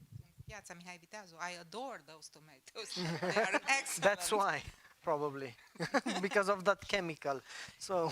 And yes, and they copy, you know, the form of the tomatoes that you can grow in your garden or that come from Oltenia, as we know. Yeah, we call them with țâță. Yeah, exactly. Yeah, so I have one question. I would like to kick off with one question. I would like you to share your view on the current status of the health ecosystem here in Romania. And I would like to start off with Andreas, who has an outsider's perspective, then continue to the rest of you. So. Yeah, I cannot give you any full insight because most of you will know better, but I can tell you what matters, and that is building networks. Yeah, that is always important to me. Transfers between academia and companies, for example, right? Building networks. You cannot make anything happen by yourself usually, right? But that's what matters. Yeah, the whole, that relates to what you said. The whole is greater than the sum of the parts, right? If you do something together, the pie grows. The scarcity mindset. Yeah, and it's the opposite in my perception. Yeah, and I think that mindset really helps. Yeah, so it's more aspirational. I know that, but that is, I think, what matters if you want to build something. Yeah, that you go into something with that mindset. Yeah. I can give you a more medical example. I'm not sure I'm good to answer directly. What is happening in oncology, for example, in the last years? Each clinic has its own tumor board for each type of cancer. What tumor board means? That there you have a team. You have the surgeon, you have the pathologist, you have the chemotherapist, you have the radiologist, you have the geneticist. So all of them, they discuss, they understand the case, and they propose the best and the newest treatment possible for each patient, which I think it's the same that has to happen in this field.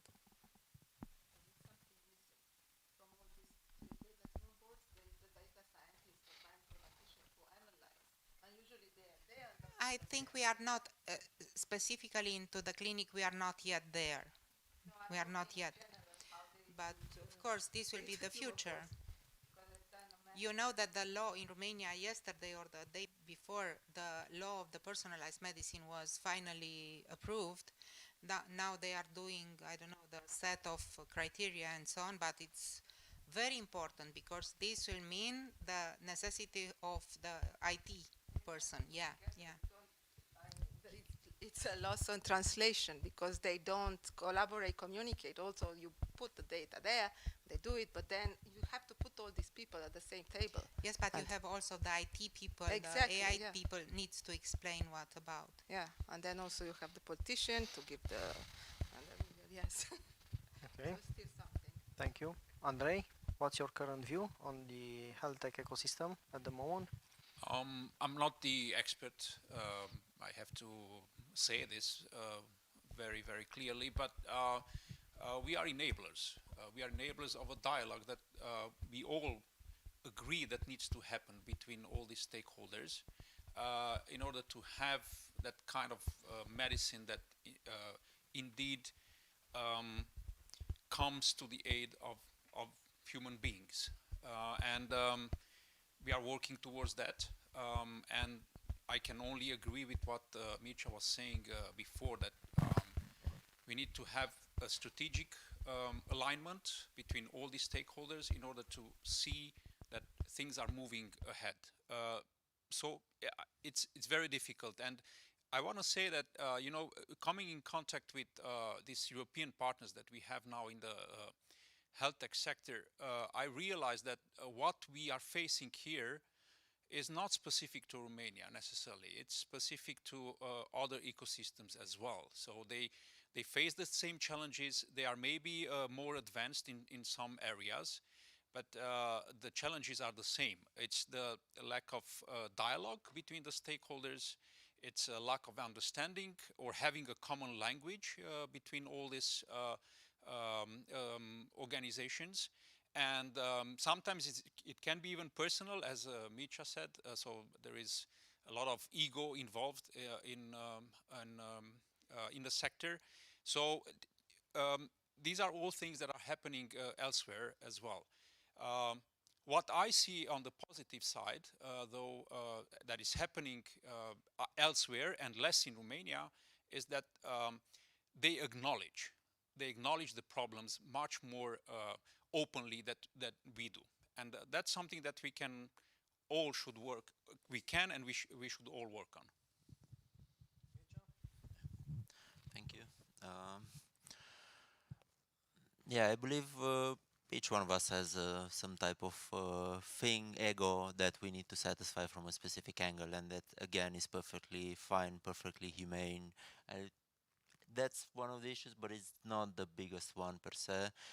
I think we're in a good place. I think we have a lot of opportunities, like from the research side, from the funding side, from the startup side, from the administration side.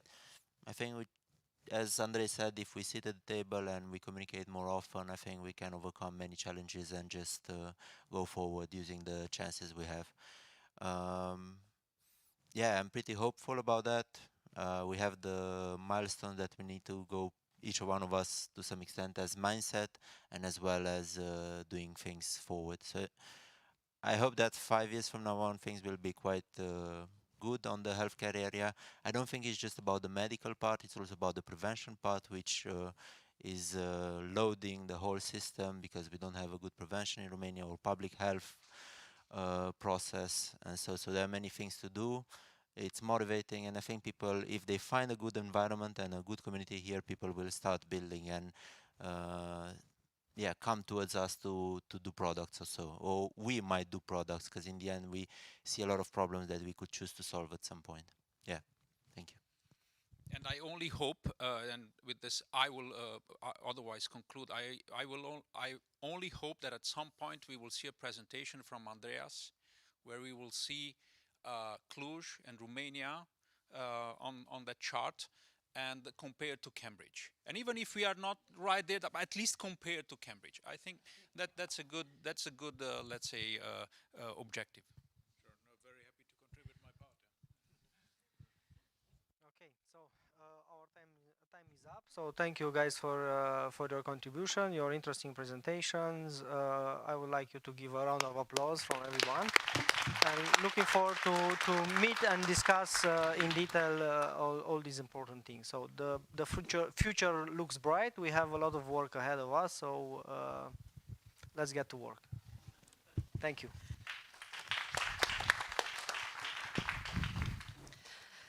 Thank you all for your presentation and for your valuable information. As Mircea said in his presentation, innovation doesn't always come from technology, but it comes from ourselves. And I think this panel was a good example from where innovation and the potential of innovation will come in Cluj and not only. So before we are going to our next session, we will have a short 10-minute break, and then we are going to gather together again here.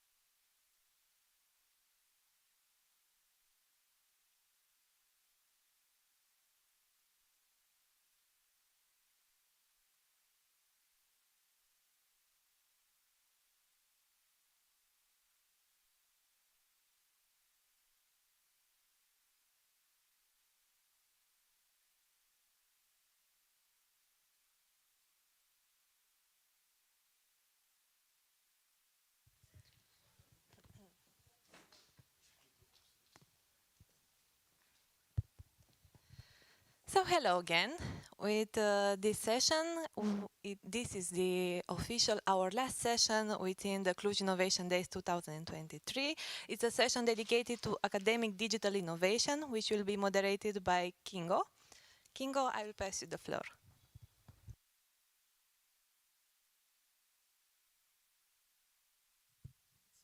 Yes, now it's working. Okay, 1, 2, 1, 2. Okay. Good afternoon.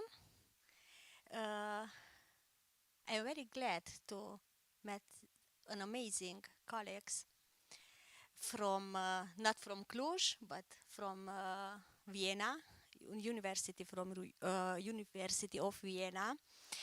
And okay, we had the last panel, but I think it's most important because in these 3 days, we get some travel in our history and about data. We talk always the data, the big data, the research data, and we, for example, we talked the lady before about how is the genomes and 200 paper and it's not okay, and how we can what we can make with this data and how we can make this data. And I think it will be amazing discussion and presentation.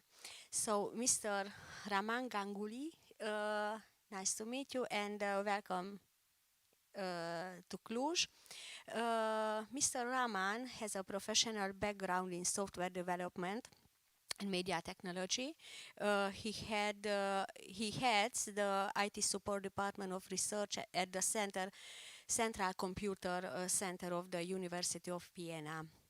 He is responsible for the development and operation of the data management infrastructure. Since 2011, he has been archiving digital data from research and teaching, focusing on long-term availability. He is the technical manager of the open source archiving system Hydra, developed at the University of Vienna, and the technical coordination for the international network of this field, consisting of 21 institutions. Mr. Raman advised academic libraries on technical issues related to the data management, and also he is a lecturer in the university course data librarian and data steward. So, Mr. Raman, the stage is yours.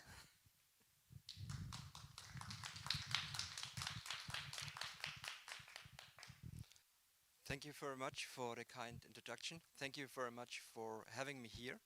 It's the third time now that I'm in Cluj, and thank you. Yeah, this is okay. Thank you. So it's the third time for me in Cluj, and I'm always happy to be here. It's very great, and it's always very inspiring, and I enjoy the conference so far. It's really great. So my part, I like to call it not a presentation, I like to call it a workshop. And that means that you can interrupt me anytime if you have any question, if you have any comment, any remarks. Please feel free to interrupt me, raise the hand, and I hope I have the eye that I will see who wants to talk. And I will also take this in two parts, and inspired by the day today, I will bring it in three parts. So my first idea was to do the introduction of data management, like a short presentation, and also this is what is possible also to interrupt me anytime. And then afterwards, I would like to have a discussion, because the input, what you have on data management, what you are doing, what your experience is all about sharing information, and data management is about sharing information, and we can learn from each other, and that's very important. And also I like to have it the opportunity also for me to learn from you as well. And so this would be the second part. And I will now put something in between because of the talks of AI and also the last session of the data from the health sector. I got some ideas what I've seen also in many fields of data management, which is kind of important to address this also. And I've taking some notes during the sessions, and I will then talk a little bit also of my ideas or the things what came up from my side from the sessions before.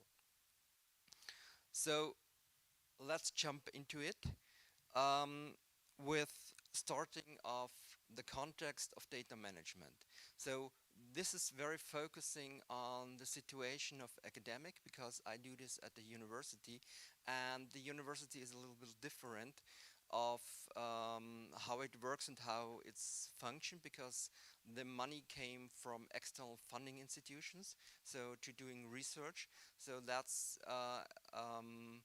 and the research is doing inside of the institutions or in collaboration with other institutions. And then you have bigger frameworks and bigger networks and bigger regulations. So we are in a very complex environment when we are talking about universities. And this we have to consider also in data management. But also when it comes to the industry, data management is important. So we are talking now a lot that data are the new oil, and I see data management as the refinery to make the data usable, to then bring it really to production and make something in. So the data management is also essential for other things, not only for the academia side. So when we see here, there are three circles. There are three circles. The top one, there are three, I picked up three acronyms that I want to make it closer and also explain it here. The first is the EOSC. This is the European Open Science Cloud. This is something what been funded 2018. But it has a history which goes 2040, and the idea is of the European Open Science Cloud is that funding money for research infrastructure, which are big infrastructure, which are used by many researchers, should go together, and so that not duplicating services, especially when it came to data management, especially when it came to sharing data, when it came to compute data. So there's also now change a little bit, but there are compute infrastructure as well. There are data management infrastructure. There are archiving infrastructure, and there are big research infrastructure like from the high energy physics, like CERN. They're also part of the European Open Science Cloud. So all these move together, and we now have a legal entity as well, and these are shaping the governance of how we are working, or how in Europe research should be treated, the data from research should be treated. So that's why it's very important. It's a very high level thing. And on the other side, we have this RDA. This is Research Data Alliance. This is a bottom up. So these were something that researcher from several disciplines come together and was talking about how we can share our data. We don't have the infrastructure. We don't have the possibility. What should we do? How can we build this kind of infrastructure? How can we bring it more together, our data? And now it's also going to the European Open Science Cloud. So RDA is at the moment also a very important part at the European Open Science Cloud. And the middle thing is a guiding principle, how to work with data. These are the FAIR principles, and these came out from the life science, and it addresses in the beginning the problem that a lot of research, which are data-driven, cannot be easily reproduced. And very important thing for research is the reproducibility. So that's why they address it with the fair data principles, and this is also a guiding principles of the European Open Science Cloud. So these are the high-level things which are giving a kind of structure where we are doing our data management. Then we have our institutions. The institutions are now challenged because the culture of research is changing when you get more data-driven.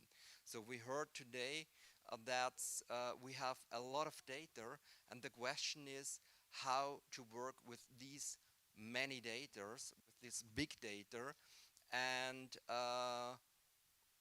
is it also possible on an institutional level to deal with such kind of data? Or is it more of sharing the data, so more institutions came together, how this can be addressed, how we can deal with all the things?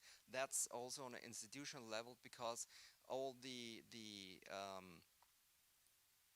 regulations what you have on the institutions, this goes beyond, and we also have to think about in a broader sense and also bring new services to the institution, and which is also very challenging. So, and then we have the funding organizations, and the funding organizations are now wanted to push forward the openness, so the open data, the citizen science, so also open up science with the idea there's a lot of public money in research, and what is funded by the public should also be a value for the public again. And so the open data is a very big driver for the funding agencies and also citizen science, but for these you also have the infrastructure, but the funding agencies are funding research, not the infrastructure. So there's also a big challenging here in this thing to bring a new culture, to bring a new way of making research into the whole ecosystem. So I mentioned before the IRSC. This is the newest logo. They have changed over the time also with the logo, so, but this is the newest logo from the legal entity. So they have been established, I think now 3 years ago, a legal entity in Belgium. And this is nothing else at they are representatives from these big infrastructures like CERN, but also like GIAN. GIAN is a consortium of all the academic networks, so the internet providers for the universities. They have on every country have their organization, and all these organizations have an umbrella organization. This is called GIAN, and this is also very important, and they have a big role also in the European Open Science Cloud. So, but also not the very basic and very technical parts of research data management, also representatives from the libraries. So there is OpenAIR. OpenAIR is a project which is also a European funding project. It is now in the fourth state, and these are focusing on open access publications, and now they're focusing more on open data. So, and there are also big players in the European Open Science Cloud. So you see that's covering the whole range of where the data being generated, how the data can be transported all over Europe, and where the data can be processed, to how the data can be organized and can be managed. So these all are now in this organization, in this big organization, but it's representing different parts, and these different parts are then different organization as well. So it's a little bit complex, but it was a good idea not to build something completely new. It's better to bring all this player together. I have then I heard that the presentations will be available for you.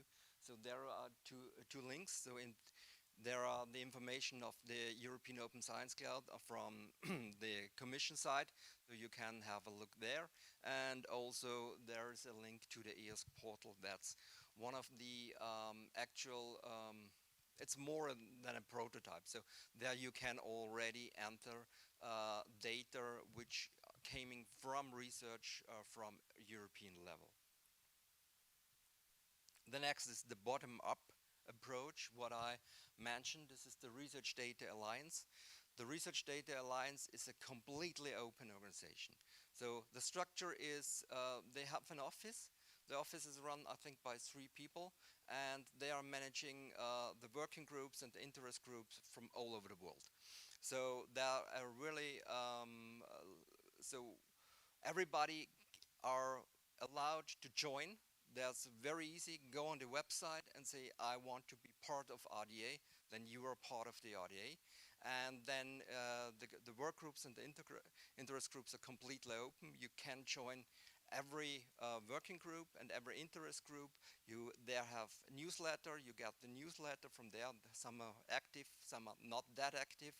And the difference between the working groups and the interest groups are the working groups have to produce in 3 years a specific outcome, and the interest groups are more bringing the people together and discussing problems. So a lot of working groups came out of the interest groups. So it started very domain specific. So there is for agriculture research, there are for Earth observation research working groups and interest groups. But now it's more broader, so there's also for librarians and interest groups and so on. And then you have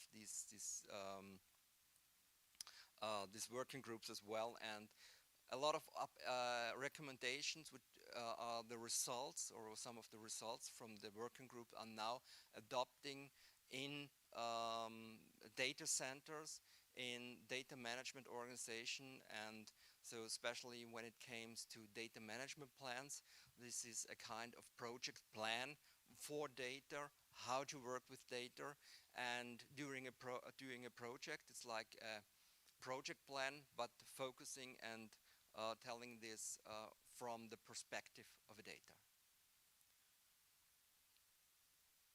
And I have to mention, there is a very close other organization. This is Core Data, and the Core Data, it makes similar things, but it's more an educationing, so education in doing data management, and it's focusing also on Africa and Southern America and Asia. And they are, the both organizations are working very close together, and that's both want to cover the whole world. They do every 2 years a data science week, and this week is this year in Austria, in Salzburg, so it's not far away from Cluj. And it's in October, and it's Core Data, it's also free, you can join there, so it's really quite interesting, and it's very inspiring, but because it's a big event, and you meet there a lot of interesting people, and it's a lot of discussions and a lot of working, joining working groups and joining us interest groups. The other one is what I mentioned before, the guiding principles, how we are working with data. These are the FAIR data. The FAIR is an acronym. It stands for findability, accessibility, interoperability, and reusable. So, just a moment.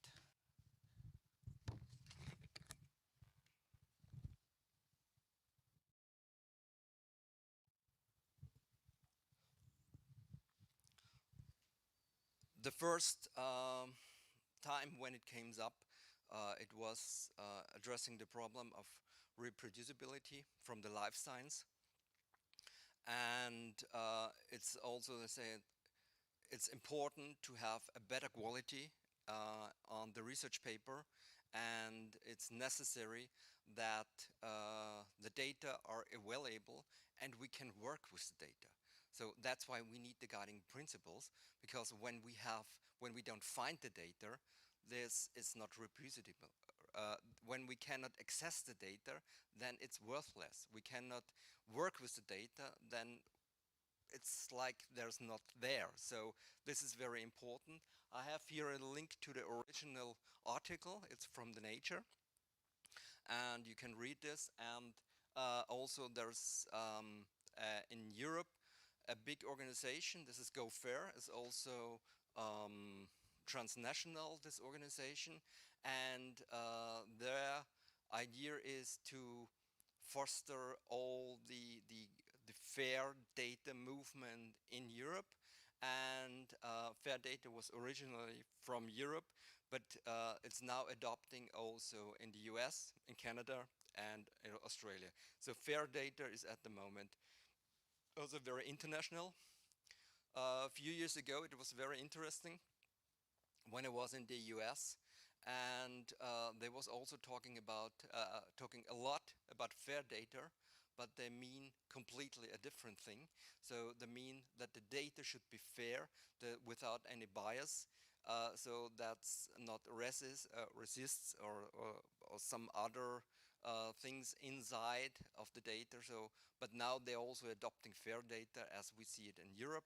I don't know how they are now working with these terms. Maybe they are going to ethical data and fair data. These are now a little bit of the context, so it's a lot of context what I've give you. And now the question is how we bring or how we do the data management itself, how we can make data fair. And we have done this a long time at our university, and we have the big problem that we are very much inside of the fair data movement, and we know a lot of things about this and know how to work with the data, but then we have to make the support, have to talk to the researchers, and they had no idea. So that's why we developed a workflow model that should help in discussion with researcher, or also in now in training new persons who are making data management also at our university to understand data management better. So these looks very complicated, but it isn't.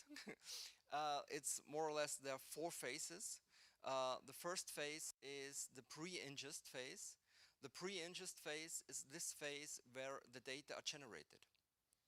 And in this phase, it's the focus is on the quality of generating the data. So that's not in preserving the data, that's really seeing in which way the data should be generated. So all the focus on data quality, all the stuff is here in the first phase. And there are some issues that could be addressed also in the first phase, which is going to the data management, especially when it goes to social science and you have some legal aspects, because when you are dealing with personal data, then you should clarify what you are allowed to do also in the data management, if you are allowed to archive this. So you also need to get the permissions from the persons you are working with. So this is very important also to doing just right to the beginning, but because afterwards it would be very hard or very time consuming to get all this legal information and all the things that you are allowed to do this. So these are something, but more or less we are focusing here on generating the data. In the second phase, this is then a handover phase. This is the ingest. So it's also a change of responsibility inside of the data management. First, the responsibility lies by the people who are producing the data. they are responsible for the quality, they are responsible for the data. When it comes to data management, then it's a handover to a more central service, because they are often project orientated. So after 3 years, the people are changing. So you don't know where then to find the people, and then it's hard to find the data. So the FAIR principle means that you need some central or some place where it's clear that there are the data. And so that's why you hand over from the data producer to a central data management. And that's possible to understand the data and to preserve the data, you need additional informations. And these additional informations are coming here in this phase. And also you have to look a little bit closer on which kind of data you are dealing with. So because you have to see which kind of infrastructure are possible to put the data in. Because not every infrastructure can be used for every kind of data. So that's why also you have to look at the formats, you have to look at which kind of data this is, and then decide where to put the data. The data management itself, the third phase, is a very simple thing. So this is that the data, what we get from the data producer, to keep the quality over the time. So over the time, this means also the data creator defines how long should be the data be preserved. So maybe for 10 years, maybe for 20 years, maybe for 3 years, or long term. This means for the eternity. And this is what the data management must do to know how long the data should be preserved. Should the data be deleted? This can also be an issue for some research fields, that the data must be deleted after a different time. So also the data management must know this, but the rest is keeping up the quality. That's not an easy task, especially when it comes to long-term preservation. But I want not to go very deep in the long-term preservation, but it can be very challenging. But in the end, it's about keeping the data alive and keeping the data accessible. And the another question is keeping the data interoperable. And this is also looking more into formats. Are the formats interoperable, or are these the formats who are more specific to a company? So this is also a lot of open data, so in a sense of open format and a sense of open source. If you can use open source software, it's more likely that the data are interoperable also in the future. So especially when it came to long-term preservation, it's more and more important to see also the data formats and look at these and see if these data are really open data in the sense of the format.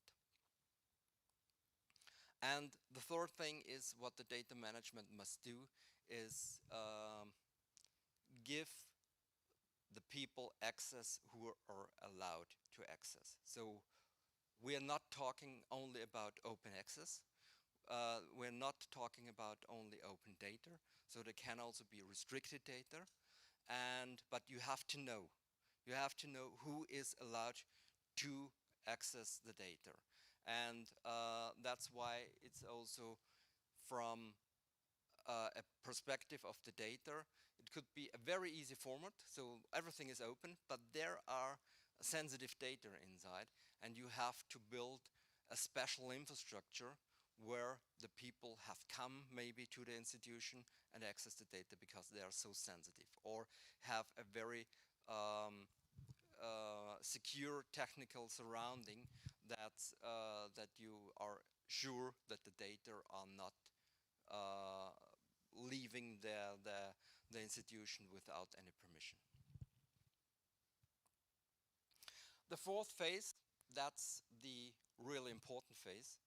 This is the reuse phase, because all the things what we are doing without reusing, it makes no sense. So we don't do it because we like to do data management. We are doing this because we want to reuse the data. And these are also the part reusing can be by a human, can be by another researcher, can be by a company, can be by an AI. So these are also, when it came to AI, we heard also today that the question of the data, where are the data and how is the data organized? Also the reuser could be a machine as well. And from this perspective, also data management is very important if you or if a company wants to go to the direction of AI. What happened in the ingest phase? So what makes the difference between the data, what we are getting in the ingest phase, and then what we are doing with this? So I already told you that there are additional informations we put to the data. So we are talking about after the ingest phase from a digital object, not from data anymore, because we have the data itself. So we are not collecting metadata. So there are some archiving systems which are collecting only meta information about the data. But in our sense, we are really focusing also on the data itself. So we have the data, and then we have the metadata. So these are the additional informations to make also the data fair. So there are also standards, exchangeable standards. This is for the findability as well. So that search engines or meta portals which are collecting metadata can know which kind of data you are collecting, which kind of data you have. So this is for the findability, very important as well. Then you have a persistent identifier, at least one. You can have more, but you need a persistent identifier that you make sure that you will always find the same data when it go to this place. So this is a very important thing, that you are trusted your system, that you have always go to the same kind of data. So if you are cited in a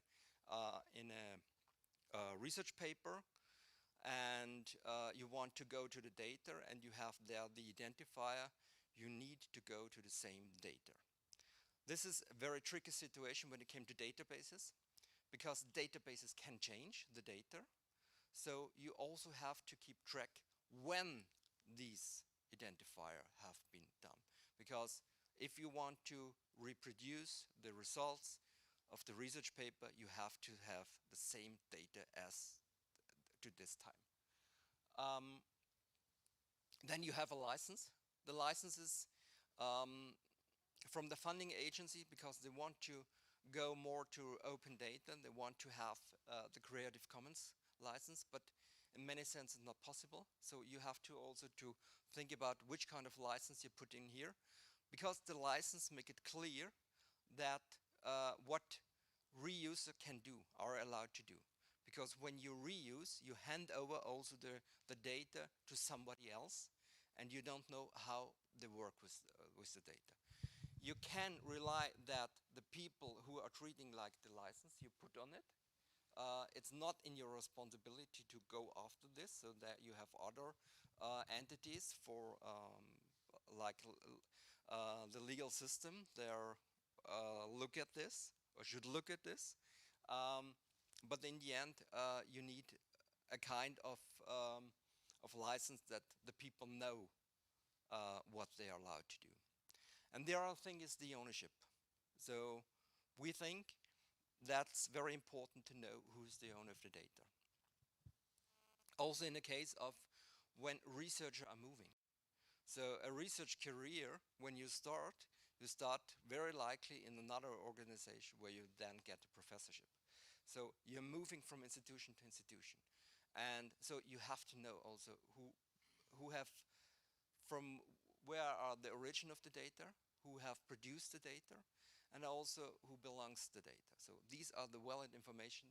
The owner is very important also in this sense.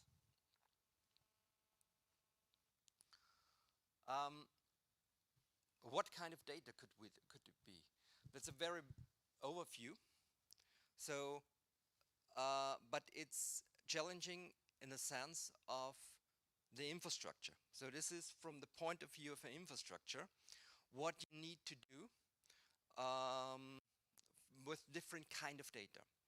So we have file-based data, so that's what everybody knows. So that's what you have on your computer. Everything is stored in a file. This is classical repositories. So repositories, they're working like publication repositories. You upload the file to the repository, describe it with the metadata, you get a persistent identifier, and everything is fine. So this is basically what the easy way. This is basically what we can do every time. This is what repositories, also like the repositories, what we are developed at our university, can do. But even when it comes to data, like we heard it in the session before, you have the genomics data, the huge data, or you have a lot of data. When you have 3,000 files, you don't want to upload it by hand, and you don't want to describe everything by hand. So there must be also some ways how to do it, and the question is a repository, a classical repository, really the way how you want to work with this data? So they are also when it comes to big data, you have to think about which kind of infrastructure you are implementing and you work with. The second problem, or the second kind of data, what we are going there are the databases. This is the databasing. The databases are a living system. So you can make a dump of a database, put it in a repository, but nobody will download it and then install a database and then import all the data. So you need a kind of infrastructure where the data are accessible in a way that you can put in a query and get the result. So then you are citing the query and not the data. And then you have to think about, okay, what are the changes? Have there been data cleaning? Have there been something deleted in the database? Have there been something added to the database? So also you have to know when this query originally was set up, and then you have to think about how to get the same result. So that's also a very challenging thing when it came to databases. And also that when it comes to long-term preservation, the database system, the database software itself also can change. So how you do the migrations. The other way is software, and we see software also as data, because software also can have, especially when it comes to interpretation of the data, there's often very important, how the data are interpreted. So the software are also very essential. And in some research areas, now software are developed to make new visualization, which gives insight of the data, other insight of the data which you cannot only show when you only have the data, especially the humanities working like this way. So also the software could be very problematic, because on one side you need only the software code. That's easy. You have software repositories, you can put it there, or you have a running application, and this is then very challenging. So when you're now from an institution and you want to implement some infrastructure for data management, so we have then some guiding principles which you should consider when you're starting with this. The first is what kind of data you're managing. Are you organization which only have a very similar kind of data? Then it's easy for you. Or you're an institution where you have a big variety of data, then it's very challenging. And when it's very challenging, then also the question is, could there be a network? Could you work with other institutions together and so that not every institution need every kind of infrastructure for every kind of data. So this is also the question how to work together, to collaborate, to bring the ideas together, to work together on this field of data management. Also, the support structure. Even if you don't want to have the infrastructure at your institution, you need a support structure because they are their researcher and they want not to go somewhere else. They want to ask someone in your institution when they have a problem. So you need a support structure and you also have to build a support structure. And this support structure could be also very disciplinary. So you have people, they are called now data stewards. They should work, came from the research discipline where they are giving the support in data management. So they're an expert in the field and an expert in data management. And they should help research projects in sustaining the data. And the other question is the infrastructure you're building sustainable? Because when you say you're doing long-term preservation of data, and then the infrastructure itself is not long-term,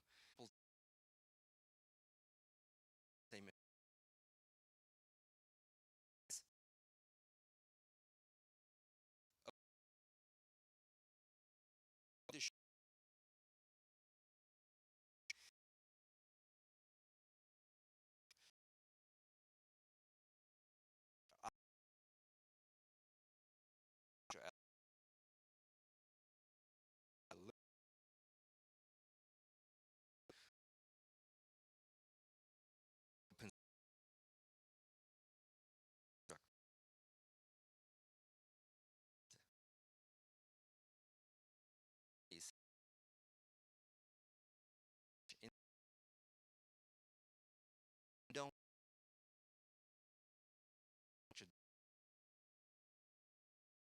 and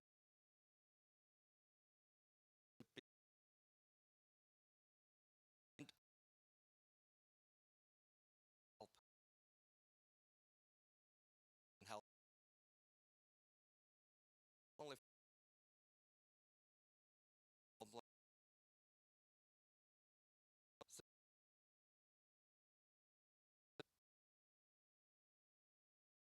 when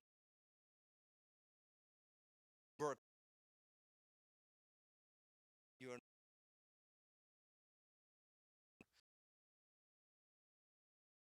broad time use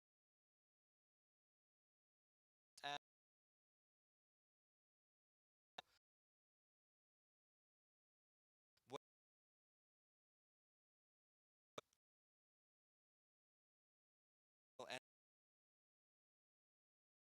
and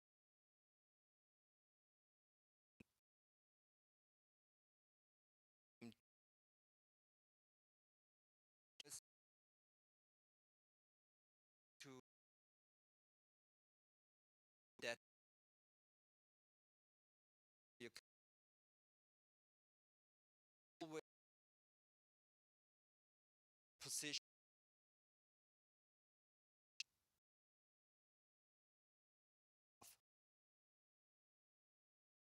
a solve every you don't know which problem have to that you are that can help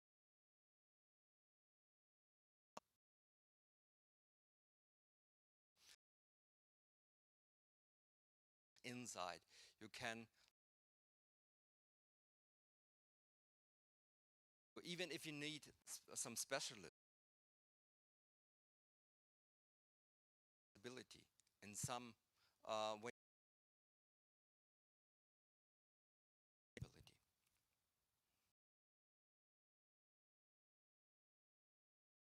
And at our university holders you can then pick up I'd just like to give a brief information about time. And here, so we didn't find something don't by our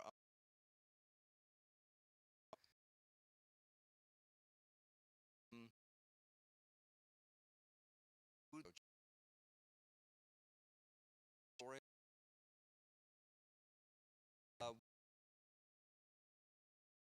Uh, very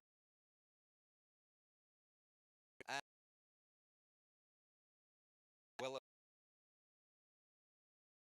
a bit because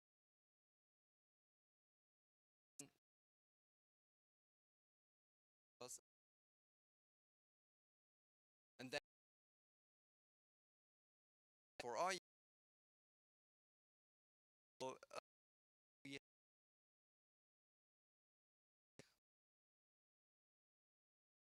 now which is over more countries, not only in Austria. We have partners in Italy, we have partners in Western Balkans, so Montenegro, Bosnia-Herzegovina, and Serbia. And some of them, they're really very expert in them, so they are also doing some development,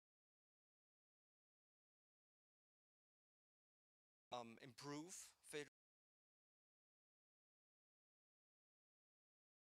it's a diverse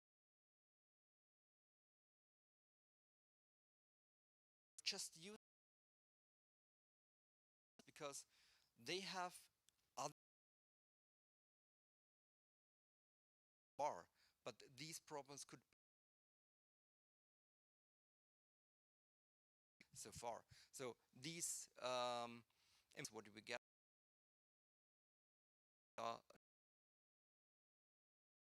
Do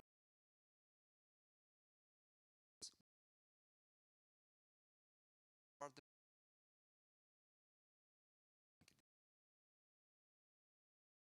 good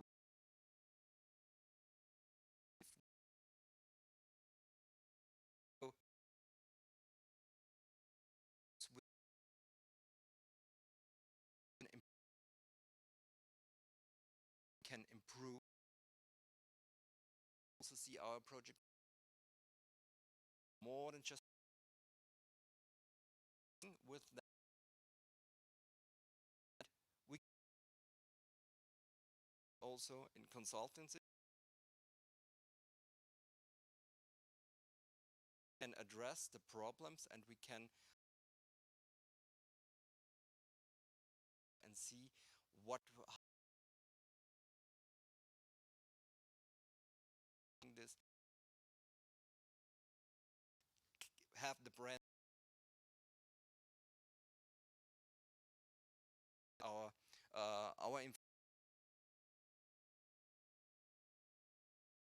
have because every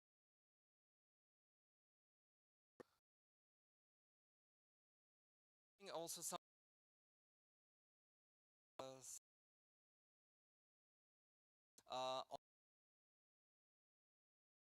conferences, so change it a little bit because we will have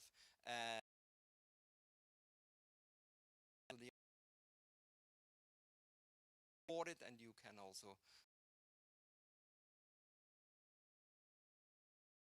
update it soon because we are middle in the planning of everything. So, but here you have the link. You can go there and in November. And about data management and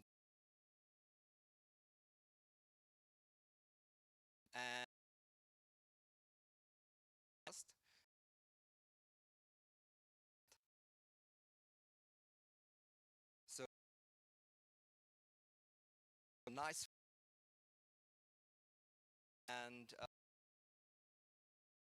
and there's also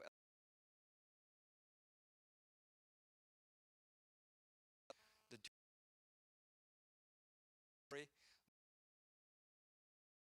with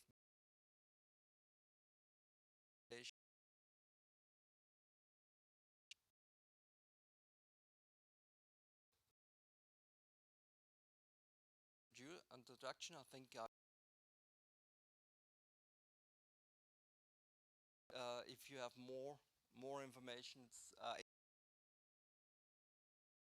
also fine.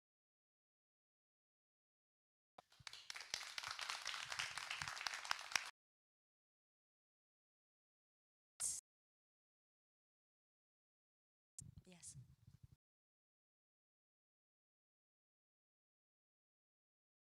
Thank you very much for your presentation.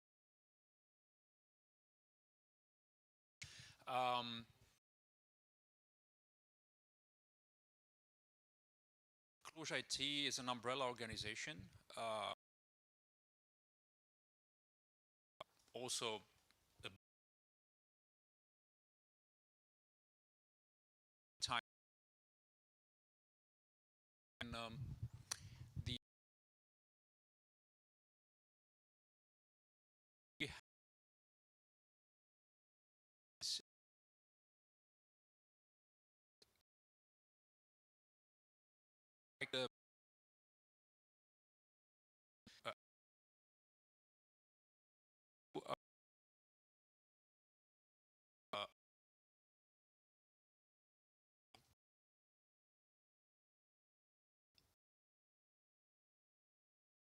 You can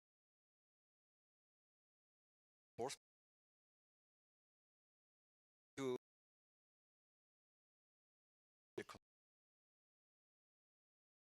have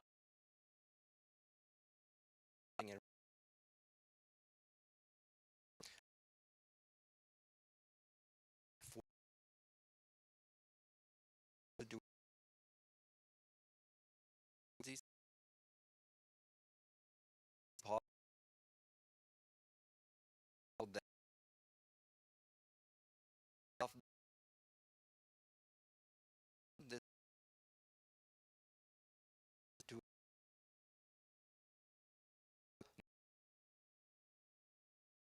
the so like, and we run for them the infrastructure, these exit scenarios, so that if somebody we have contracts about have to, and they get the virtual machine.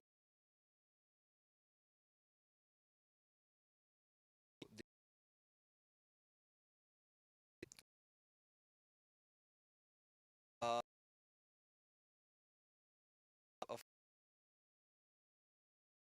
the of some networks which are international. The network or situation we can discuss. Maybe you have some problem.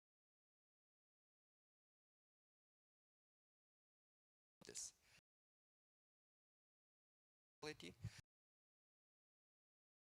again, you can also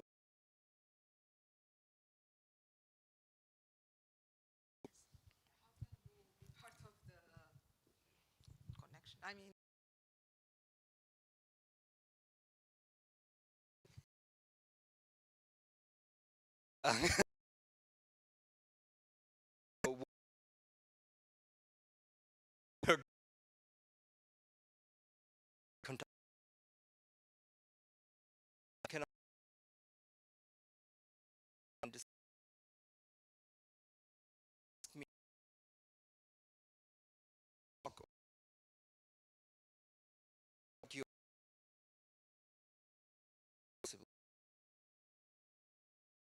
come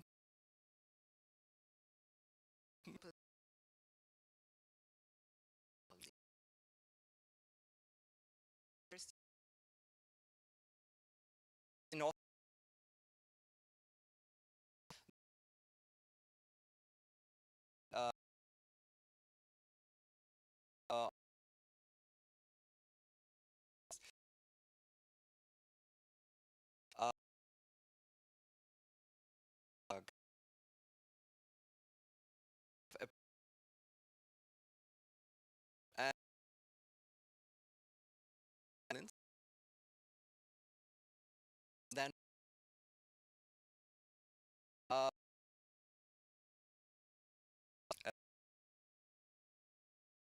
like uh, uh,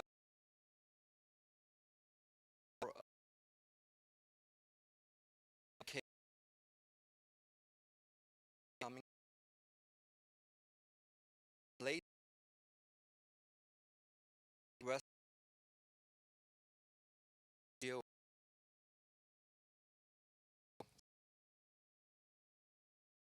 and we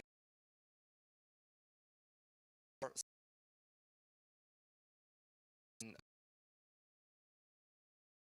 uh, was and, um, so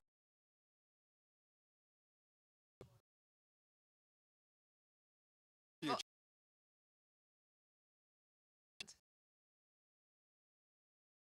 Mm.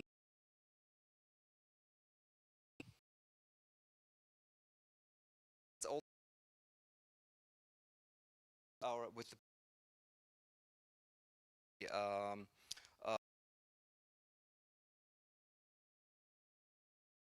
grow our community. I don't think that Finland, because Finland is very centralized.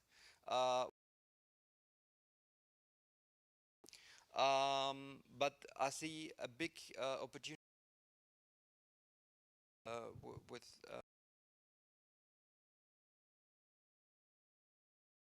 to go more to the not exploited countries at the moment.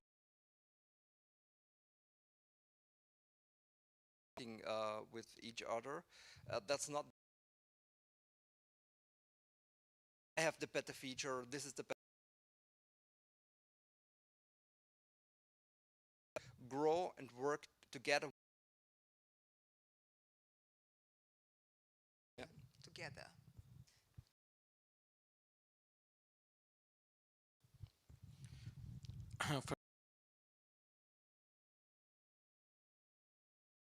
And after that also to important, not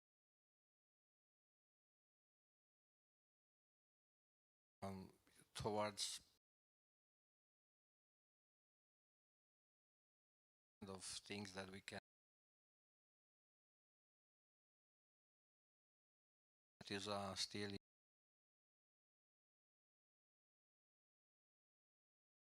naturally. I will say that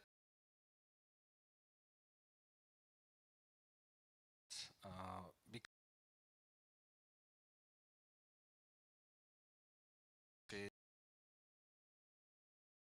standing up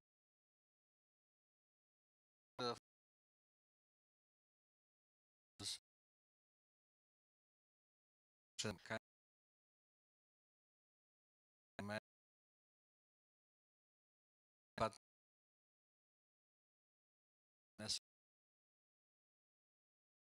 the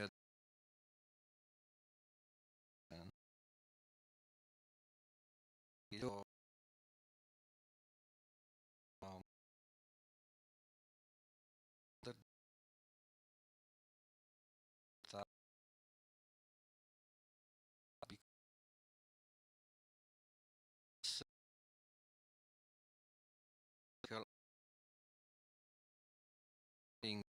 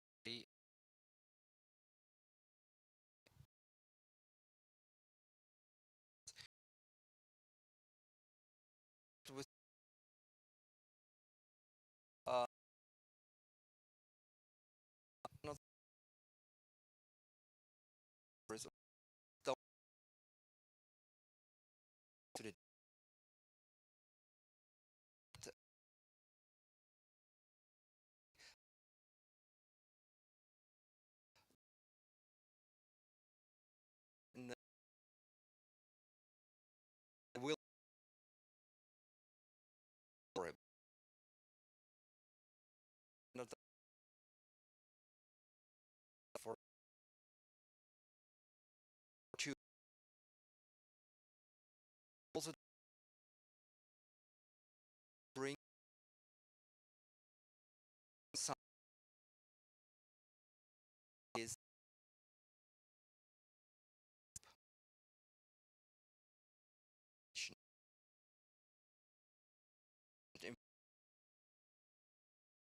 and how not so better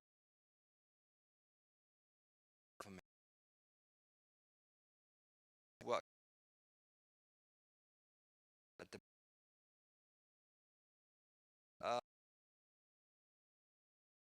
check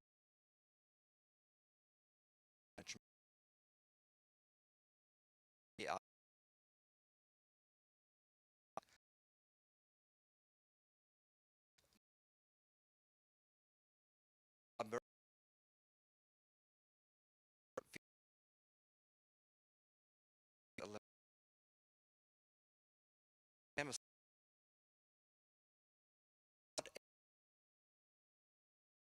good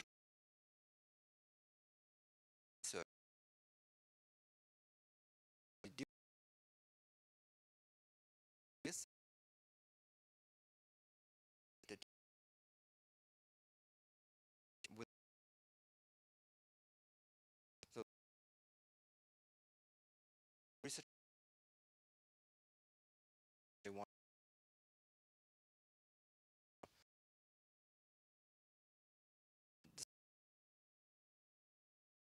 drill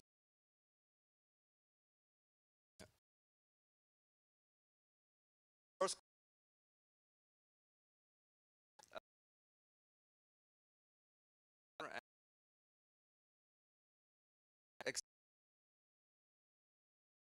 between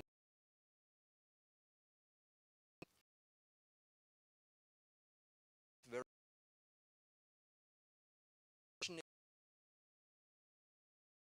question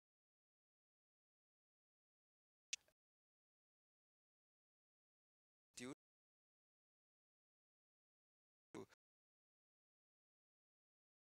all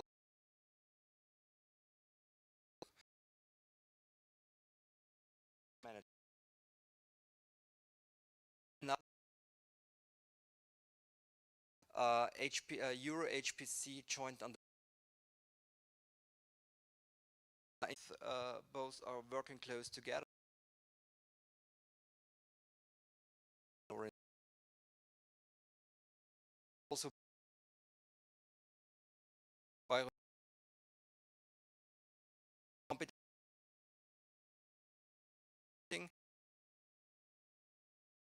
in all data if you have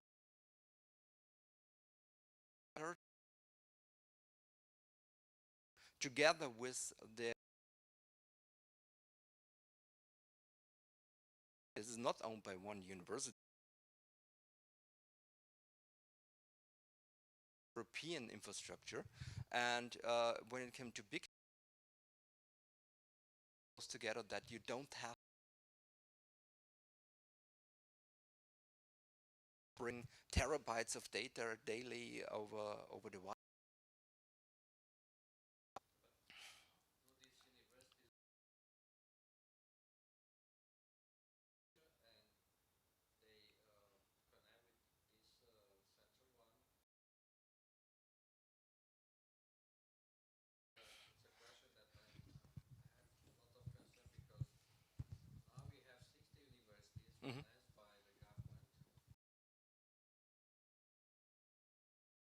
The government to invest a lot in digitalization. They have been also supported by the government to build the cloud infrastructures, but there is no collaboration between these resources in Romania. Which is incredible. Of these resources And maybe it's an advice which I'm expecting from your case.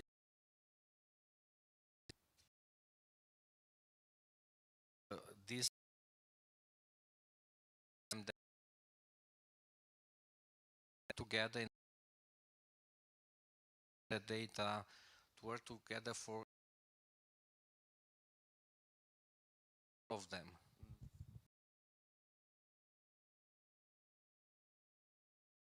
I do this also. We don't. We talked about shared services from IT perspective, and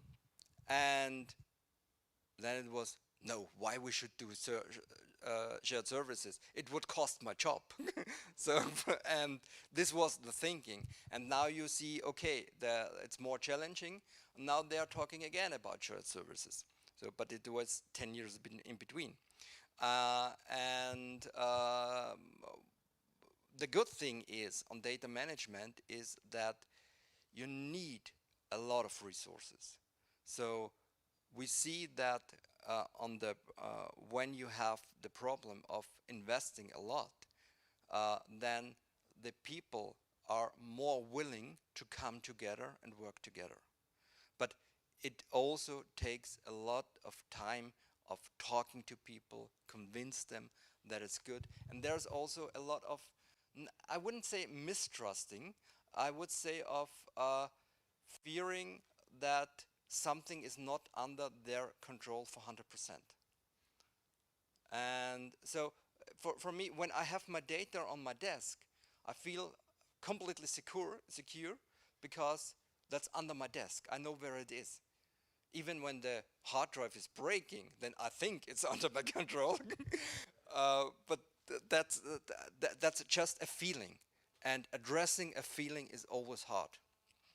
And so this need a lot of energy and not a lot of talk and a lot of time. And I know it could be very annoying, but I think the people are in a position where it's not able anymore to do everything by their own. And that's a good point. Yes. Data management is always a lot of challenges. So I don't have a question actually, but it's two things. But I can add to what Stellion's asking. So actually, you know, everything that has been done in a couple of years, that's a pretty good use case that you can use. I mean, Raman kind of started in the beginning, you know, with only the University of Vienna, and then it's quite a cluster currently, you know. So I think we can really use that. And the other thing that I wanted to say is that when Raman kind of mentioned, you know, we're trying to expand the community. Well, actually, the reason we are here is that we had contact with Daniel, your vice president, who kind of introduced us or connected us to a number of African universities that he's kind of working with. So it's actually the fault of the Cluj IT that we're here anyway. So we actually developed that flyer in order to kind of promote. Yeah, we can use it for here, but it was in the beginning meant to promote FIDRA for the African universities we're going to discuss with. So, but we are more than happy to help you out with any use cases or stuff that could help you. Yeah, I think maybe Andrei, we have to know that because of this national program for reconstruction to organize an event where to invite the universities, understanding how they can. Yeah, I was thinking of the same. I was thinking of the same thing because, as Stelian was saying, there is this program running now where universities in Romania have access to a lot of funding to address digitalization. And as we know from previous experience, they will all think in a very silos way, and they will approach every single one of them will approach differently digitalization and very individually. And I think that's wrong. because we are talking about public universities mostly. We are talking about public resources which are not used as they should be. And I think, especially when we are talking about scientific data produced by public universities, with public resources, that should be a public good in some way. In some way, it should be a public good.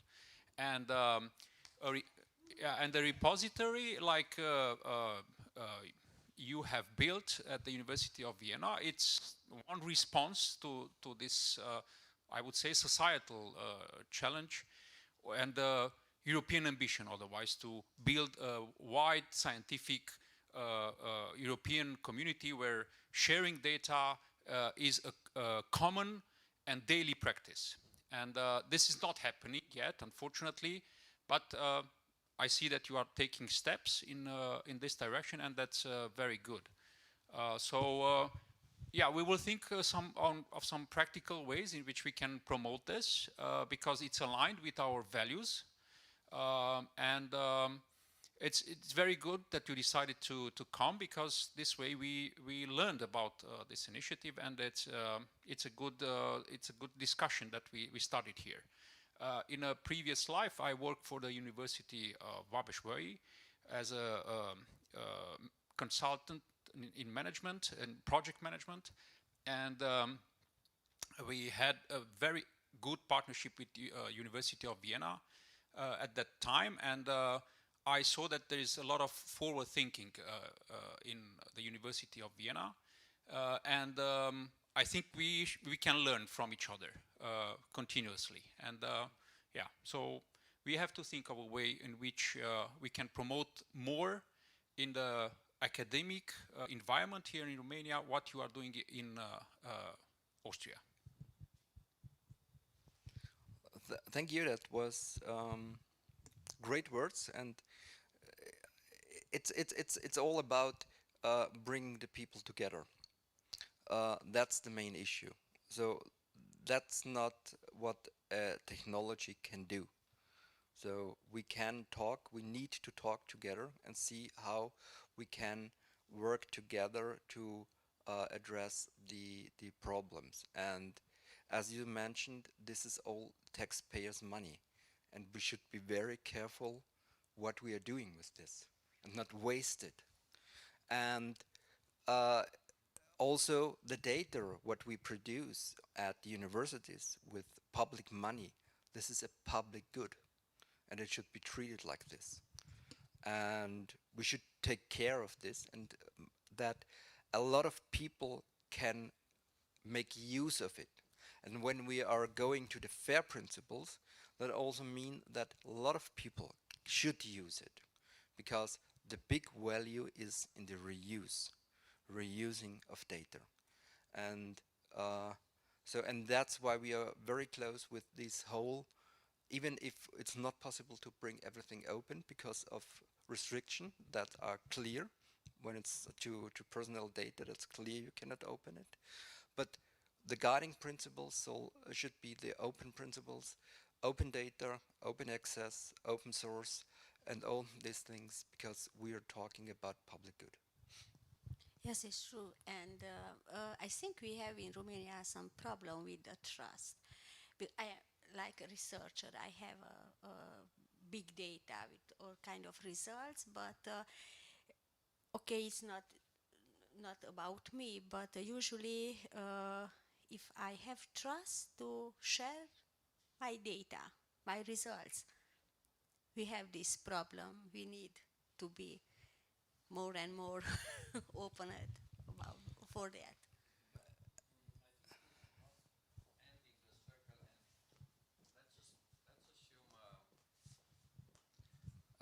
I said, let's assume that we, Cluj-IT, will succeed in the future to organize this kind of event. It might be possible to bring in that kind of event some use cases where to convince the audience that because of this initiative, different research groups or other kind of, let's say, initiatives in different universities, succeeded to benefit and bring more value added for their own interest just because they were part in, or are, yeah, of course, are part in this kind of network for data management and repository, because I think that could be, in my view, a way to make them even understanding the potential, and also to have from our side arguments that yeah, this is necessary. So I think also that's necessary, and I think also some things what we heard today address the same thing. We heard in the session today about the startups, that we need to also think about mindsets. So we had here to address the issue of trust, and the trust is very important. But it's also when it comes to your personality mindset. So we are, especially I also one of these persons who are thinking about, when I am getting connected with somebody else, someone else must earn my trust. But we also can change it. We trust them firsthand, and he have or she have to earn my mistrust. That change a lot, because then you go to the people more openly in that, because you think that you can trust everybody. And then at the situation when you see, okay, there's a mistrust, then you react to this. And not in forehand, I'd be a little bit scared before that I don't know how the other person is working with me. It's also changing the mindset. But this is a cultural thing. This is something what have to grow inside of a society, inside also of a person itself. And to learn that, the trust, and to change the mindset. For example, we have the problem, we don't want to share, to put our results in the cloud. Because somewhere, something, probably want to get our results.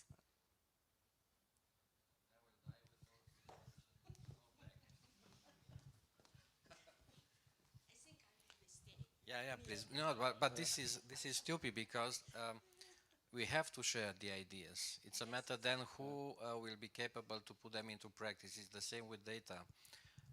We have collected data, as many inventors I have seen. They have an idea, but they say it's just a top secret. I'll never share with the others. But I need your money to make this big thing. So how can I trust you in that case if you are not capable to share? And in this respect, I think we have to work, and I'm speaking from the angle of Cluj IT. We had competing companies, and we have competing companies in our cluster, but we succeeded to build up an institutional mechanism of trust, including also the mechanism for intellectual property management, even of ideas. And in that respect, we have seen the possibility for using experts from different organizations, where also universities are part in several of our projects, to work together and to share this, their experiences, etc. So maybe we also have to take into account this issue of intellectual property and copyright and other stuff as part of the, let's say, intangible asset that can be handle in sharing this, these resources between the universities, because in that way I believe the innovation can be accelerated. Yesterday we had an intervention of our mayor who said, I have no idea how much is accelerated the innovation due to the networking, but I didn't want him to intervene. I know that there are even researches that prove that just because of networking, the level of innovation accelerating with the third power, not 2 times. So it's a third or second power, increasing the acceleration. And that is the reason we need to encourage this kind of networking and sharing of resources, because after that, okay, it's a matter of investment, doing the whole mechanism of innovation project. But if you stop this, and that was the necessity, and I so much pleased about this presentation, that the Reason initiative, we have something in our hands to share with the others to change their mindset.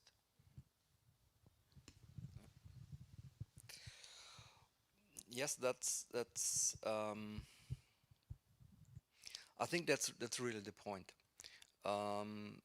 about sharing the things, and even if you're in a competition field, to be able to share things, and I think that's very important, and that's what I really liked, what I have seen so far on the Cluj IT, from the company perspective, that they are not in the way of, they have the big goal and they want to bring everybody to the big goal, and not I will be the first and the rest have to lose.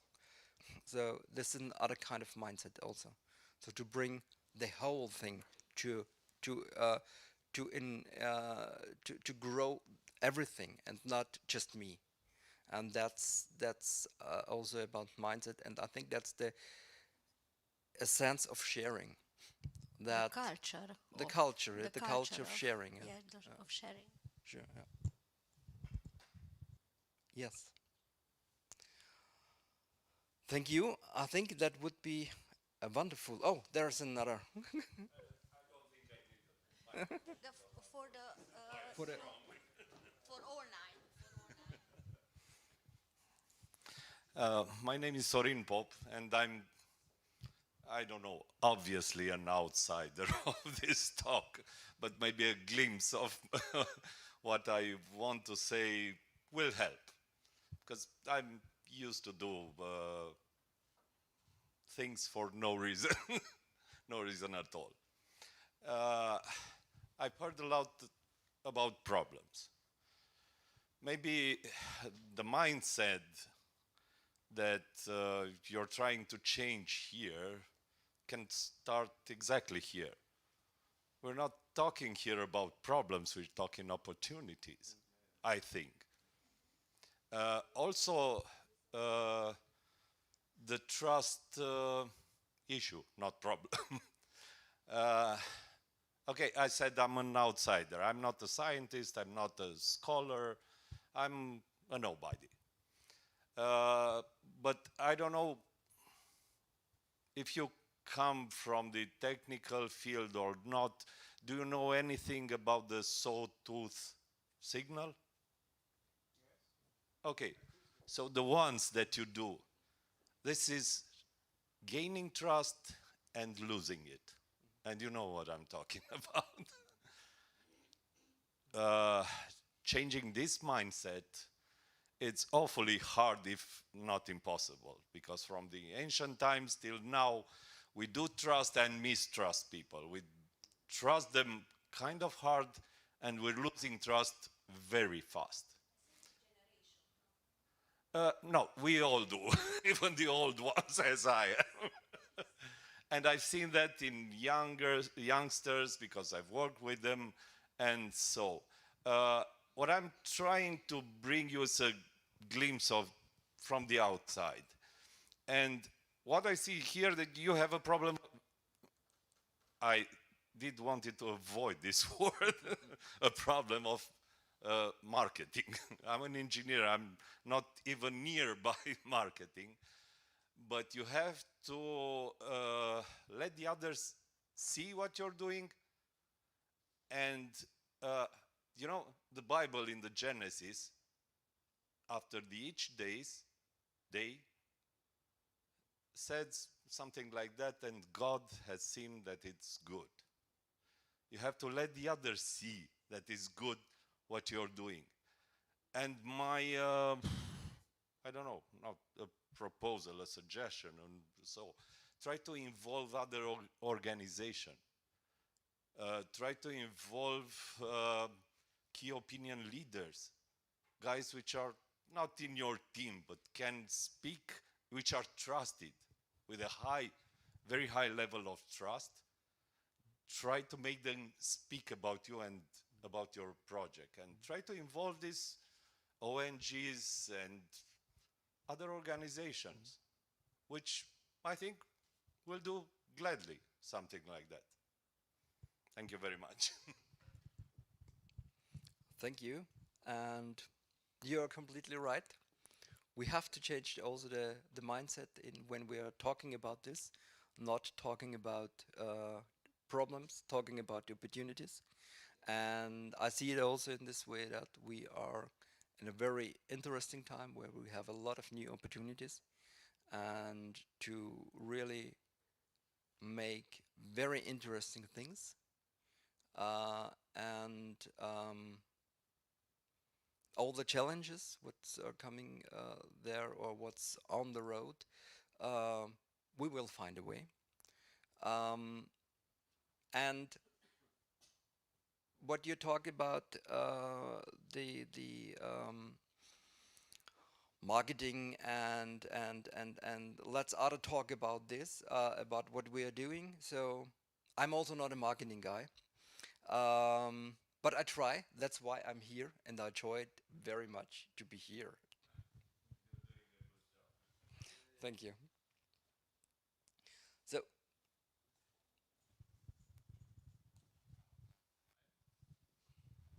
any questions?